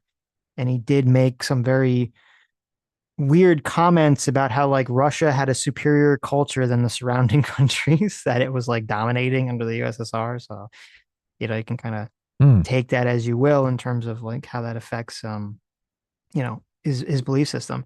And then, he cited there too, he cited, Robert Gates, who was he was the Secretary of Defense and the CIA director. It's kind of interesting that Dave Smith is citing a CIA director. This comes up later, citing them when it serves him. And even though it's true that Robert Gates did say in the 90s that he didn't think it was a good idea for NATO to expand, he did say that. He also has said right now that he does not blame NATO expansion for Russia invading Ukraine in 2014. He does not blame NATO expansion. Really? Holy shit. He does not blame NATO expansion for why Russia's invading right now. And on top of that, he says in an interview, someone asked him what they should do. This is from like last year. Someone said, like, so he's admitting he was wrong. Yes. Yeah. Okay. Well, he's not directly admitting he's wrong, but he's not saying. He just said that in the 90s, he was like, we shouldn't expand NATO, right? But he's never blamed NATO expansion now for anything that's going on. Well, Dave is casting it as he said the NATO expansion would lead to the Russia invading Ukraine, which is bullshit. Like, obviously, Putin has said a completely contrary messaging to that. Dave is wrong so Dave made this argument, said that these people saw through the fog, implying they did not, that they think that these people made some kind of argument that NATO expansion in the 90s would lead to the situation we're in. None of the people he cited have made that suggestion. The first, Kennan, is dead. So he definitely didn't make that idea whatsoever. Okay. Robert Gates is still alive. Robert Gates said, when asked about how to end the war, last year, he said, it's not clear to me what to do. We've seen no indication that Putin is. I mean, the idea of negotiation or diplomacy is that there's something to negotiate. I haven't seen any evidence whatsoever that Putin is prepared to negotiate anything that he's done in Ukraine or negotiate anything about his long-term objectives in Ukraine. Yeah, so there's nothing to negotiate. He wants the fucking country. Right. And so he kind of goes on. I mean, the whole thing is he doesn't, literally doesn't believe that Putin even wants to negotiate. Okay. Yeah. And he actually promoted that he says, a lot of critics of war and so on say, how does this end? What the strategy that we're going to pursue? I think the strategy is just what I described, that it's helping Ukraine prevent any further Russian gains. Bring this thing, give the Russians every reason to believe they're not going to be successful in achieving their goals. And maybe at that point, you can have not necessarily a negotiated ceasefire, but essentially a practical stand down in which the level of violence significantly is reduced. And Ukraine can focus on its economic and military strength, rebuilding the country, and then pursuing the relationship with EU and NATO. It seems to me that that's the strategy, and that's probably a positive end game you can see right now. So this guy, so now he's in favor of NATO. Yes. So this guy that he's citing, Robert Gates, is not only in favor of continually supplying Ukraine currently with military supplies so they can fight Russia, but he's in favor of them joining NATO afterwards anyway. Yeah. Okay. So Putin just wants them to stay out of NATO so he can fucking invade. Like, that's his whole game plan. Right. And then it's funny, the other guy he mentioned was Robert McNamara, which that's McNamara's idiots. McNamara. McNamara's morons. Yeah, you're right. McNamara's morons. He's the guy that got a bunch of below 80 IQ fucking idiots and drafted them into, I believe, the Vietnam War, right? Right. Yeah. That didn't obviously go very well. Yeah. How many American soldiers did that get killed? Who knows? Right. And so he was a former U.S. Secretary of Defense, and he signed an op-ed. There was an op-ed in the 90s where like 50 different people signed on, and they're all telling Clinton not to pursue NATO expansion. Most of the argument in that article was like about reducing nuclear arms and nuclear proliferation was the main argument in that paper. Mm-hmm. And Robert McNamara signed that paper. Now, I looked it up. I mean, he died in like 2009. So he never made a comment about, NATO expansion causing Russia to invade Ukraine or anything like that whatsoever. And it was the same thing with William Perry, who was a former U.S. Secretary of Defense under Bill Clinton. He was against NATO expansion in the 90s. I could not find any statements whatsoever that he's made about blaming NATO expansion for what's going on with Ukraine right now. So, I mean, he's 97 years old now, so I don't know. He's probably too old to even talk about this shit. But I only see people in the America Bad right making this argument, this NATO expansion argument. Well, I mean, I see the socialists make it too. Really? Yes. I'm pretty sure Hassan has made this argument as well. The NATO expansion argument? They don't focus on it as much, but they do make it. So okay. It's really just the America Bad makes this argument. So America Bad, left or right, is going to make the NATO expansion argument. Right. Okay.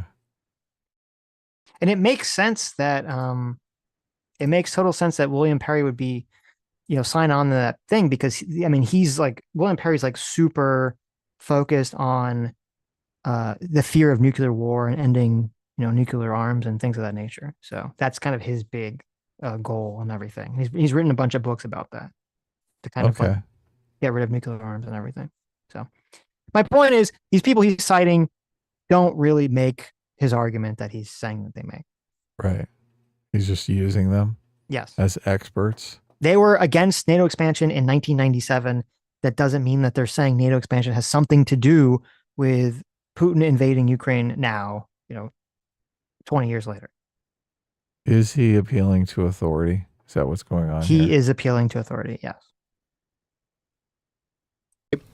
Even within that deep debate, which there were lively debates about, even the people who were on the pro-expansionist side of things, like Henry Kissinger, even he said Ukraine would have to be a special arrangement. Ukraine will not come into NATO because obviously that's leading to a war with Russia. And so I don't think it's unreasonable, and I think this is a fair thing that we should do in all conflicts, is like to have, as Mearsheimer puts it, to have strategic empathy, to say like, hey, listen, let's reasonably place ourselves in the other person's shoes and say, how would we react if somebody was expanding their military alliance that is explicitly anti-us and is bringing it up to our borders and now is openly for years and years and years saying that we are going to bring your largest neighbor, where you have very important strategic interests from your point of view, into our military alliance, and you are saying over and over again, this is our brightest red line. Do not do this. And then they keep flirting with doing this over and over. Then they back a street putsch that overthrows the government there. What? Don't you think maybe that would be a provocation? I haven't heard of this. First of all, what's this street putsch? See that since we've lost the Newland phone call, we've moved to this street push argument without really. He doesn't really explain it. It is, to me, I mean, the whole thing is like a bullshit argument. I mean, in terms of, you could say it's I will say, okay, you can say that the action is provocative. Sure. But that doesn't mean it's wrong. Does that mean it's wrong? Like if one country is like, hey, I'm going to take you over and subjugate you the way that I did in the past, and then America says, well, we should not let that happen. Maybe we'll make a military alliance with them. They say, oh, that's very provocative of you to do that. It's like, okay, does that mean it's bad? Does that mean it's wrong? Fuck you. What do you mean? Yeah, we're looking out for the interest of them, ourselves, and the entire international community. Right. Like, that's what's so weird is like this term provocation. Well, it's also, it's very, Russia's being very provocative by invading a neighbor. To Ukraine by saying, hey, we're not going to allow you to join the EU. And if you do, we're going to go back on our treaty with you, our peace treaty with you. We're going to start, engaging in economic warfare with you over this. And then if that doesn't work, we're going to literally send the military into your country and take over part of your country. Right. That's a pretty provocative fucking action, isn't it? To take over part of their fucking country. Seems a little provocative to me. So. But no, we're the provocative ones. Yes. Right. By trying to break them up. Yeah. It's so provocative. Yeah. We're provocative by saying, hey, don't do that. Okay. Let them do what they want to do. I understand the argument that Dave is making is that, Russia doesn't trust us, right? They for think, good fucking reason. Well, no, not necessarily. Like, we're not looking to invade Russia and take over the country. We don't trust Russia for good fucking reason. Yeah, but the whole idea about the provocation thing, that expanding NATO is provocative, what Dave is saying is that Russia doesn't trust us, right? Right. They don't know that we're just, trying to keep the peace. They think that we're there on their doorstep because we're going to invade and take over Russia, right? Which is retarded. It's so fucking stupid. Like, it's so stupid that even Putin said that that's not, he's not worried about that. Yeah. Like the idea, this one is so babies. He thinks he's been playing with us for like 2 decades. It's so fucking retarded. Nobody thinks that the United States wants to get into a fucking land invasion of Russia. Nobody fucking thinks that. If that's the case, then how is it provocative? Because it's bullshit. It's not provocative, right? No, it's completely not provocative. It's because it's not about military, and it never was. It was about economic and cultural control. That's really what it was about. Yes, they didn't want to see Ukraine become more economically and culturally aligned with Europe. That's what it was always about. So the provocation is that they may become like richer and more... more westernized. Yeah. Yes. More libertarian, something that Dave should have been I know, in favor of. That's a crazy shit, because something Dave should be in favor of is now considered provocative that we shouldn't do. Yes. We should just let them do whatever, right? We should let these authoritarians completely subjugate these people because we don't want to be fucking provocative. Mm-hmm. I got an idea. Let's be fucking provocative. Right. I don't know. It's weird. It's completely weird. Weird. Mm-hmm. Weird. I'm saying weird too much. Must be because of the Snow White controversy. Weird. Mm-hmm. Anyway. Two things. Continuing. Two things. If you want that strategic empathy that Mish, I'm not an admirer of, but if you want to do that, you can do it the other way around as well, surely. Yeah. I mean, do the same thing with the Ukrainians. Oh, and I just want to say, so Henry Kissinger, this is what Henry Kissinger said about Ukraine and NATO. He said, before this war, I opposed the membership of Ukraine and NATO because I feared it would start the very process we are seeing now. Now that this process has reached this level, the idea of a neutral Ukraine under these conditions no longer makes sense. Okay. So he's like, let him join. Yeah. So Kissinger has completely been like, I was wrong. I was totally wrong. Do the same thing with the Latvians and others. Yeah, but I would never, Douglas, but my response to you was never, I can't understand why the Latvians or the Lithuanians would want to be in NATO. I understand, yes. Right. And I can understand why Russia thought that Ukrainian membership of NATO was a red line. I can understand that. But that wasn't why Putin invaded in 2022. And I think there's an oddity, if I can say so. Maybe this particularly comes across on the libertarian bisexual side. But I think there's an oddity of the... Let the record show him a happily married heterosexual man. They all say that. I think there's an oddity that sometimes particularly happens on the libertarian side, which is a presumption that things only really happen in the world because we make them so. And, Russia invades Ukraine because of American policy in Eastern Europe post-1989, 1990. Something happened in the Middle East because of American policy. And I think it's a very blinkered and parochial view of things, because my experience in countries around the world is that there's a heck of a lot going on that America is frankly not really involved in. Well, that's certainly a straw man of my position. I'm not saying that America but what I'm saying is... It's called main character syndrome, which rightfully America should have, but sometimes it goes in a bad direction. It is in fact, it's partly, since you very kindly raised the issue, Joe. Your book. It's one of the things... Democracies and death cults. It's one of the things I find very interesting about this with democracies, which is that it's one of the things in the nature of a liberal democracy that because we have the right to air our opinion, because we have the right to criticize our government and much more, we end up doing all of that, and there is a misapprehension people can come to, I don't know if you do, but they can come to, which is effectively we are the only force that causes action in the world. And there's a reason for that, which is that we have, thank God, a say in how liberal democracies are run and how we're governed, and we can chew over all of the disagreements that we have.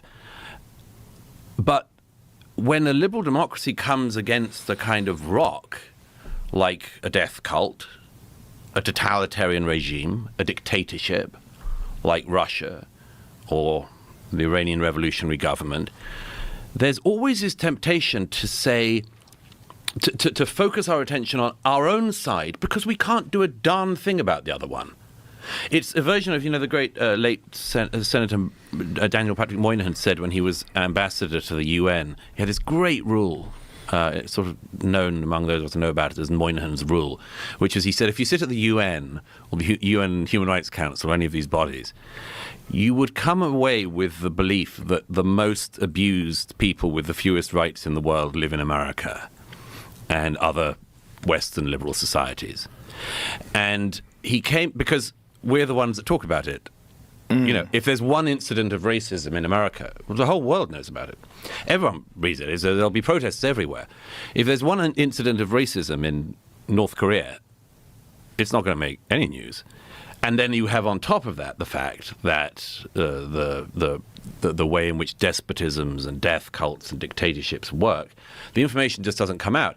And Moynihan's rule ended up being that it's an interesting point. He said that his rule by the end of his time at the UN was that the number of human rights violations that occur in a country happen in exactly inverse proportion to the numbers of claims of human rights violations. Yeah, that's exactly what I was saying with why you need to keep into your mind the context of the world. To say, yes, if some human rights violation happens in America, it's bad. We should talk about it. We should do something to prevent it. But if you just hyperfixate on it, it creates this illusion in your mind that America is like the worst fucking place in the world, when like you look around and know like actually most other places in the world are a lot worse than America, and you'd never want to live there. You'd rather choose to live in America 9 times out of 10. Of course. Putin was even using that, saying that we were racist. Yes. Bringing up like BLM and stuff. It was hilarious. Right. Because only the countries which care about it and which such things can be aired in are ever going to get it out. But the point of Moynihan's law and the warning of it is, be careful not to come away with the mistaken idea that the freest and most liberal societies are the worst. And I think there's a version of Moynihan's law that applies, whether it's to the Middle East, to Ukraine and Russia, which is, we come away with this, people may come away with the impression that the bad things in the world effectively all come from here. And there is quite a lot to be said for some of that, but there's not everything to be said. And much of the world runs on a dynamic and a dynamo, which you can't do a darn thing about, other than to try to understand it. Yeah. Okay. So I mean, hey, that's another thing too that happens with a lot of this stuff is people don't want to believe that a lot of things are happening outside of their control or government's control. Because that's, that can be scarier. If it's like, well, it doesn't matter what we do, some bad shit's going to happen somewhere. You just got to react to it sometimes.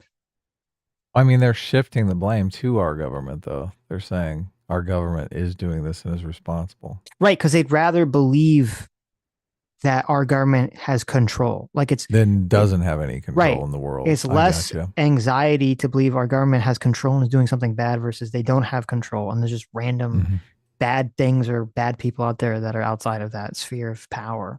And again, I certainly there is truth to a lot of that, and I think that is a fascinating kind of dynamic where there is something about kind of like, I noticed this even just with my own kids. Like it's like, and people, when you have kids and you raise them really like you're really sweet to them and you don't hit them and you give them a good life, small things end up becoming huge like things in their mind. Like someone pushed me at the playground and it's like, whoa, this is, whereas like the way I grew up, that would have just been kind of like a non-event. But anyway. I talked about that earlier. I'm glad he brought that up because that is a very good point. It's a very important point for everyone to like put into your worldview.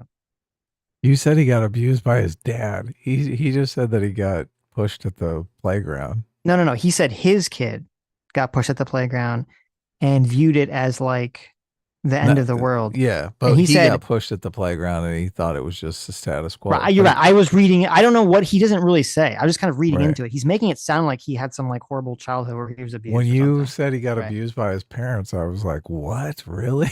Right. It's true.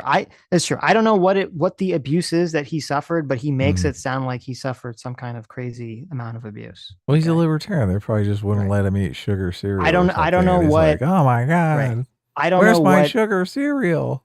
I don't know what that was. Okay, because he doesn't talk about it here. I'm sure he's probably done stand up about it or something. So. Okay. It was abused. Right. I think it would be certainly incorrect to assume that everything that happens bad in the world is somehow a consequence of U.S. meddling. I also think that there's people on the other side here, maybe the people who are more neocon leaning, more war hawky leaning.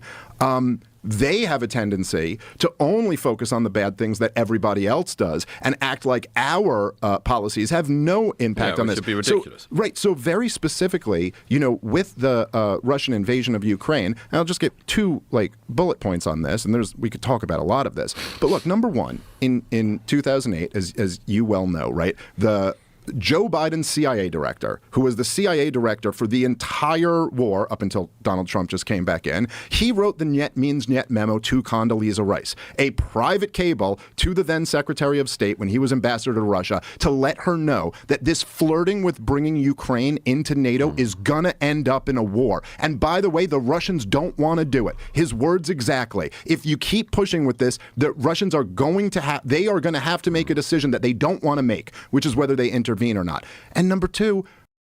So I read that memo. It doesn't really say that. Shock. It's in 2008. It was a WikiLeaks. It's when Bush comes out and he says that he wants Ukraine and Georgia to be part of NATO. And he basically lays out and saying Russia was caught unaware by this. And that there's anticipation that if Ukraine joined NATO, there could be some wide range of reaction. It's not specific. So it could be like anything. It could be economic. They do say maybe it'll be a political - military reaction. They don't know. But they think there'll be some kind of reaction. It's a lot more vague. So it's not he's making it sound like this guy was from the CIA was listen, if you do this, they're gonna attack 100%. That's not what it says at all. And in fact, it also in the same memo, he says Isabella Francis, director of the NATO Information Office in Moscow, said she believed that Russia had accepted that Ukraine and Georgia would eventually join NATO and was engaged in long-term planning to reconfigure its relations with both countries and with the alliance. However, Russia was not yet ready to deal with the consequences of further NATO entanglement to its south. She added that while Russia likened the cooperation with NATO and the NATO-Russia Council, Russia would feel it necessary to insist on recasting NATO-Russian relations, if not withdrawn completely, in the event of Ukraine or Georgia joining NATO. So even in that memo, he's saying whoever this person, this NATO director of NATO information, says that they believe Russia had already accepted that at some point they would join NATO. It would be further down the line. Interesting. So they don't postulate what the fallout would be. They say it could just be anything. They don't say oh my God, if you do this, it's going to be, it's going to be World War III. Russia's going to invade. It doesn't say anything like that. They just say there could be a whole host of various, reactions to this. Yeah. It's interesting. I would like to know what the fallout would be. Whether Putin would test the alliance or not. Right.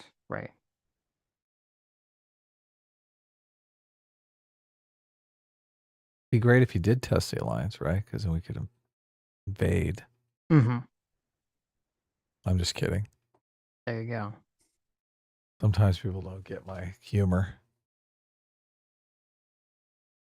Stoltenberg, if I might be butchering that again, but the head of NATO, he himself said that Vladimir Putin sent him a draft treaty in late 2021 and said, look, if you just put into writing that you will not bring Ukraine into NATO, I won't invade. Now, if you want to argue that... Okay. That's an insane point. Let me go back a second. It's got to be straight out of Scott Horton's late book. 2021 and said, look, if you just Hold on, let me go back. But the head of NATO, he himself said that Vladimir Putin sent him a draft treaty in late 2021 and said, look, if you just put into writing that you will not bring Ukraine into NATO, I won't invade. Now, if you want to argue... Okay. So I heard that and I was like, huh, that's interesting. Where's this? So he makes it sound like there was some kind of secret memo or something that was sent, and they're like, listen, just don't, just pinky promise, swear that, you won't, you won't have them in, and everything will be good, right? So I sent you a link if you want to browse to a website. You can bring it up. It has an autoplay video, so you can just turn the volume off or just pause the video or something. This is from ABC News. Okay. What he's referring to, there was no secret memo that Russia sent to Ukraine or to NATO or whatever. What he's referring to is that in December of 2021, when Russia had amassed all of its forces on the border of Ukraine, and Biden and the rest of the world was like, don't fucking invade Ukraine, Putin comes out, and we talked about this on stream, with these like ridiculous demands for the world in order to back down. And everyone knew this. It wasn't secret. It was on the front page of every fucking newspaper, on every website. Russia published this publicly for the world to see. And they made a bunch of fucking demands. And yeah, one of them wasn't that Ukraine can't join NATO. Another one of them was that NATO had to pull back all of its military equipment and all its military forces out of all countries that joined NATO after 1997. Okay. And that another part of it was it's a big demand. A part of it was NATO could not allow any country that Russia didn't like or didn't want to be part of NATO going forward. Not just Ukraine, any country that they didn't want going forward. Okay. There was a bunch. There's like 7 or 8 these demands. And at the time, everyone was like, okay, these demands are so fucking stupid and absurd that, obviously they're not to be taken seriously. Right. They're absurd demands. And so it's obnoxious to me that Dave is sort of like suggesting that this is some sort of, like, the way he talks about it is as if it's like some kind of secret thing.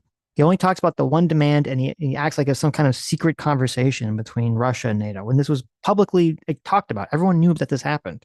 It's a public conversation. They did a bunch of demands like this with Trump on the ceasefire thing.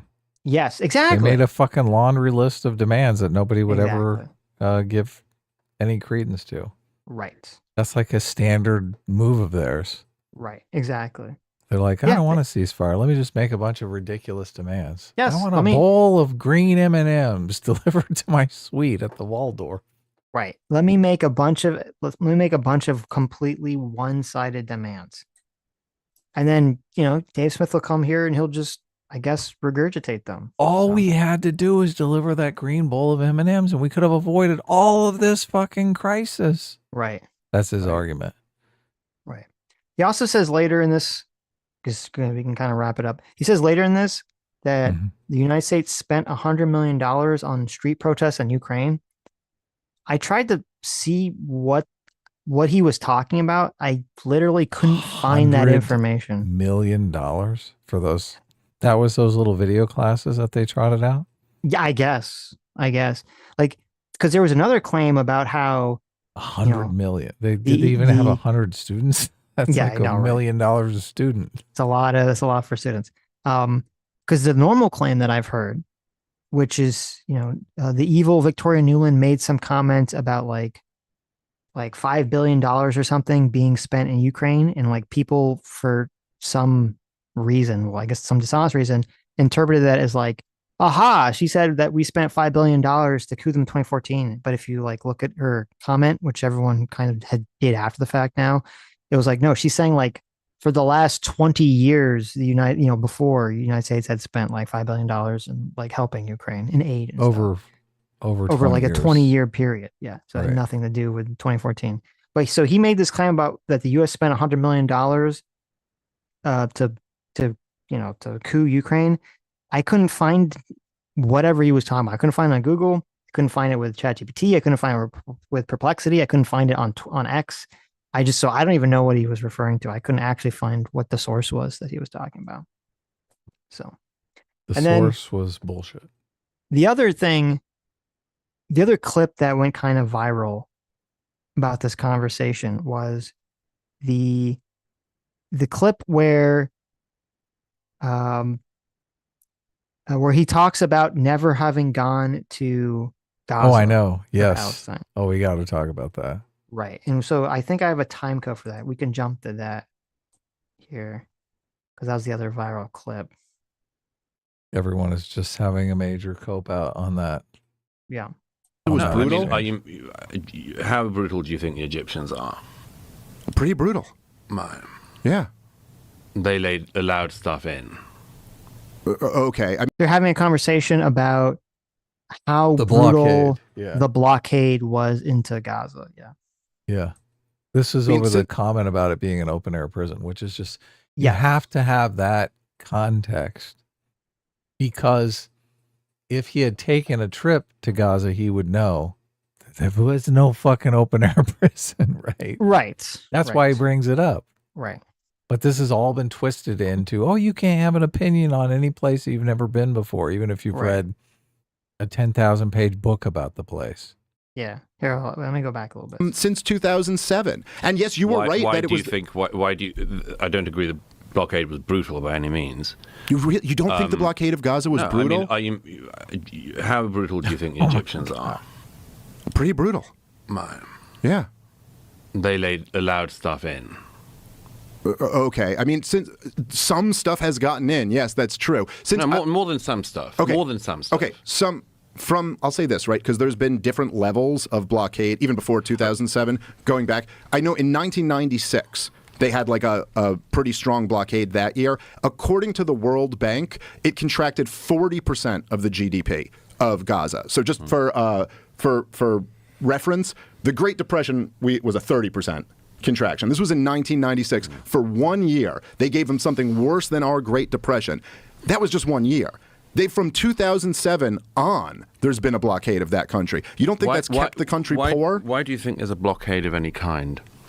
Why is there a blockade? Well, I mean, the argument from Israel would be... No, why do you think?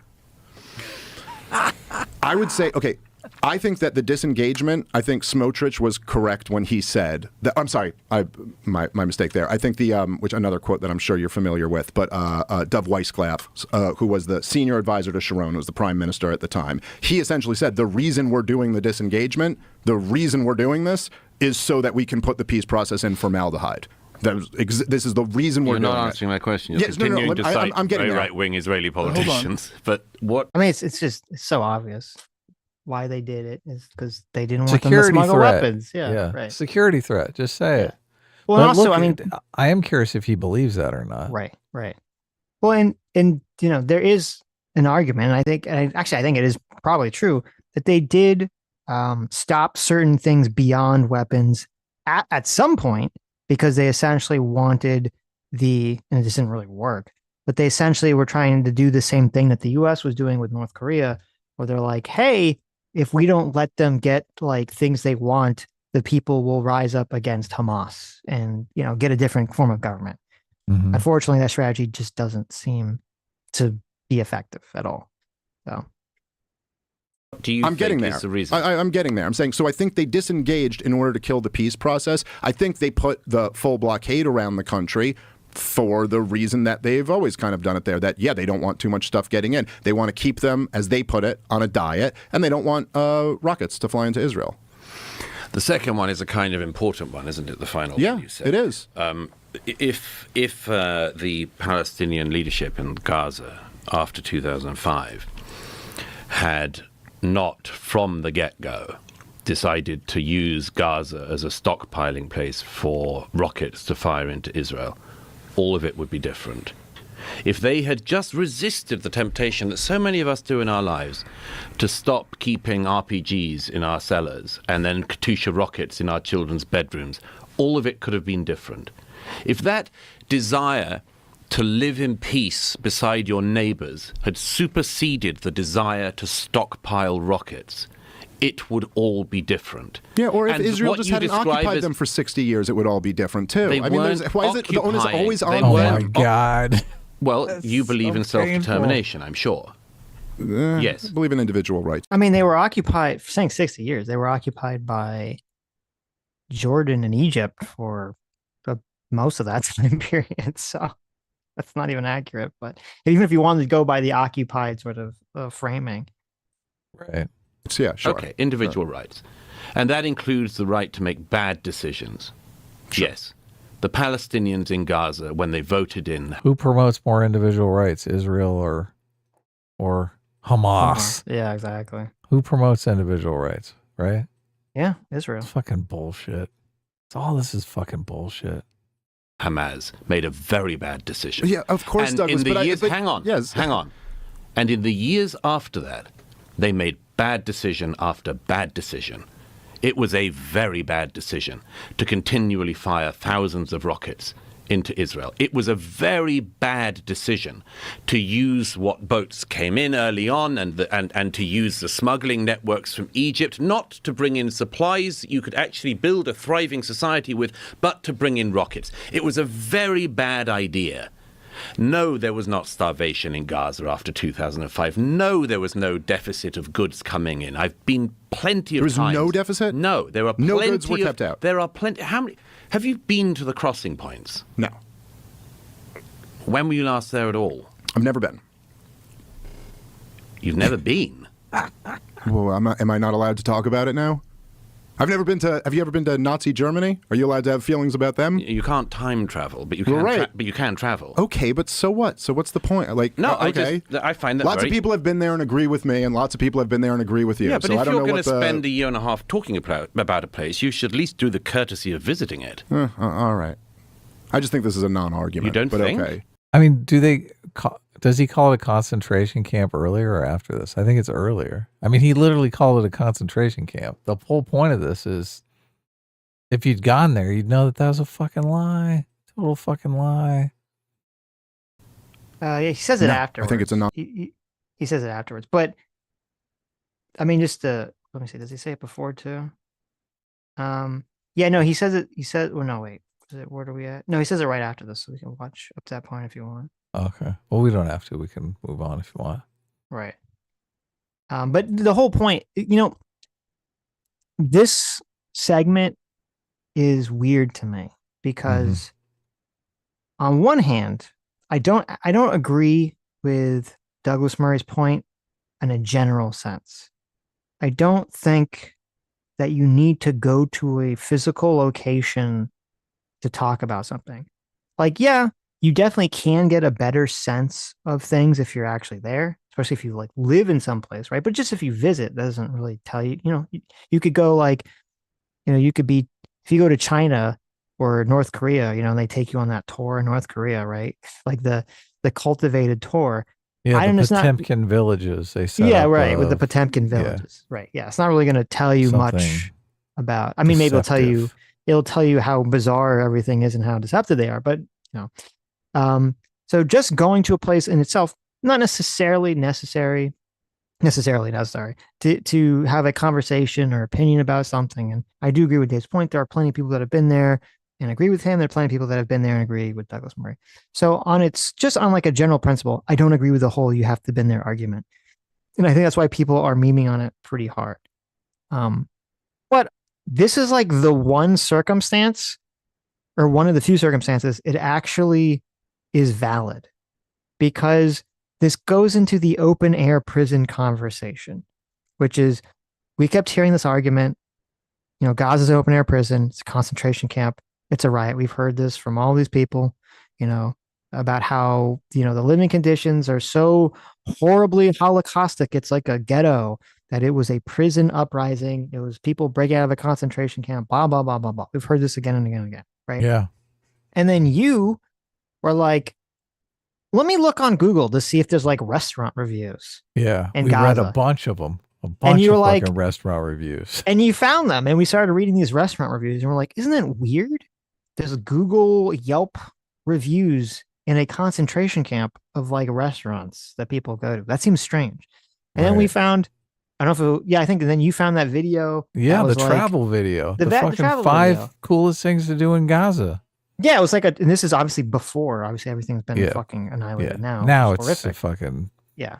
Now it is like an open air, I don't even know. Now totally. It is like an open air fucking rubble. It's just horrific. But before, October 7th, there was this video and it was like, oh, here's some of the top 5 things for tourists to do in Gaza, right? And so it's not like, and this is why it's like, this is why if he actually had gone to Gaza, it would have shown that at least that specific argument about it being an open air prison and people couldn't get food and all this other stuff was not actually true.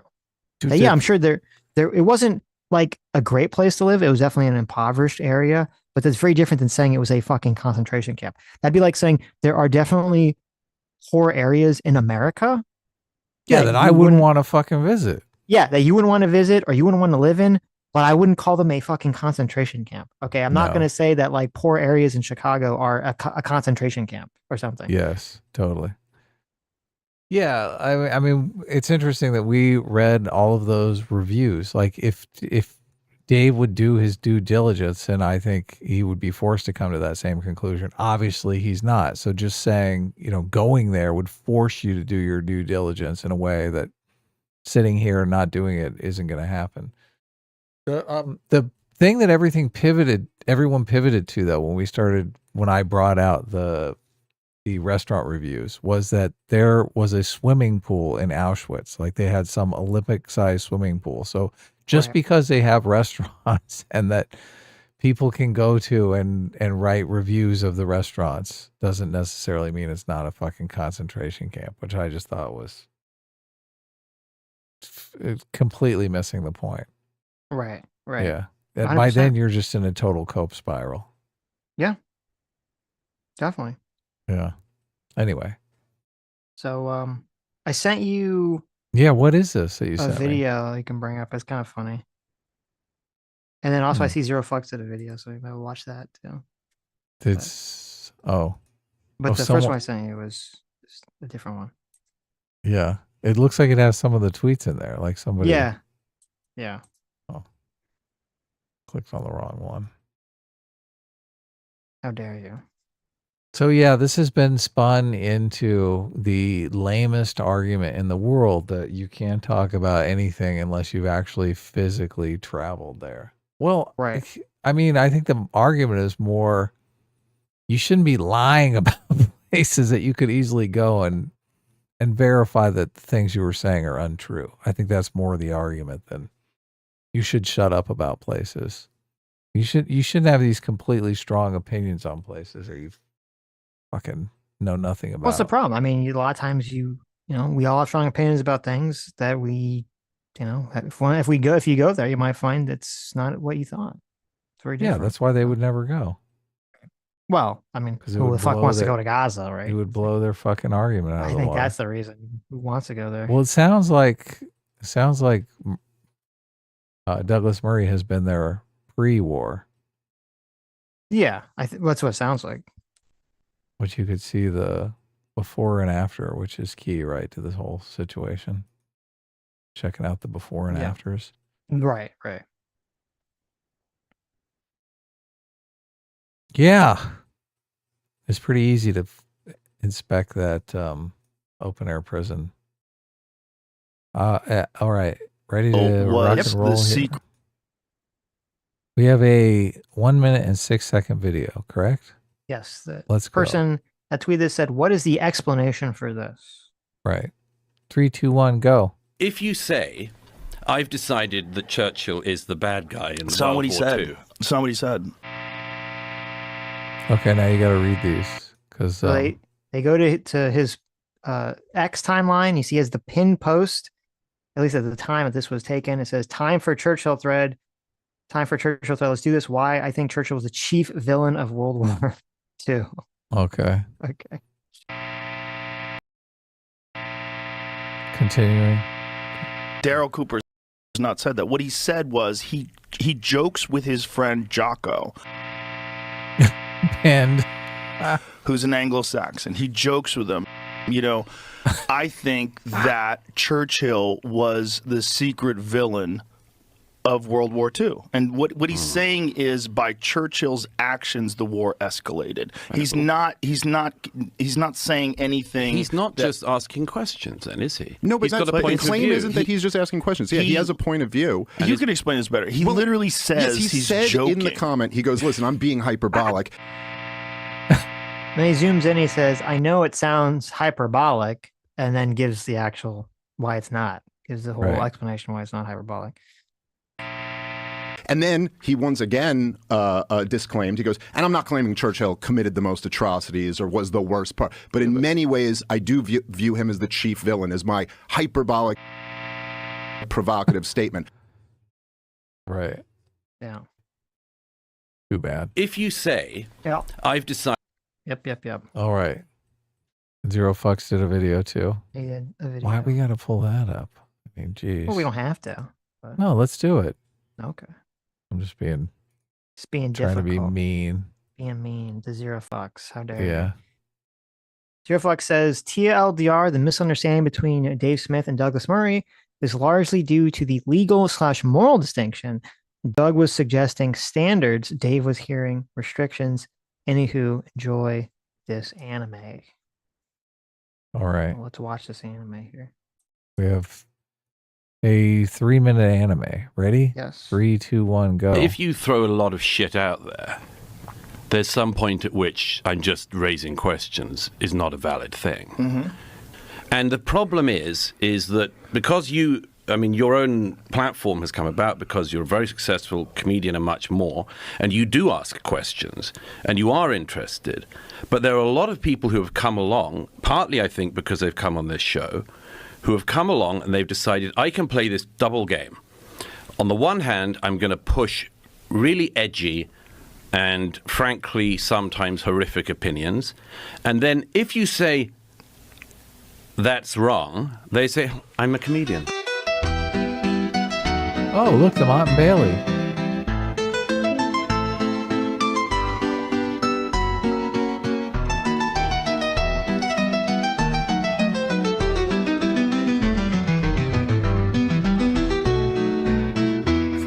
That was pretty good. I like a little animation there. So he did a little animation. You're not raising questions. You're not asking questions. You're telling people something. Do you think Daryl's doing that? I think there's a whole bunch of guys doing that. I think Dave is doing that. Very obviously. Dave's the comedian. Oh, look at this. But he's now mainly like the Bowser laugh. Talking about Israel.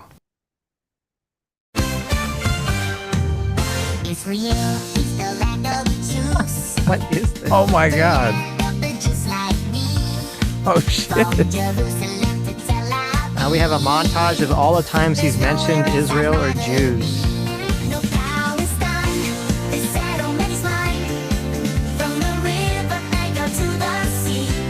I like this AI song.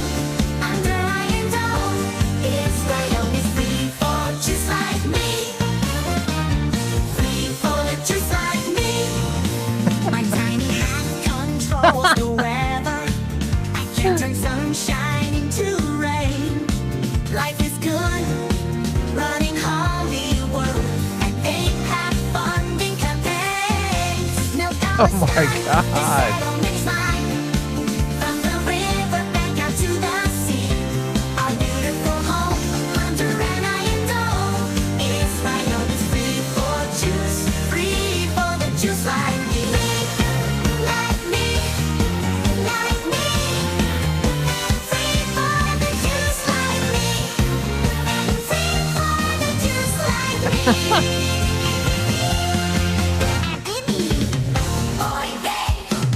Oh my God.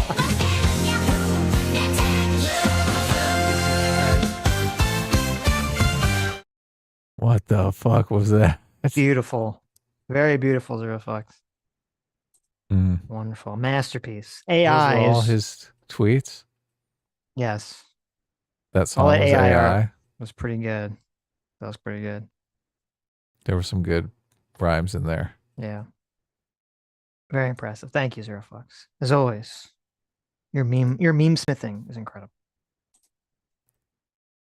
All right. Shall we read some super chats? Yes. Is it time? The time has come. Soul Odyssey for 20 Canadian. Thanks so much. Says Dave, like most libertarians, are critical government theorists.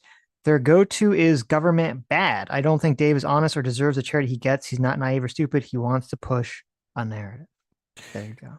I love that. I definitely love that. Critical government theory is exactly like critical race theory. It's like racism is responsible for everything. Government is responsible for everything. So many people, they just can't get out of this fucking binary, right? Right. Yeah, the government fucks up. Sometimes they don't fuck up, okay? Mm-hmm. Like racism does exist. Sometimes it doesn't. Please make it stop. Grassroots Hegemon for $40. Thank you so much. Says, well, they're two different ones, so I'll read them separately. Says, later than hell, but Douglas Murray folded Dave Smith over the fucking table. Oh, shit. Well, that's what we were saying. And don't read the comments on the video, though. It's demoralizing. Jeez. Mm-hmm. Yeah, exactly.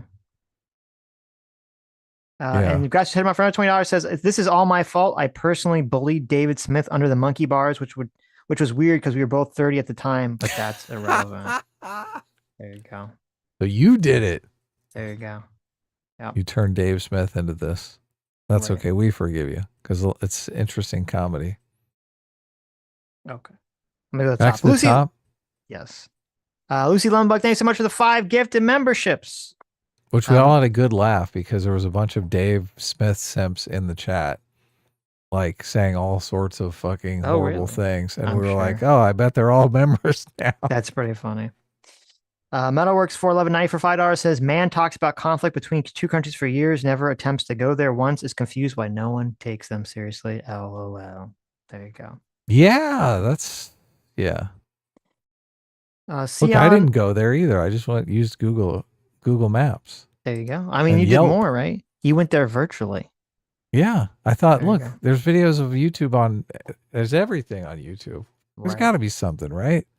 I want to see photos. Sion Arakale for $10 says, when I was initially listening to this conversation, I think Murray comes out with a slightly better point, but Dave manages to pull his I'm just a comedian parachute and derail things. Yeah. There you go. Stanley 6 for $2 says, Dim Fool said something right. Hey, listen, you got to give people credit when credit's due. Nice. Equishadox for $5. Thank you so much. Says Sitch and Adam on Murray versus Smith. Finally, I can form an opinion about the debate. There you go. JK, I haven't been able to watch it yet. Well, I'm glad you waited for us so that we could properly frame your entire opinion about it, right? Yeah. I mean, Sitch did add a lot of context there that I think was super helpful, super useful for me. That's for sure. I'm sure you guys got a lot out of it too. Yes, especially the Cooper collection. So, Dr. Fire for 2 Canadian. I heard a couple comments here that were praising you on your thank you researchability. So, Dr. Fire for 2 Canadian says, you guys interested in talking to Ryan Macbeth? Yeah, I like Ryan Macbeth's content. Hell a lot. Yeah! So he actually had a crazy video today, which I hadn't really heard about, where this person was a whistleblower for Facebook, and they claimed that Mark Zuckerberg personally went to China and essentially gave the Chinese government access to Meta's AI so they could train DeepSeek and other AI off of that. Which is like... And they shared Americans' private information, which is and also detestable. Right. And shared Americans' private information with China. If an American had a post on Facebook that went viral that had something to do with like China or Hong Kong, that maybe they would share information with the Chinese government. So about that person, so they could fucking track them down and kill them. or something. I don't know for what purpose, but anyway, the whole thing seems insane. If any of that's true, people are already calling and demanding that Zuckerberg's gonna have to come before Congress and testify. And if it's fucking true to me, if it turns out if it's true that he was like, sharing this information and, about private citizens and letting China train its AI off of Facebook when the government was trying to shut them out from all that stuff, I do think that he should be tried criminally for treason or something. That's totally fucking psychotic. You hear that? Since wants lock him up. Wants to lock up Zuckerberg. 100%. 100% for treason. Yes. It's so fucking based. Treason, man. I know. Throw them in there. These fuckers can't just commit treason like that. No. Ryan Macbeth was one of the content creators I was thinking that understands Ukraine enough to go on Joe Rogan and set him fucking straight on the Dave Smith lies. Yeah, you know what? That's true. He would be a good person to go on. He's talked about it because a bunch of his fans want him to go on Joe Rogan, but he said, look, I'm just not big enough. A lot of people who go on Joe Rogan, they obviously, their friends have some kind of relationship with him, or they pay some company that basically makes an introduction for like 10 grand or something. He's like, I mean, he's got a 1 million sub channel on YouTube. Ryan Macbeth does? Really? He does, yeah. Huh. Well, Joe Rogan is just in the stratosphere. I mean, I know, yeah, he's gigantic, but it's not like he's a nobody, so. Yeah, no, I would love to see him on Joe Rogan, so. Right. I can't get him there. I don't have the 10 grand to. Right. J-Mac, our second far, thanks so much for Daddy J-Mac for the $50. Says, since you guys are done with the content, I don't feel bad derailing by telling everyone that my game Chronicle of Myth has an official Twitter that you can all follow for updates about the game. I hear the social media manager is a real nice guy. Look at share the link in the chat. You're a mod, you can share links. So share links so we can click on it and I'll go there and follow it. Chronicle of Myth, baby. Jim Dandy for $5 says, experts verify Churchill was one part Jesus, one part Moses, and one part Lincoln. I don't care what the facts you have. I don't want to hear nothing different. There you go. Yes. Yeah, look at that. I agree completely. We won't tell you anything different. M8566, thanks so much for the 5 gifted memberships. Thank you. Ralt of Gibeah for 22 months says, missed you white folk last year. I was away on a psychedelic voyage into outer inner space. Wow, look at that. But I'm glad to see you're still been getting my money. Well, I hope your psychedelic voyage into outer inner space went well and that you found God and received enlightenment. So yeah, totally. That's what we want. Sitch and I always say drugs are a step on the path to enlightenment. So I don't say that. Don't say that. That is not my position. Okay. Depends upon what the drugs are. Maybe shrooms are, but nothing else. Maybe shrooms. I always say crack cocaine. No, stop. I'm just kidding. Don't, stop it. Ralt of Gibeah for $5 says, and that Sitch is no longer a volcel. Congrats, man. Just remember, if you get married, half of chat won't let you go. Half of chat won't let you get no fault divorce. There you go. There you go. That's true. Of course. That's true. A volcel. There you go. That's funny. That's voluntary celibate, right? It's voluntary cell, yes. Yes. Lives in Dad's Wall specifically for $2 says the virgin debate versus the Chad exploratory discussion. I like that. Yeah. Yeah. I mean, that's what we try to do. Right. Constructive dialogue, but it's sometimes. Fuck you. Look, sometimes we do get heated, but I still think we're searching for the truth. Like, I don't think either one of us is thinking, oh, this is what the audience wants to hear, right? And we got to make sure we tiptoe around saying something that the audience is going to get mad about. Right. Definitely true. Kyle Vernon for $10 says Hitler didn't start World War II. He started the German-Polish War and the Russo-German War. Churchill's entire strategy was to turn a regional war into a world war. Churchill started World War II by not suing for peace. I mean, I think that's the cucked position on the whole thing, the appeasement position on the whole thing. So, like, oh, let him just keep, taking shit over until he's appeased. For peace infinitely, right? Obviously, that didn't work the first time. I don't know why it worked the second, third, or fourth time. So we shouldn't have gotten involved when he invaded Poland. That's the argument that Kyle's making. Yes. I'm not well read on World War II, so there you go. Ralt of Gibeah for $5 says got the comic, the nude variant, obviously, and left it out on my piano while my mom was over. Great facial reactions, no regrets. There you go. That's hilarious. That's pretty funny. That's good. Right. 42 naked girls on the cover. What? So what was the reaction? Right. I guess it was great. Did she mention it? Did she say, what the fuck is it? Right. Jim Danny for $5 says, Sitch and Adam not realizing the magic phone call was always superfluous is pure lol. They bring it up more than any rightoid ever has ever. Mm-hmm. What do you mean? That was the key argument that Dave Smith and anyone that I've ever heard brought up in terms of proving that America couped Ukraine in 2014. They'd always give you like the laundry list, and the top of the list would always be, you have to listen to this phone call.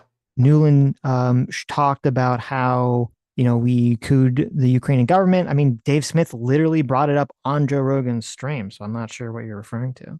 I'm pretty sure the first time I ever heard it was Aiden Paladin making the claim when we were debating her on Ukraine, bringing up the fucking Newland phone call. Yeah, she brought it up. Right, that came up in our super long Aiden Paladin conversation. That was one of her points. Yeah. But again, as I said, Aiden brought it up. Every single person making that argument has brought it up. They've only stopped doing it recently. Dave literally brought it up on Joe Rogan. So I think you're just misinformed on that. It was the perfect phone call. That's true. But no, maybe nobody's saying it now. So that's why Jim thinks it's like nobody talks about it, which is good. Right. Look, we don't want anyone to talk about it. So right. That's great. Rawl of Give You for $2 says, also, Dave is actually the worst. There you go. Some people are saying Dave is the worst. Some people. I've heard people say, a lot of people are saying. Right. Those are all Trumpisms. Jim Danny for $10 says, Dave has never said the I'm just a comedian or it's a comedian as defense. I'm pretty sure that's just this show and Jon Stewart. Experts make factual arguments. They don't just bloviate about being experts. Yeah, but see, that's sort of, I mean, I literally said, I guess Jim doesn't, it makes sense to me that Jim hasn't heard people bring up the phone call, because I literally said in this stream before he sent the super chat that I said, to be fair to Dave, I don't know if I've ever heard him make that comment. So I guess he's attacking me for saying, I don't know if I've ever heard Dave make that comment specifically. The just a comedian thing. Yeah, the whole, like, I'm just a comedian. Right. So. Well, look, we don't hide behind that either. We're constantly being accused of that, but right. We're not saying things that are untrue. Right. Look, but also it really shows again, I guess Jim has, comprehension problems, because whenever you or I say it's a comedy show, it's a joke referencing how stupid that argument is. Oh yeah. It's because I originally said from the beginning, Jon Stewart was stupid and dishonest for making that joke in the first place. So, but whatever. I understand people sometimes have difficulty understanding complicated concepts like sarcasm and humor. We're not trying to hide our views behind some comedy show moniker. So, right. Kala for 29 months of Discipline Equals Freedom. Thanks so much. Says, I'd wager far more people watch Dave for his politics than his humor. He's a funny guy, but his jokes aren't. Wow. I'm going to have to do some investigation into whether or not Dave Smith is funny. So I don't like Jimmy Dore's politics, but I think he's funny. I think Jimmy Dore is like way funnier than Joe Rogan, and Joe Rogan's had a special and shit. So I don't think I've ever seen, I've ever seen Dave Smith's comedy, so I can't. Yeah, I haven't either. Can't say anything about that. So maybe it's hilarious. Right. It was interesting in this Joe Rogan debate, because Dave kept trying to make Douglas laugh and just was getting nowhere. All of his jokes were like not landing. Right. I mean, Douglas Murray got the biggest laugh lines in the conversation. He did, yeah. Everyone was laughing at his jokes. So it felt like Joe is kind of laughing because, listen, Joe is not generally, I don't think he's a confrontational person. He's definitely not confrontational in this show. So I felt like he was laughing to sort of diffuse a lot of the tension. So he was more confrontational in this than I've ever seen him before. That's for sure. Because he was defending he's being his directly territory. He's being directly criticized. Yeah, he's being accused. So, yeah, makes sense. They're making an accusation. They're like, "Look, you're a Nazi farmer now." Yeah. How do you feel about that, Joe? Right. Me? Yeah, exactly. Yeah. What are you talking about? Makes sense. This guy said he was being hyperbolic. Here he is on Twitter with the fucking thread, 20 tweets long. WMMA scene now for $5 says Dave and Cooper and whatnot are what uninformed people think informed people sound like. Midwits, all of them. There you go. Jim Dandy for $2 says, remember Sitch joked about meeting his own mom. What? Yeah, when did that happen? I would remember something like that. That's okay. Interesting. This Jim Dandy person, some interesting takes here. Lives at Deswell specifically for $2 says, weird. I thought the chief World War II villain was Hitler. We all thought that, but little did we know, right? Can't be that complicated. So we got it wrong. They fooled us. Right. Short Stack Goblin for $2 says, can't two things be true? Two things can't be true. No. Yes. Only one thing at a time. Oh, okay. You're right. Right. I don't remember what that was in reference to, so but Short Stack Goblin for another $2 says, y'all act like the truth is so black and white. I mean, I feel like most of the conversation was not saying that, but okay. Some truths are just black and white, though. Well, right? Like maps should get the wall, right? Yeah, the wood chipper, right? Yes. But I said I don't remember what that was in reference to in this stream. Ask a Seal for $10 says the J&J. Oh, it's talking about the vaccine. The Johnson & Johnson is a viral vector vaccine. Johnson & Johnson and Astra, both viral, were pulled from several markets due to cardiac issues. The only other VV ever used was for Ebola, and it was pulled due to cardiac issues. Really? Oh, okay. Interesting. Yeah, I thought there were problems with it, but I didn't know what they were, so thanks. Okay. Listen does also specifically for $2 says, not an expert, but I don't think Hitler liked the Jews. That's true. That's the rumor. That's true, yeah. Libertarian Sasquatch for $2 says, personally tired of funding Israel and Ukraine. That's fine. Like, again, and I mean, I think I said this like when the war first started. I said, if people just don't want to pay for it, that's fine. Just say that. Like, we don't need to come up with all these sort of, I'm not saying you are doing this, Libertarian Sasquatch, but like Smith and all these other people, they don't need to come up with all these like weird copes, how it's like really America's fault. Just say you don't want to pay for it. That's fine. That can be your opinion. Can't you just think, like, obviously the taxes you pay are not 100% of the budget, right? It's a very small portion of the budget. Can't you just imagine that none of your taxes go to Ukraine or Israel? They go somewhere else. Maybe think of something that you want them to go towards. Mm-hmm. Like, there's these executive orders that Trump is signing to get trans women out of sports. Can't you just think, oh, my taxes go to pay for those fancy pens he uses? Right. Yes. Like, why do you have to think? It's so weird. There's a lot of people who do support funding Ukraine, and they pay taxes too. Guess what? They even vote. Yeah, they might pay enough in taxes to actually support Ukraine. There might be enough people to support Ukraine that their taxes are barely even going to Ukraine. If people, vote for it, vote against it, whatever, we live in democracy. That's the way it should be. So, yes. It's just this whole idea that you're the one personally funding the entire war. Like, it's okay if it was that way, then sure, fucking pull the plug. It's your money. Right? Yeah. Sketch for $2 says, hate democracy. Maybe he should get good scrub. True. Thank you, Jim Dandy, for the $5, $7, $11. I'm not going to read the rest of your super chats because you seem unhinged, but thank you for the money. RBGH fan for $5 says, good luck defending neocon Doug, who wants the U.S. to fight wars for him and his friends. I'm sure that's America bad or isolationism or something. Okay. I mean, as I said, you can be against these things without making sort of the bad faith or bad arguments that Dave Smith was making. So, Loser Roman, thanks so much for the 2 Canadian. It says, this is totally Spoon. Very Spoon, right? Very Spoon.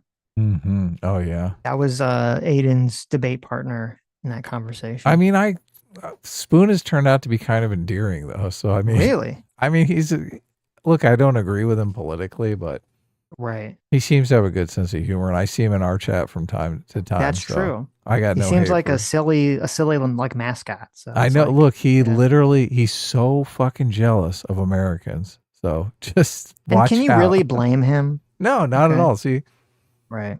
Yeah. Majan for $2 says, "What is Cooper's religion? He might be a mystic."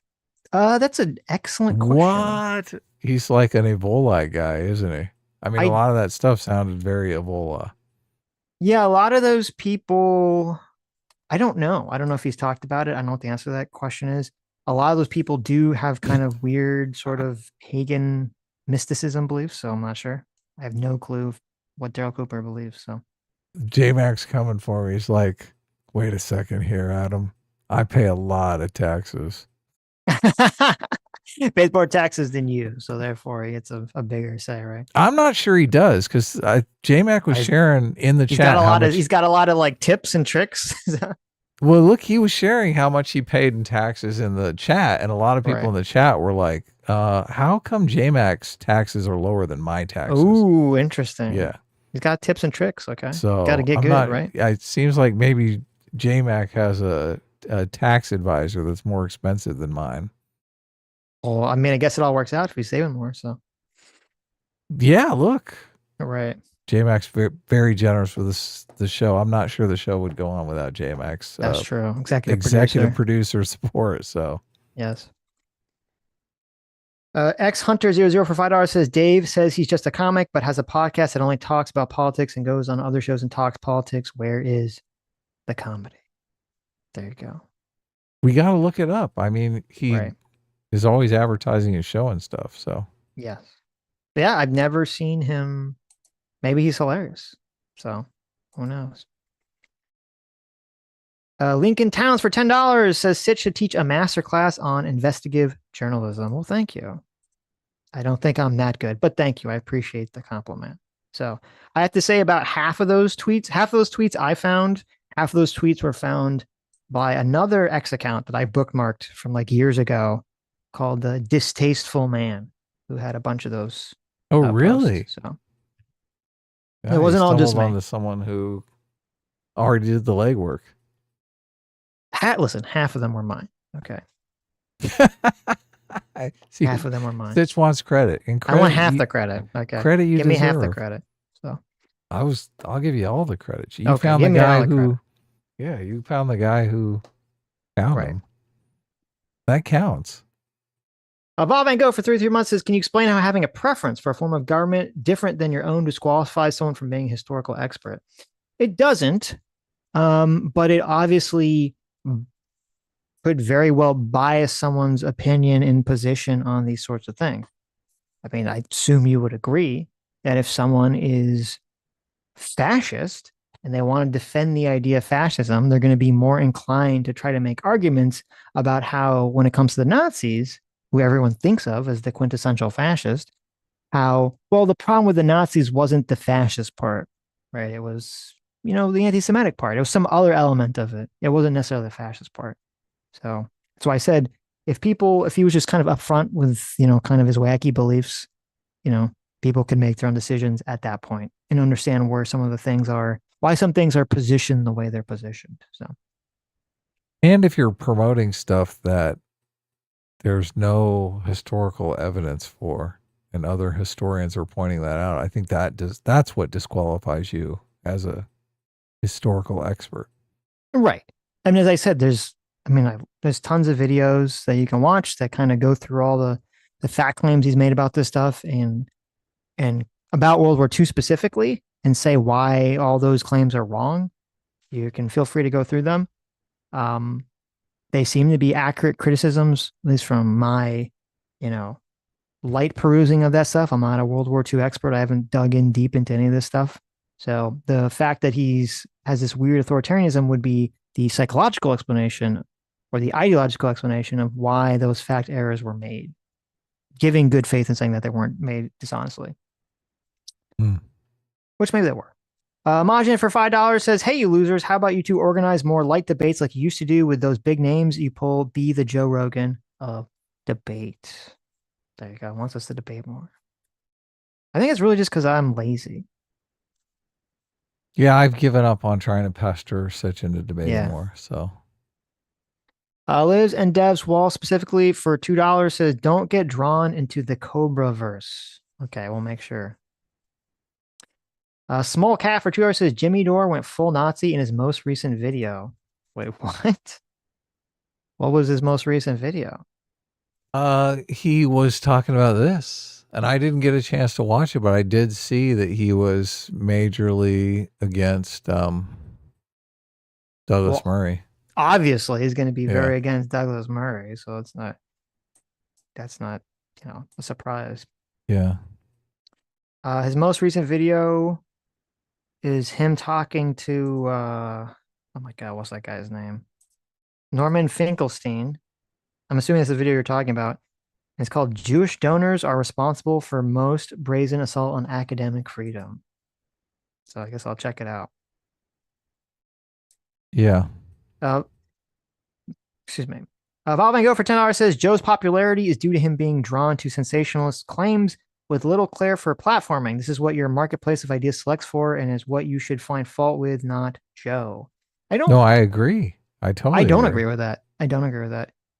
Joe's popularity was not, I don't agree with this at all. I don't think Joe's popularity was due to being drawn to sensational claims.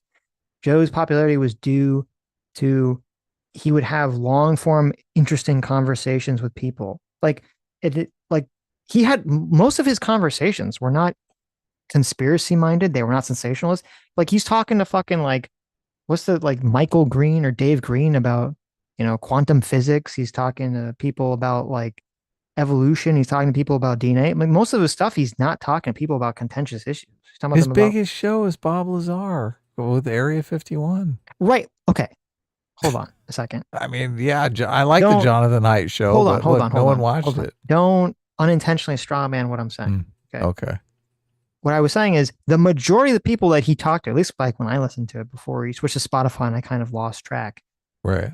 Was just him talking to literal, actual experts and people in the fields about very interesting things. I agree. Yeah. Now, he did talk to conspiracy theorists. He talked to Bob Lazar, as you said. He talked to Alex Jones. He talked to, I forget that guy who has all the alternative history stuff. And all that stuff was Terrence interesting. Darby. Right. All that stuff was interesting. I'm not against that stuff. But in those podcasts, they get a lot of views, but they were still the minority, in the terms of the volume of all his podcasts, that was in the minority. It wasn't in the majority. And in fact, one of my favorite podcasts of his was him actually shitting, I forget his name. He was attacking his friend for believing that space wasn't real and everything and trying to de-red pill him and stuff. So he attacked Dave Rubin and Candace Owens on bullshit they were spouting on a show. But that was political. That wasn't conspiracy stuff. It was just disagreement with political stuff. The part that I agree with when I was saying that I agree with it is that just this is what the marketplace of ideas selects for, which is part of the problem. And we talked about it. We said, obviously, how do we make boring things that everyone agrees with go viral? Hold on. I said the market selects for conflict, not the market selects for sensationalist claims. Right. Maybe I'm misinterpreting. When you're saying sensationalist claims, I'm assuming you mean conspiracy stuff. So maybe I'm misinterpreting that. Right. But even with Joe, and I mean, to me, Joe would actually be kind of a good example. You could say a counterexample of what I'm saying. Because at least in the early days when Joe blew up, his shows weren't very conflict driven. They were just kind of long form, interesting podcasts. So. Yeah. I mean, it's complicated. Right. Because you want to have stuff has some conflict just so there's some draw. Right. But a lot of people want the really salacious stuff, right?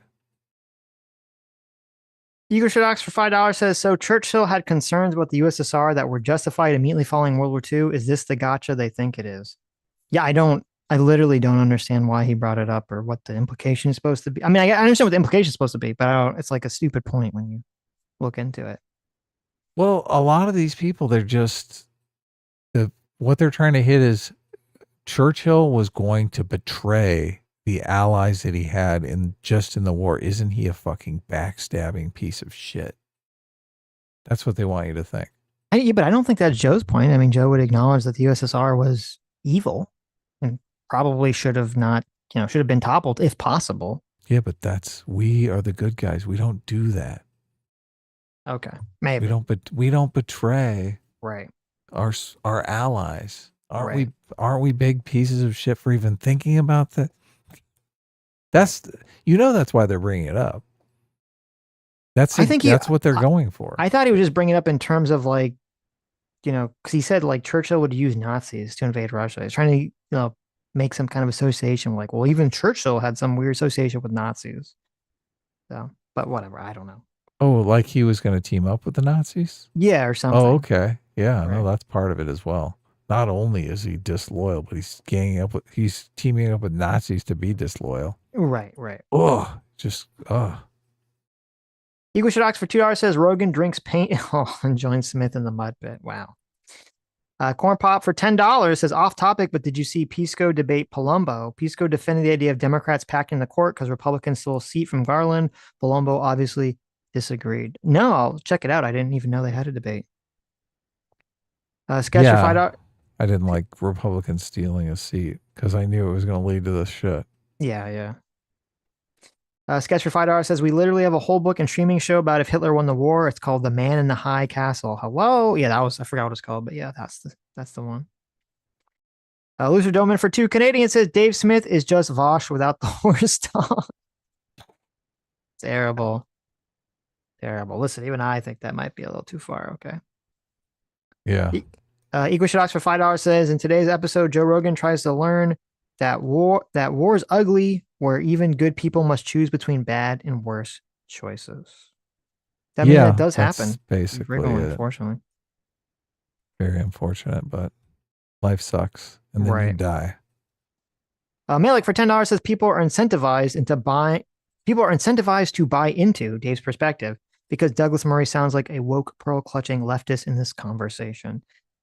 Yeah, I think the clips can definitely frame it that way if you don't see some of the broader context. So, as I said, I agree with a lot of Murray's points, but I don't think he did the best argumentation for those points. He really needed to bring, like, here's what Cooper said. That's like crazy. So that they couldn't just like say, oh, it was just a joke. It was just this. It was just that. Right. Without really having, the receipts. It's kind of like, what are we actually talking about here? And then you kind of get bogged down in this conversation about experts and all this other shit, which is kind of stupid. But the entire internet wouldn't come together to clip someone out of context, would they? I mean, that wouldn't happen. That would never happen. Yes. Okay. Right. He's safe. Corn Pop for $5 says, I'm not saying the deep state sank the Titanic, but did the deep state do it? Of course they did. Obviously, because they're the deep state. That's what they do. Yeah. They were deep under the water. They look like a little innocent ice cube floating on the surface. There you go. But beneath the water. Yeah. It goes deep. That's where the deep state is of the iceberg. Right. Madney85 for $5 says society blew its collective load on trusting experts in 2020. As a consequence, people have been questioning everything they were taught since. That is true. Unfortunately, that is what happened. Corn Pop for $10 says, I agree substantively more with Murray over Dave, but oh malarkey, Murray comes off as such an insufferable snob here. Dave at least appears to be engaging in good faith. It's just the intrinsic quality of being British. Okay. It's built into their DNA. I don't buy into the engaging in good faith. Like, he's delivering all these snarky, underhanded comments. Like, he's saying you're guilty of, you're confused. You're making a contradictory argument. All this stuff that just he asserts. That's bullshit. He is making those comments. I guess it doesn't register to me because like Douglas Murray's also, basically calling him a peddler of fascism, lies, and lies. So it's kind of like, they're both, throwing these accusations at each other, I guess. You're right. But Murray does have a the difference is Dave is lying. Well, there you go. But Murray does have a very like assured, condescending tone and personality to him, and he always has had that. So yes, and obviously, everyone. I know that's what I'm saying. When you agree with him, you're like cheering it on, and when you don't agree with him, it's kind of like, what a condescending prick. Right. But I see what you're saying. You're saying even though you agree with Murray more, I understand it comes off the way it does. So I know this. I agree with that. Equal Shit for $5 says a baseline for trustworthiness is that a person can entertain ideas. They can entertain the idea that they could be wrong. Dave Smith is not capable of this. Last super chat. LOL. Well, thank you, Equal Shit. So, Dan Richards for 5 months says the lab leak theory it was created and released on purpose. That is what these guys were pushing, not the accidental release of the natural virus. I mean, I don't. There was two. There was the creation of it and then the leak, and then there was the intentional leak. I don't honestly remember what Dave Smith or Joe Rogan or Douglas Murray or any of them. I don't remember what they were specifically pushing. So I don't know if they were pushing the more accidental one or the intentional one. The Justice 35 for 31 months says, whenever I see a caster, quote, just asking questions without holding a firm position, I say they're jacking off, like like Jewish questioning off, jacking off. Dave Smith is a professional jag off. There you go. I like that. Yeah, I have a position. You know how I have this position where like, if you're being arrested by the police and you start resisting arrest, I don't feel bad for you. Yeah. Like you have to fight them in the courts, not in the streets, right? Right. I have this same position now where if people are accusing someone of having extreme ideas, whatever it is, whether they're socialists or a fascist or a Nazi or whatever, and they refuse to be clear with what their positions are, then I don't have any sympathy for them at that point. Totally agree. Totally agree. Yeah. Just be very clear with what exactly your positions are. Okay. No one's asking you to apologize. They just like want to know what the fuck your positions are. Yeah, and look, if you haven't taken a position because you haven't really thought through the situation or the argument, or you don't have all the facts, just say that. Right. Just be fucking upfront. You don't have to hide anything. Right. Cole Hammer for $6 says, can you invite Dave Smith or Ian Carroll to discuss this? I would have no problem. I would be totally down to talk to Dave Smith about this exact issue. I don't know if he'd come on again. I tried to get Dave Smith to come on again after, but oh, okay. So after the ass kicking you gave me, he was like, nah. Okay. Yeah, I don't know. He never even responded. So. Oh, okay. Interesting. Yeah. I don't know enough about Ian Carroll. I'd have to watch more of his content before I ask him to come on. What about Daryl Cooper? I would, if he would come on, I would sure shit have him come on. Be like, can you explain these these X posts, please? I'm skeptical that he would come on though. Well, he's been on Joe Rogan, so he's like big shit. I would be 100% down to do it. Stug for 36 months says it was announced that for Gen Con 2025, all events related to Mario, Sonic, Mega Man, and similar games would be canceled. They were deplatformed. Wow. There you go. Terrible. That sucks. Cole Hammer for $6. Thank you. Says, my opinion is that the woke right emerged from being funded and founded by Marxist foreign agents who want to divide MAGA after losing in 2024. Interesting. I'd like to see some evidence for that, but that would be that's a scoop. I mean, I would be skeptical. I'm always kind of skeptical of these things because I just see a natural, like it's easy to see now, again, it's my own biases. I can see the natural progression of it going in that direction. I'm sure that they definitely are getting assistance from some places. I'm sure that some of these accounts are getting assistance from someone, some foreign agent, some bad actor. I would love to see, there was a suggestion that on X, you could see someone's, country of origin that they're posting from, to see where all these accounts are and stuff. But I would just say the timeline would be off because obviously that stuff was gaining momentum before Trump won. So, Libertarian Sasquatch for $2 says, what would it take for you two to serve? If someone invaded America, probably I'd be down. So, though I'm getting a little old now. I'm getting a little long in the tooth. That's a clear line. But yeah, look, if someone was on our shore, yeah. Look, if I was drafted, obviously I'd serve. So yeah, I don't know if America, they'd want me. I'm like an old timer. So right. If America gets invaded and I'm needed, I will 100% step up. But if they wanted me to like give inspirational speeches and there you go, point people, right? I just look. I'm not sure. I might be dangerous out there on the front line. So I'm thinking of those McNamara morons who they were like. You want to be like Tom Cruise? You want to just? I'm just here to film commercials. Yeah, that's it. There you go. There you go. One man band for $5 says Brad and Greenwood purposely omitted data points in the Black Babies Die More with a White Doctor study from 2020. You're right. Yes, it wasn't about the trans stuff. What am I saying? It was about the. Thank you. It was about the Black Babies Die More. Well, actually, no, it was with both. It was with the trans study and in the Black Babies Die More than White Doctor study. That's true. That was crazy. They put a thumb on the scale for both of those. Yes, they did. Crazy. Nathaniel for 2 months, thanks so much, says Douglas is like Bill Maher. He makes his arguments in such a smug way that it makes me want to disagree with him, even though I actually agree. That's fair. That is fair. Bill Maher does have that issue too. So smugness is terrible. Yeah. Very smug, condescending kind of attitude. Barry Bruiser for $10 says, I think this is key. Douglas needs to hammer over and over and not fall into the trap of losing the forest for the trees. Otherwise, you really do question if Churchill or Wilson were the bad guys. True. Goose Springsteen for £10 says, do you still talk with Carl? On Lotus Eaters, they did a members only on Churchill after the Cooper stuff.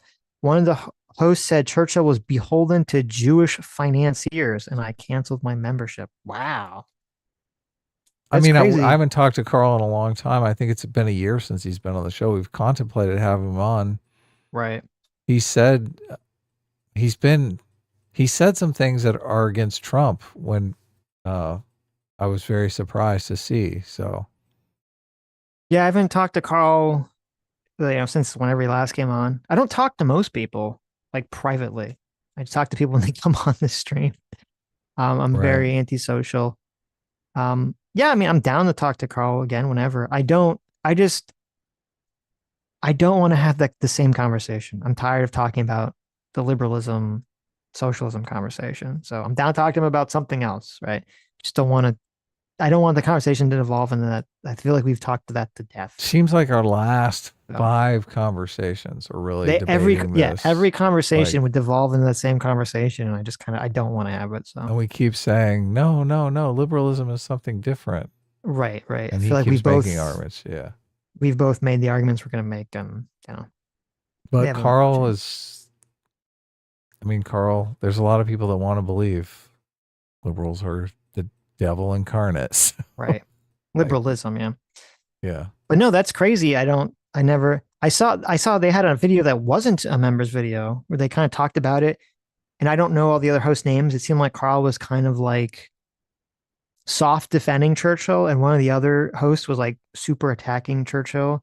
And then that's crazy if in like the behind the scenes one, he's like throwing some Jewish thing into it. But well, he didn't say Carl was, did he say some other host? One of the hosts. Yes, I'm saying Carl. I'm saying the other host. Yeah. Right. That's great. But I mean, he's still on Carl's payroll, so. Right.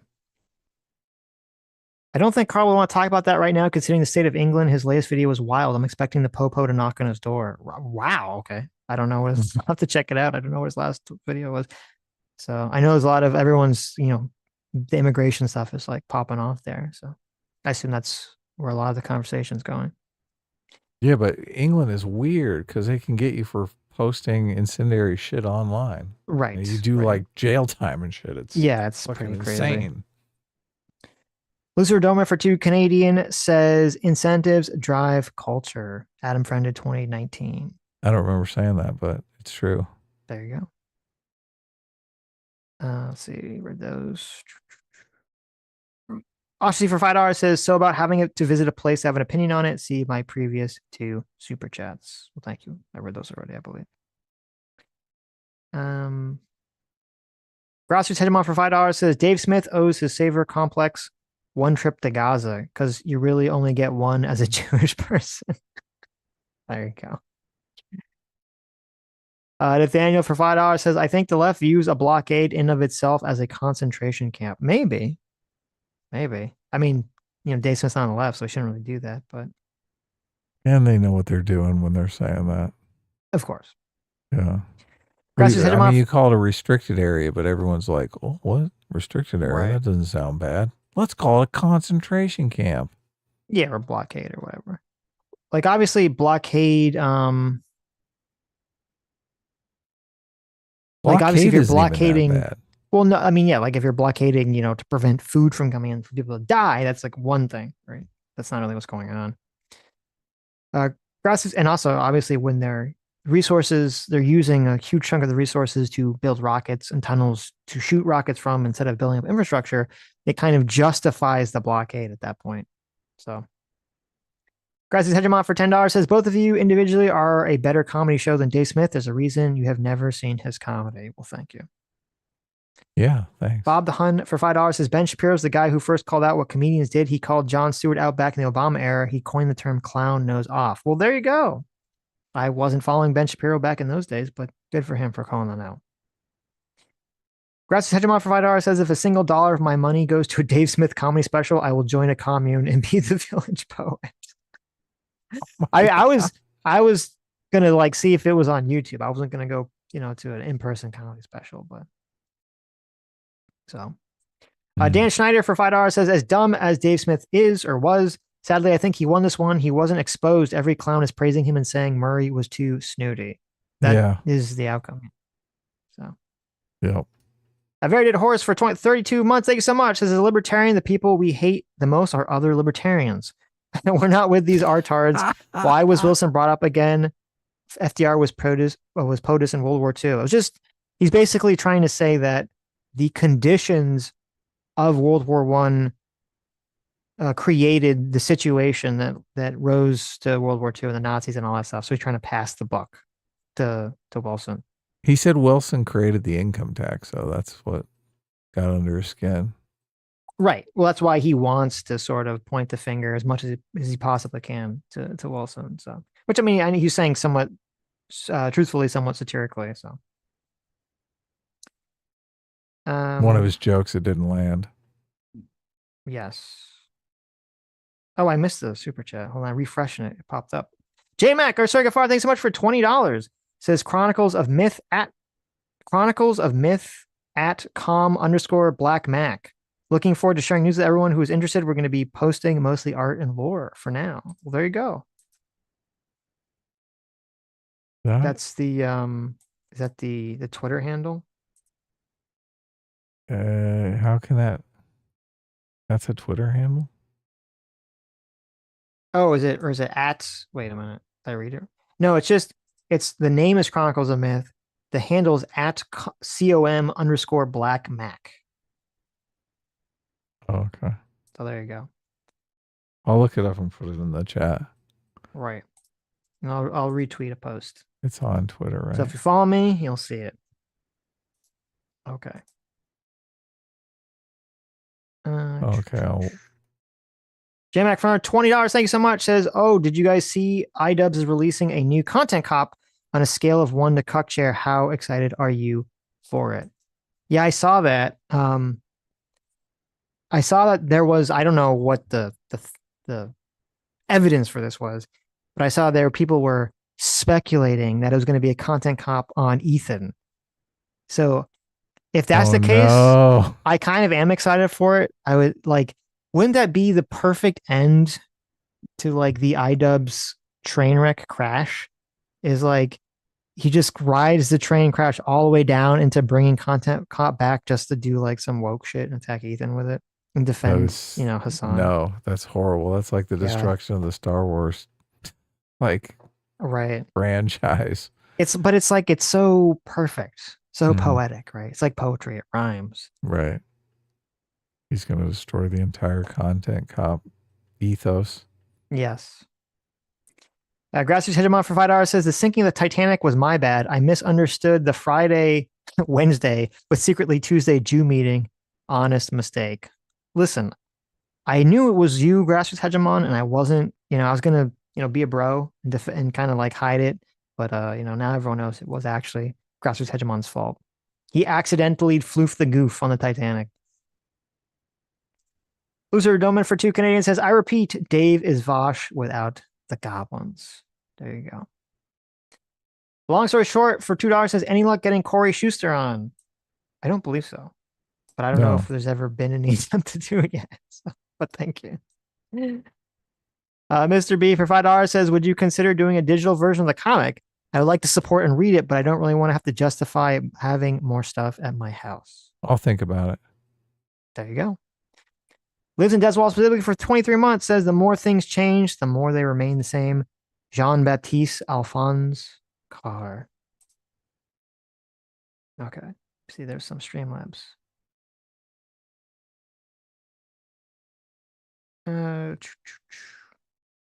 Holtzinator for $2 says, hey, Sitch, can you summarize what's going on with the Israel-Palestine conflict? I've been out of the loop and would appreciate being brought up to date. Thank you, Holtzinator. The answer is no. Ruxelas for $10 says, I FOMO'd the comic via intermediate shipping myus.com. Keep your fingers crossed that it arrives safely here in Germany. Oh, well, there you go. What happened? They FOMO'd the comic via intermediate shipping myus.com into Germany. So good luck. I hope it gets to you. I don't know what FOMO means. Something about fear of missing out. Oh, maybe. Or something about a forwarding address. I don't know. Solid for 2 hours says, I only recently ducked in, so I might be misunderstanding, but Egypt and Jordan occupied the Palestinian territories for 20 years, while Israel has for 60 years. Oh, well, my bad. Thank you. In other news, did you see iDubbbz is making a new content cop? Yes. How does everyone know this? There was a tweet about it. Oh, okay. He had it's like a video from iDubbbz, and you see he's like grabbing the content cop like jacket outfit. Off of he's like, I'm gonna put this on again. And it says like April 16th or 19th. It's soon. It's gonna be soon.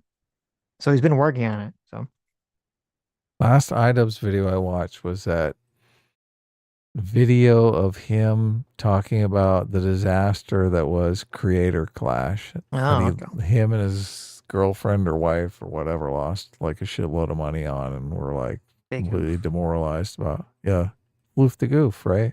Yep. Which look that's a sad story. I get it, as you know. Right. Business is risky. Look, how come leftists don't seem to get that? They don't really get anything out of it. Yeah, they don't, do they?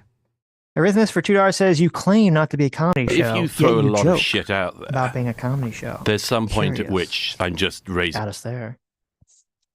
Solid for $2 says, people like Smith, as well as Razorfist on the Civil War, believe that if the opportunity for peace comes, you should take it no matter what the terms are. They're taking after Marcus Aurelius's an unjust peace is better than a just war. That's definitely the inclination, at least in these sort of hypothetical situations. If they're in a actual situation, I don't know what they would choose, but yes, it definitely seems to be what they take in the hypothetical situations. So ridiculous, fucking ridiculous. Sella for $2 says, continuing an older super chat, the reason people think Zelensky should be the role model for young men and not Tate is because it's masculine to defend your country from an invading army, but Tate fans like him for giving bullshit advice. That is true. I don't think anyone could doubt Zelensky's masculinity. So people told him to leave. They told him to command from somewhere safe, and he said, no, I'm staying, bitch, and I'm fighting. Look, he went to the White House and he said, I'm fighting. Yes. Did he not? He did. Oh, yes, I've heard it before. Putin's been saying it for years. Yes. We have no chance of winning. I remember. Anyways. Oh, look at this. Holy shit. It's already time, huh? Anyways. Thank you all for coming. Thank you all for coming. For generous super chats. So I don't know if I'm going to be I know I'm not going to be available to stream on Tuesday. Okay, perfect. I don't know what Thursday will be, so you'll just have to play it by ear. But anyway, thank you all for coming. Thank you all for your incredibly generous donations. You who made it to the end of the stream, you are the true heroes. You are the true free will seekers. You are the true isekai protagonists who would never, ever, ever have a hot anime girl be your slave. She would be 100% willing, okay? And you would never, ever, ever make excuses for some authoritarian shithead invading another country and never cuck out about it. Because you want to make sure that if there's peace, it's going to be a motherfucking just peace, baby. And I'll see you all on Thursday or Sunday.